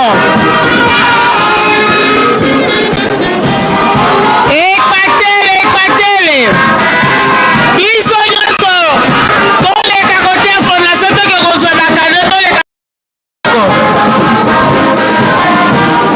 voilà association de mama Kimbangiste les écoles conventionnelles Kimbangiste bango wana baye koleka wana bozomona ezali asoleki association de mama enseignant Kimbangiste les écoles conventionnelles Kimbangiste wana mama Ikete révérende coordinateur sous-provincial ya Lukunga alingi apesa fleur na Mokonjabule donc association wana esalaka lisusu comme il faut te balingi bazongisa alliance na bango yango bamama Kimbangiste ya école conventionnelle Kimbangiste association na bango balingi ba renouveler alliance na bango bapesa fleur epai ya papa na biso mokonzi ya bule. Voilà ekpatele biso nyonso toleka tokele kozwa bambisi po toleka lango association de mama Kimbangiste.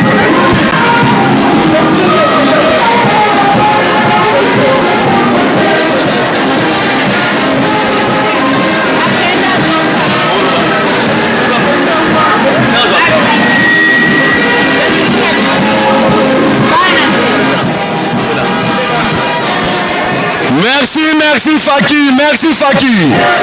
Merci Faki, Tola Ngonga, Faki. Merci Faki. Merci Faki. Merci Faki.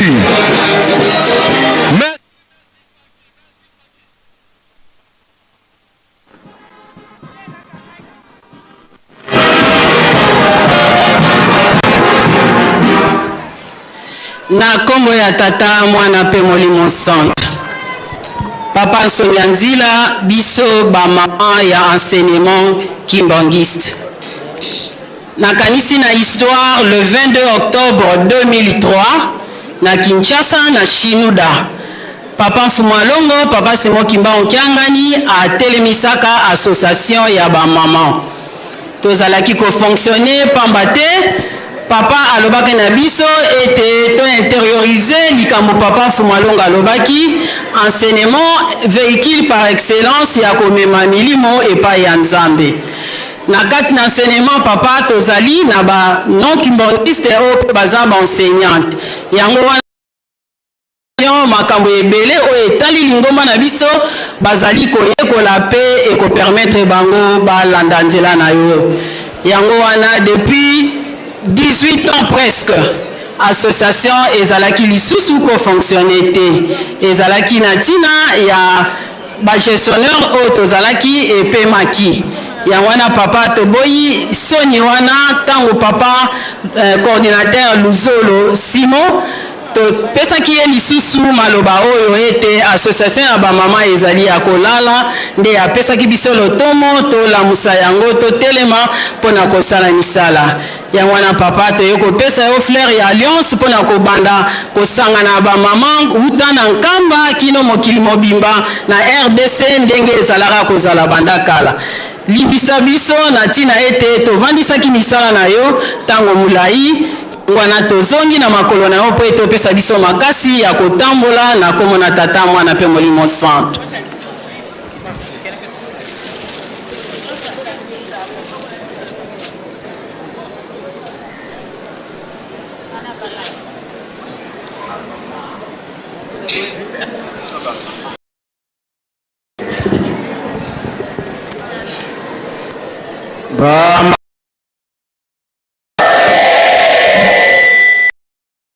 Mama oye.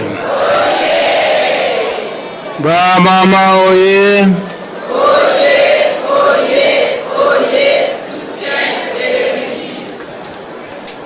Nkombo ya tata ya mwana pe tata molimo centre. To pesi bino lungomya biso ba mama ndenge tokomitika kate esika nyonso misala ya tata molimo centre ezali kolobaki tata molimo centre na nzoto ya papa de ngenda biso ne ba mama balakisaka biso mama mwilu alakisaka biso papa de ngenda koloba ete biso ba mama tokoki kotika tata molimo centre te kopesa ye na maboko na kati na misala pe esika nyonso oyo bamama bazali ndakisa oyo bino bolakisi ete bamama nyonso oyo baza na kati na baekole conventionne bosali pe association na bino oyo ezali ete ezali kosunga tata molimo centre lelo na papa Simo Kimba Onkiangani ndenge bino moko bolobi yango ezali lisanga moko ya kitoko ya malamu awa elamuki bozonga lisusu nsima te topesi bino kaka putulu et bonne chance. Merci. Tika totonda maloba ya sikisiki papa apesi biso na kombo misatu ya bule okombo ya tata ya mwana pe molimo centre. Ale Faki inakele asomeki association wa wapi ba mama igete lukombo inakele presidente reverende kele na kutambusa ba association ya ba mama enseignante Kimbangi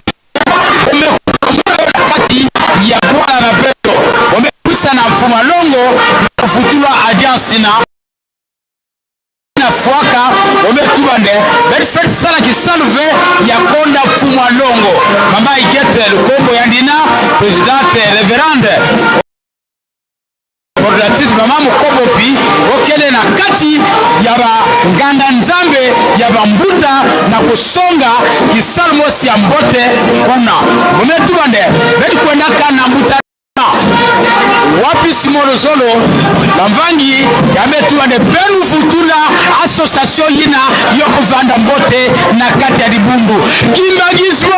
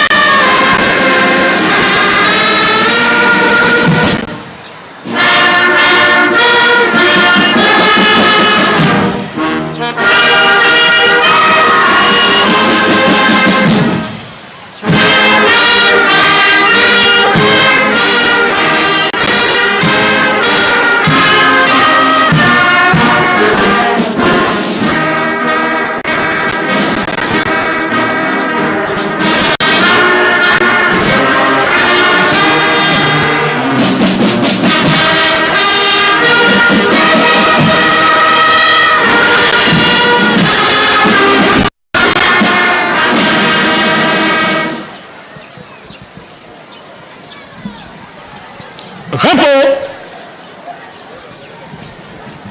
J'invite la coordination pour les décorations.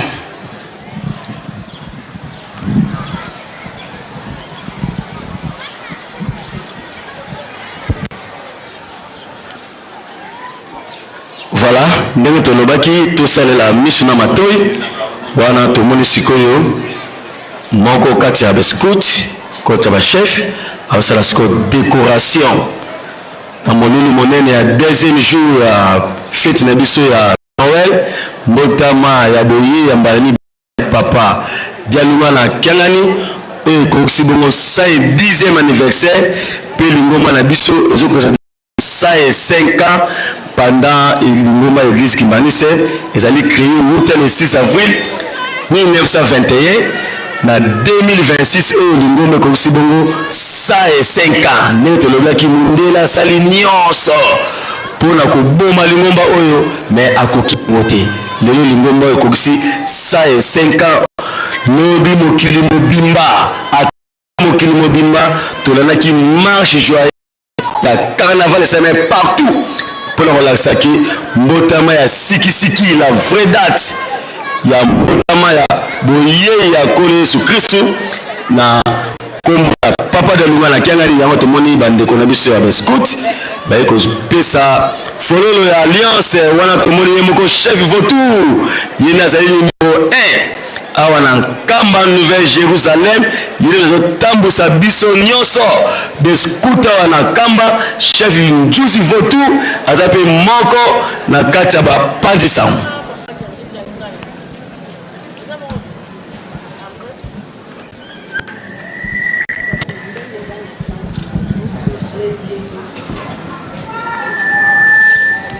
na kombo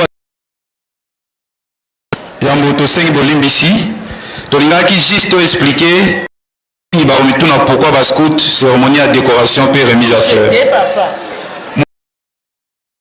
eza na histoire nango avant 76 bascout bazalaka papa Diangenda Tige Féroce bazalaki koya bazobima moko pe bazalaki koya kasi mai 1900 nde eyaki kozala unité papa Dialungana Nkamba officiellement. Alors papa Dialungana ye azali patron ya scoutisme ya Yerusalemi.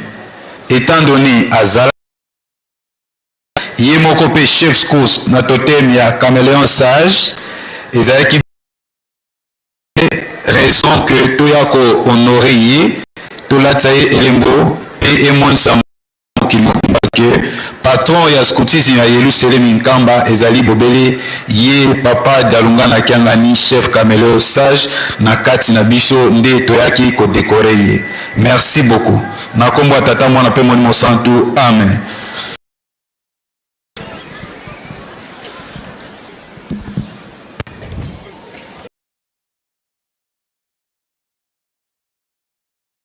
Musique, calmez-vous.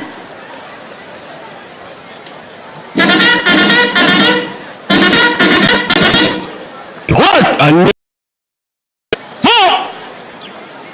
Gardez.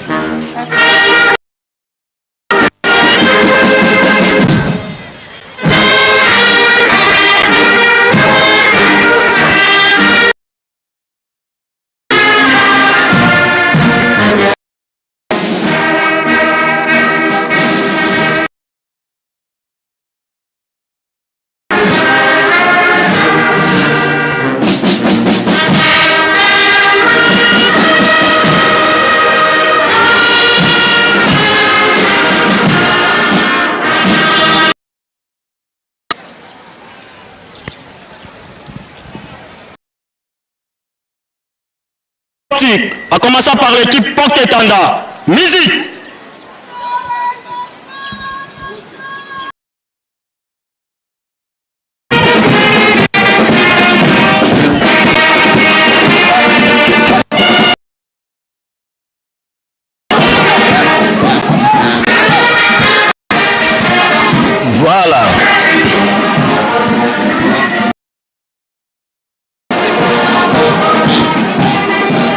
bakanisi biso nyonso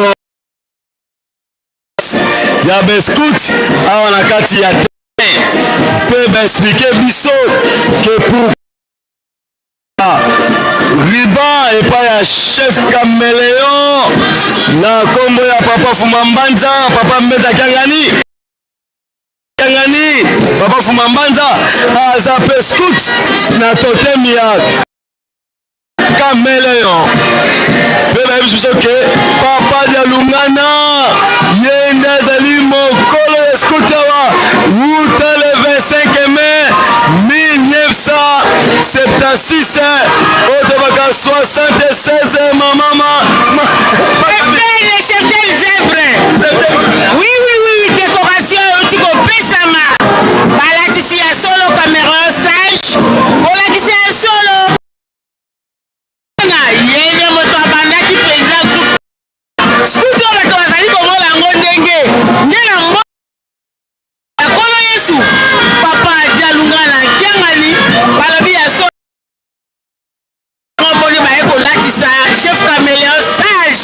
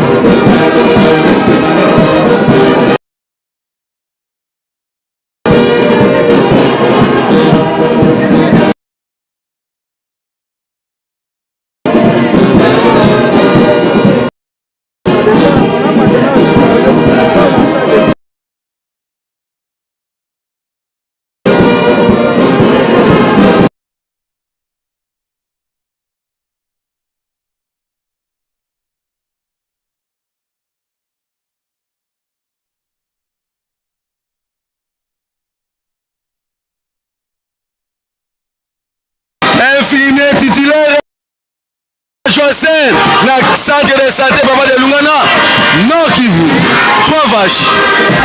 Oui, 3 vaches Nord Kivu, avec les doyens, Yara Telemi, SK Mungala, APC 47 sacs à l'os. Loso waneza ishacho 47 ya Loso Reverend Fuji Bukweta Reverend Fuji Bukweta kone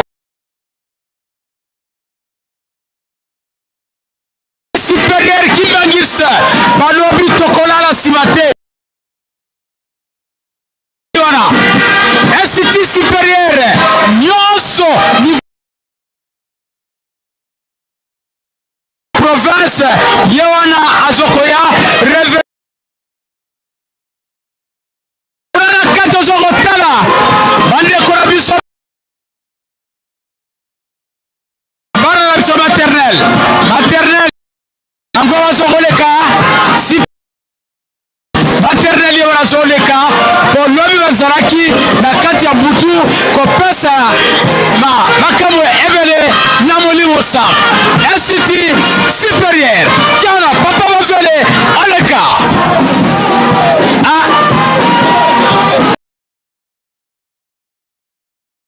Kinshasa ezala kati kwile ezala biso bangwana DG Musama lobina Faustin ngai na tie saki na ngai papa mafele pusana tokei de ba directeur directive boulou papa saki bakei Musama ba papa Faustin tozala bango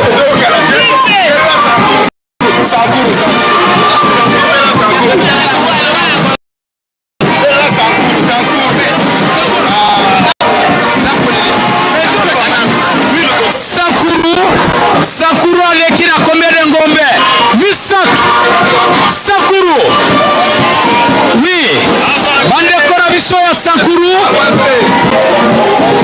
pesa bamukana bangwana bazoleka na kati ya defile ngombe misatu tokena bango bangwana esa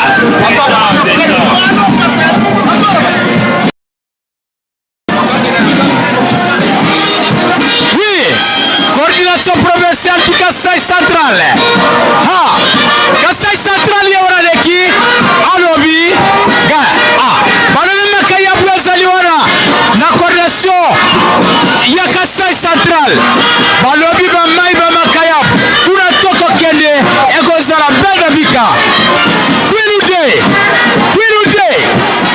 akena divash kwilude yawana pisha wato lele kwilude bangombe 10 wane sale shacho kwilude akena bangombe 10 tosalina idiofa gungu masimanimba kikwite bulungu na masimanimba gungu divash bangombe somi wane sale shacho bala kismilo toye na divash chaque coordination bangombe mibale kuna nani tikapa oui reverend osongo reverend musongo yawana na tikapa saki adidi basi bilokele kembele bamatela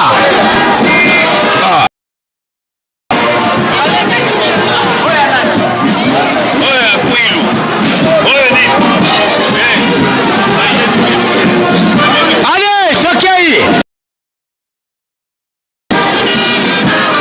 Wilakei yana zoke na matela Wilakei Equateur province Equateur ya ngona balobi mbisi ezokoter namoni yaya namoni mama ba passer bagwa Siboki mbangu apeseka fu l'édiction na muyibi na fufu na botoli nzombo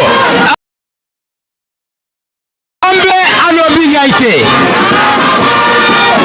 Kinshasa maveve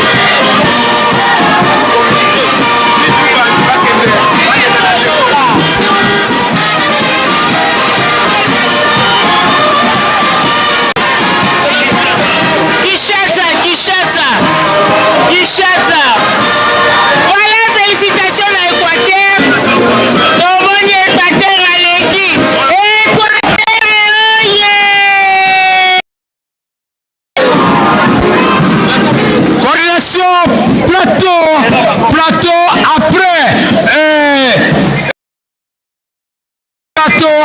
tozali wana pembe na bino balobi ekoyila sakia baloso basidu bangi boleka kuna na depo boleka plateau ya ngoyo ezokoleka bozwa babiloko bokende lukunga Lukingat Lukombo coordinatrice alobi naleki mama Iget Lukombo ya wanazokende yaiha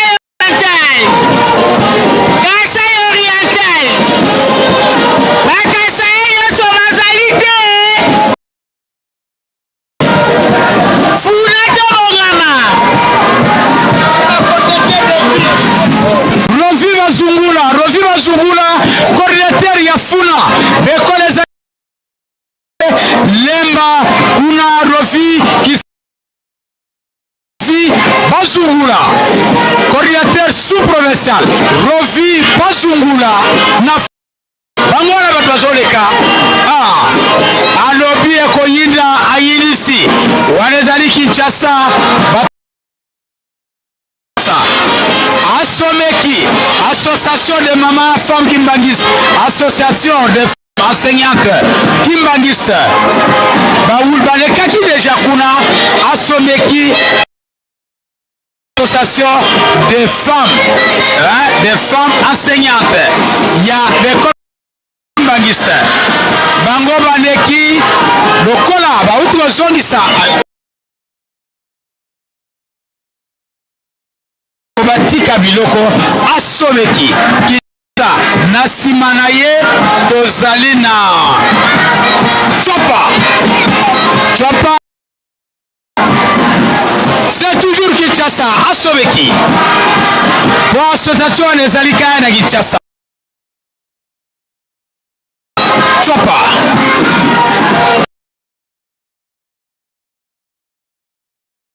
kolo yesala kisinga njela lo Siru bangi tokena de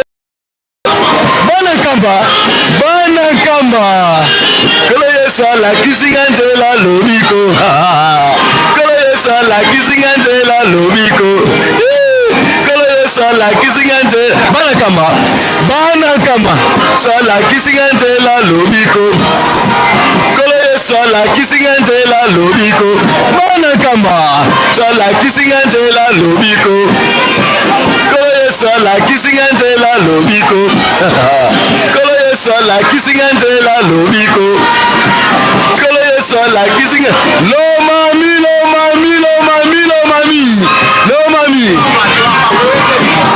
sola kisinga njela lobiko Kodole na Chwapa Kolo sola kisinga njela lobiko Sola kisinga njela lobiko Chwapa Chwapa ye Kodole Sola kisinga njela Félicitations à Chwapa ye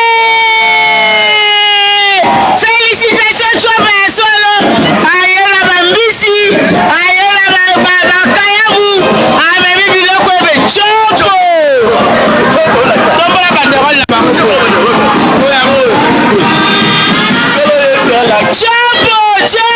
Chapo, voilà. Chapo continue le terrain. 175 qui est l'osso. Malgré souci 5 qui était 150. Chapo, yeah. Voilà, on est allé échantillon. Et révérend Mumbilia, révérend Ekanda, baron de l'homme balesa kibiso maté à kitoko. Révérend Mumbilia. Chopo yeah! Voilà! Gabo la kati ya Chop. Mama Gabo, on va magite. Voilà! Chopo mama ya kwango topusana. Voilà! Kwango. Chopo ye wala zoleka. Wingombe. Eh, kwango.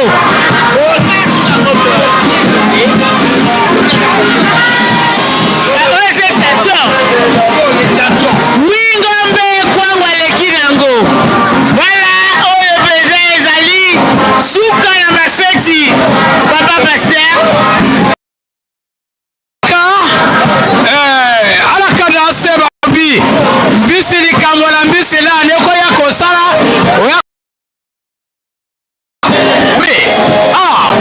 mweka ye wana ayana bambisi njela lobiko Kolo sala kisinga njela lobiko Toleka sala kisinga njela lobiko Kolo sala kisinga njela lobiko Sidu bangi bana nyonso sidu bangi bokene na depo Masaki biloko nyonso défilé bana nyonso sidu bangi bana Grand Équateur bokene kosunga bandeko ya sidu bangi mabiloko nyonso ezali kuna mpona défilé toleka Kolo sala kisinga njela Kolo sala kisinga njela lobiko Kolo sala kisinga njela lobiko Sola Kisinganjela Lobiko. Sola Kisinganjela Lobiko. Aye Peseki. L'élève des écoles convention qui m'a. Mountanissé. Les élèves. Lobiko. Sola Kisinganjela Lobiko. No one. Sola Kisinganjela Lobiko. Sola Kisinganjela Lobiko.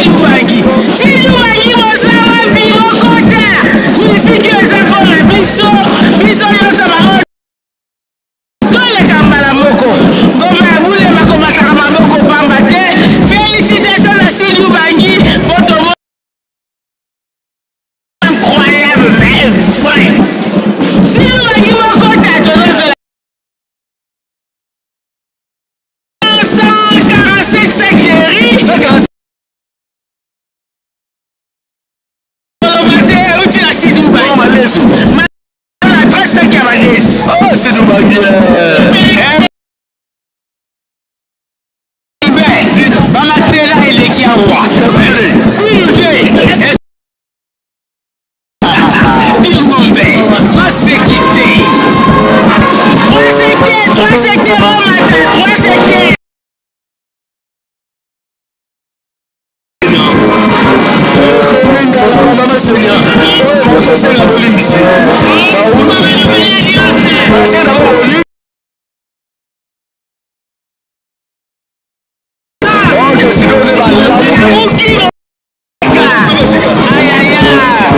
Félicitations à la maman enseignante.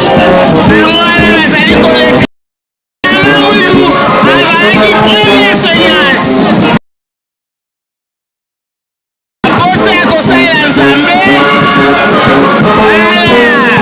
Voilà mettre Guillaume Dofus.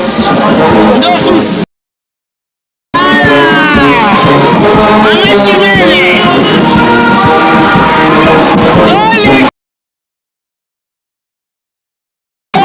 Dole Kimbala Moko.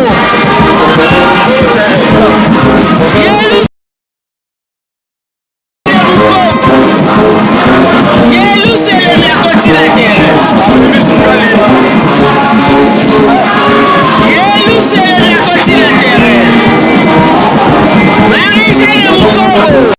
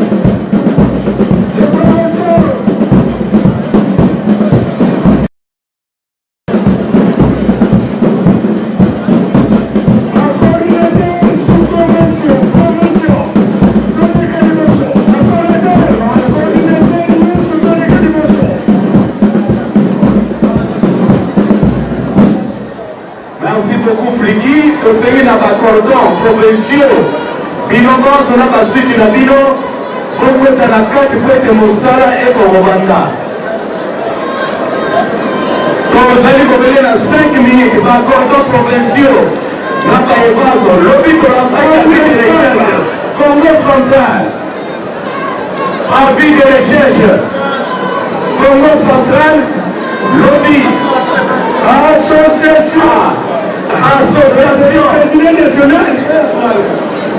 président national des associations des parents des élèves des écoles conventionnelles qui vont glisser.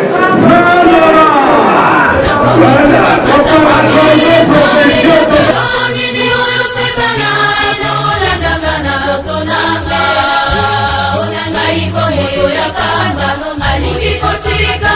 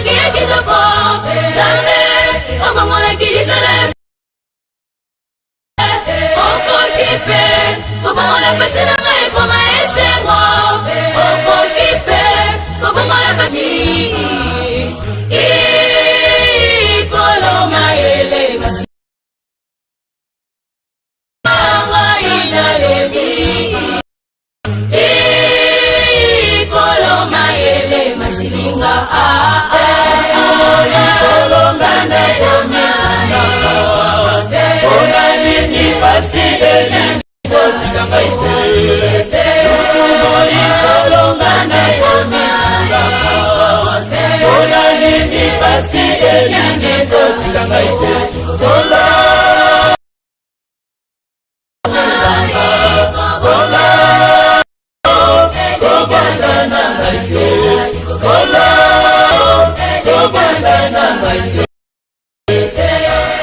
kimya nzambe nanga kolo tala likambo nanga omoi nanga nyonso kolela se kolela mokolo nini ngai nakosepela nazangi kimya nzambe nanga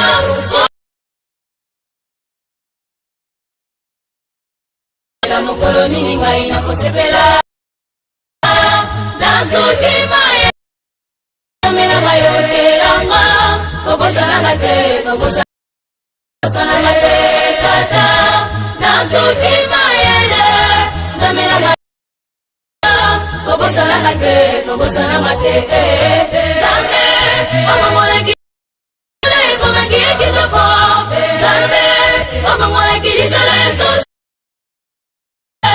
okokipe kobomola pesela kobomola pesela ngai ekoma ese mainaleni ikolo mayele masilinga mainaleni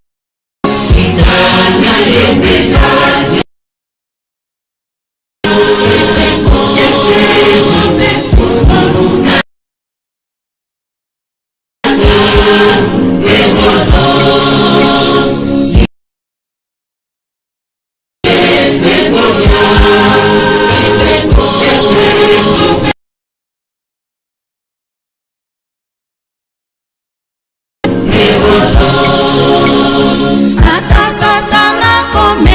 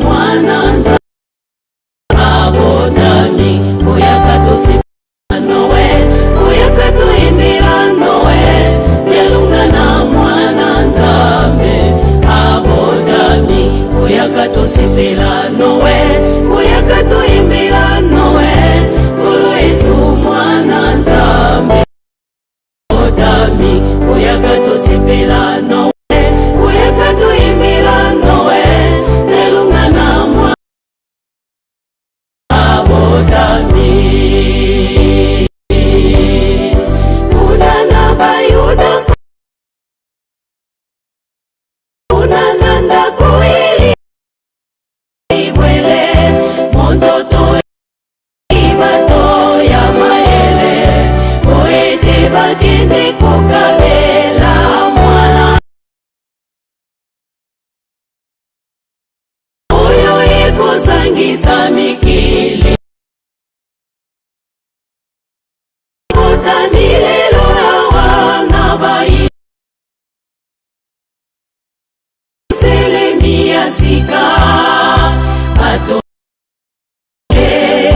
bajali kokendo mboka nkamba kotala mwana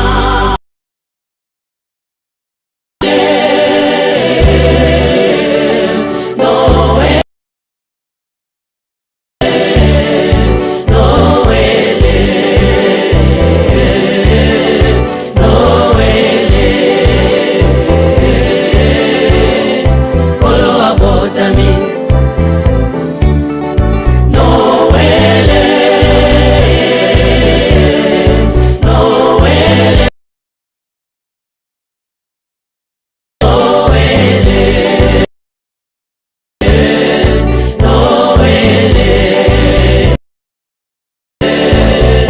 kolo abotami Jalunga na kolo Yesu makabo ya esengo Jalunga na kolo Yesu ye wana botami topetola mitema mya biso kolo abotami Esengo omi Esengo omitema soki totali na maboko mpe na makolo na yo dialungana tokomona bilembo ya sete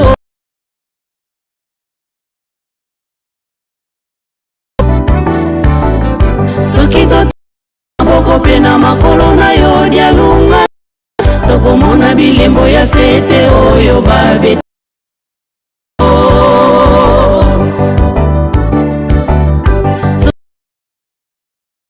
mona bilembo ekoti ya nzube oyo balatisaki yo na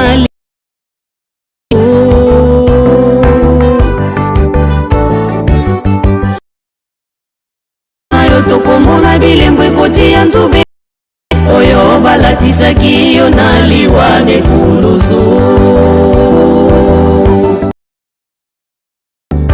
biso toyebi yo biso tondimi yo biso tososoli nkolo Yesu dialunga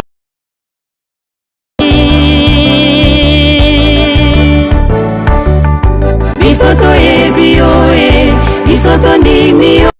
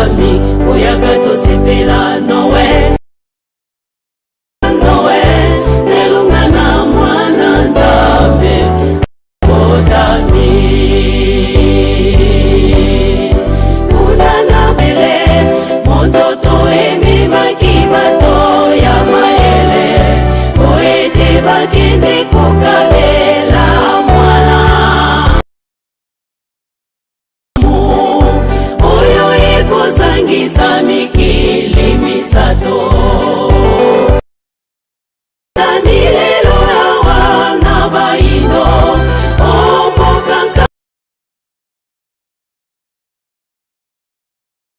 ya maele bajali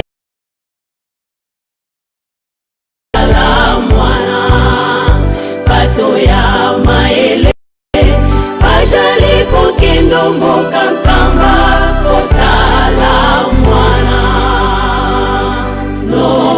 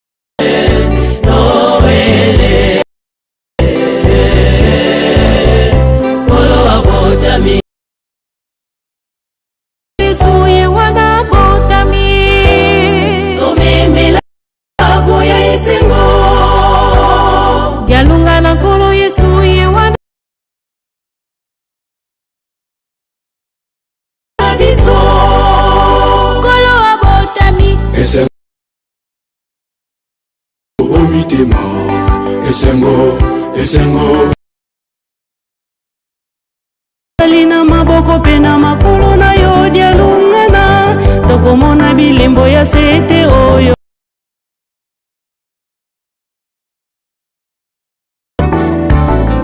soki totali na maboko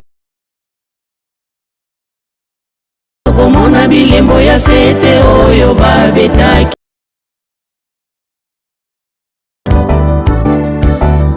soki totali na moto na yo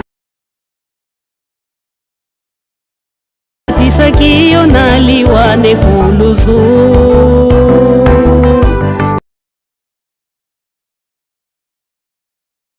tokomona bilembo ekoti ya nzube oyo balatisaki yo na oe biso tondimi yo yesu dialungana kiangani biso toene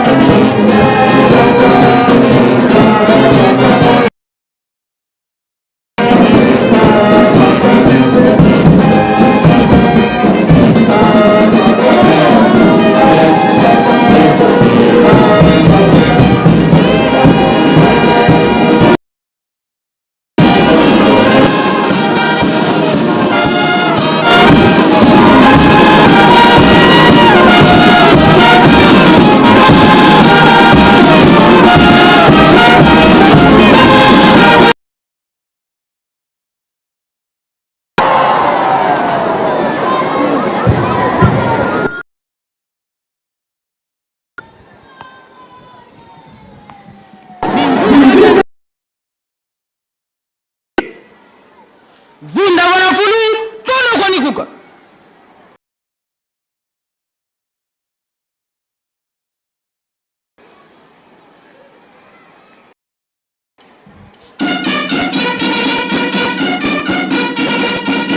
Lu sosumuka.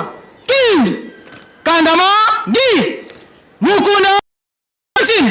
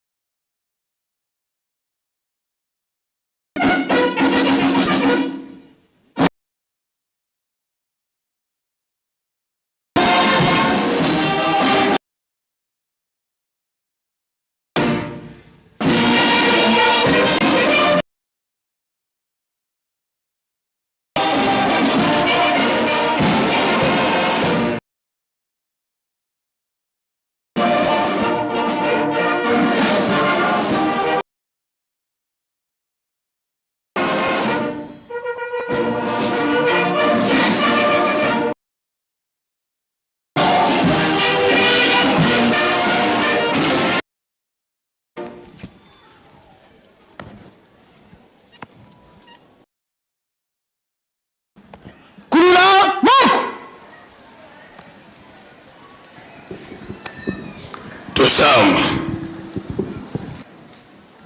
tufukamane yetufu tulifunda ya matu wangentino sebauti mukayengele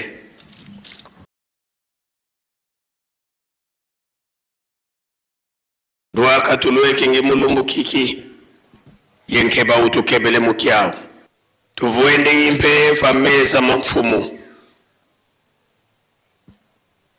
mudia nitu ya mfumo to yisu yenu amenga mako lukulu kwa beto mvudi myangungu luvuva mulutukondo lomunza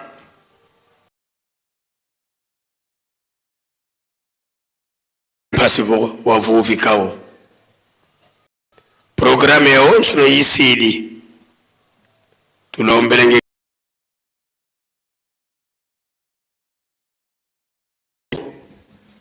ansibika nkenda yenlemva kubetatamana monika vabetu bonso butwizilingi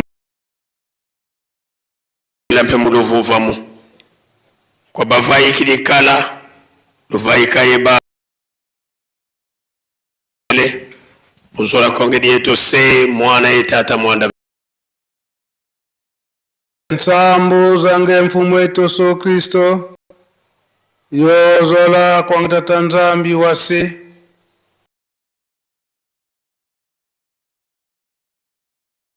kwa masikilanga muna ito tuko kwa yele ye mwana tata mwanda wavelela. Amen.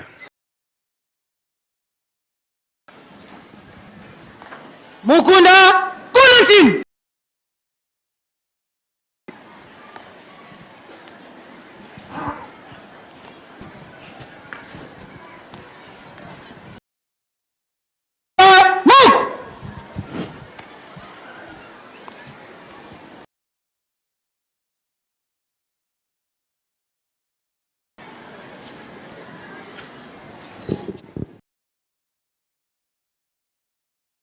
Oye! 3 secteurs, oye! Oye! Banankamba, oye! Oye!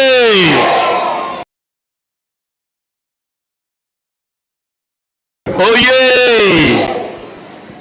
Bon, lo la tozo les okomonana. Kokoma isika wana teto yebi libino. Yango lobi toute la journée toko sala lisusu.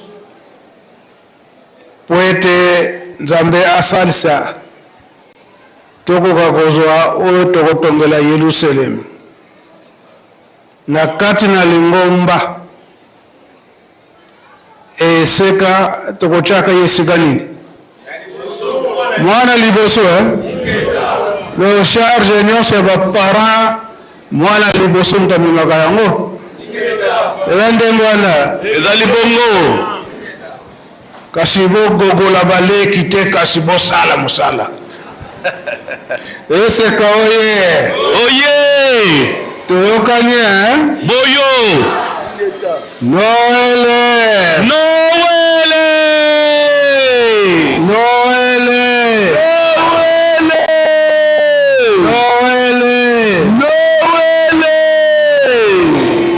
Twende Jambote.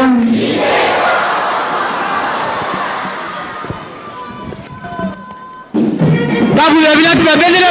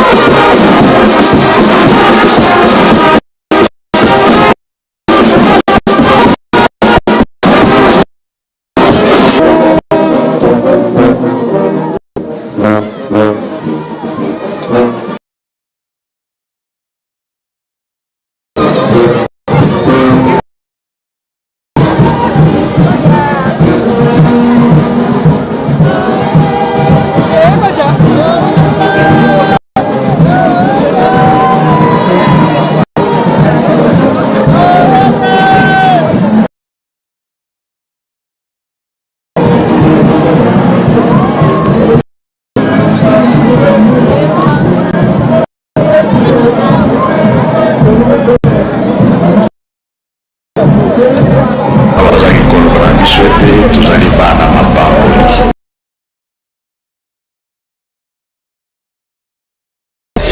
ezalaka te yango nde bakotangela biso oyo bino bosalaka bino soki bolobi likambo mokili mobili bino nde bakotya kimia baloba nyonso bapapa eza epa na bino biso soki tokoluka yango tokolukelanga na maboka banani ya bino ngai naza pre oyo ezali nkamba oyo komwana na nkamba mokili fo balanda yango bayoka yango alobaka be balobaka te tokokokisa biloko wana tokokisa te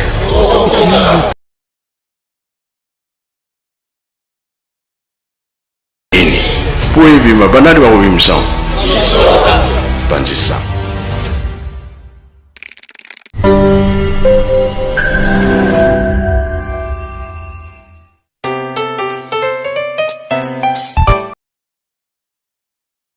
À tous et bienvenue sur cette chaîne YouTube Presque Nkamba, une nouvelle chaîne créée officiellement pour vous donner l'actualité de Nkamba dans différents programmes comme l'émission Plateau des Pèlerins, l'émission Opinion des visiteurs de Nkamba. Bref, toute l'actualité de Nkamba sera disponible sur cette chaîne YouTube. Surtout, abonnez-vous massivement car le meilleur reste à venir.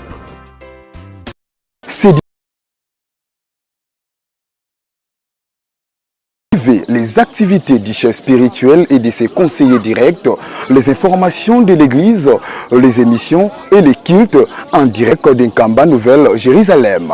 Partout et à tout moment, restez connectés à la Presque Nkamba officielle, votre chaîne de proximité désormais en live.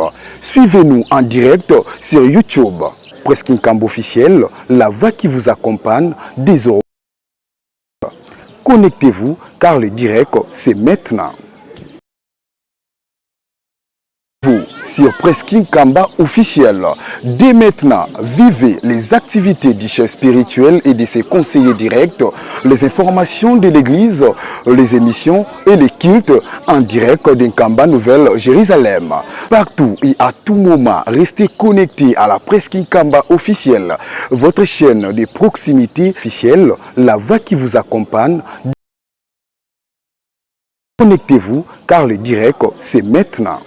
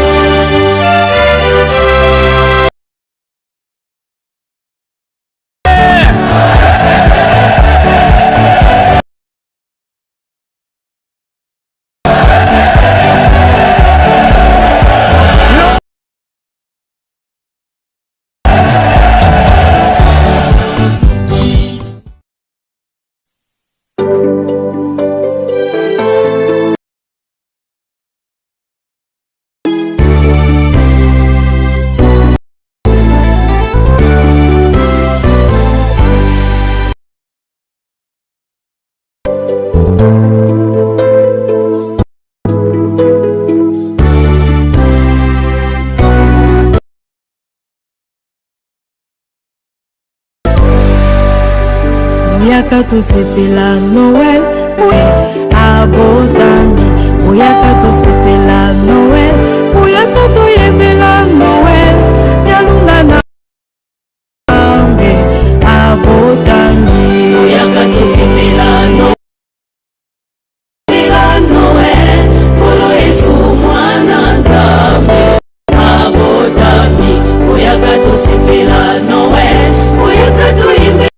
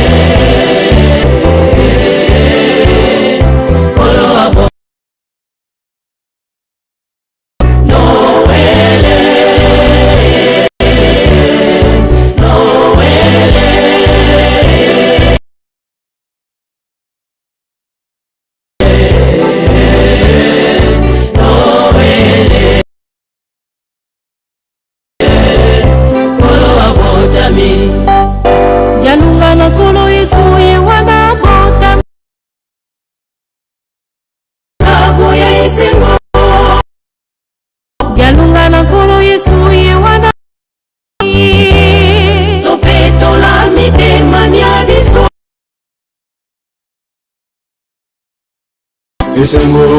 esengo omitema makolo na yo dialungana tokomona bilembo ya se tokopena makolo na yo dialungana tokomona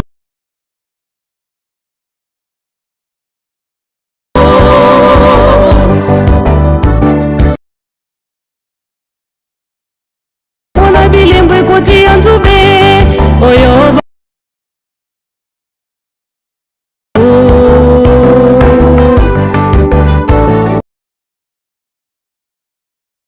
tokomona bilembo ekoti ya nzube oyo balatisi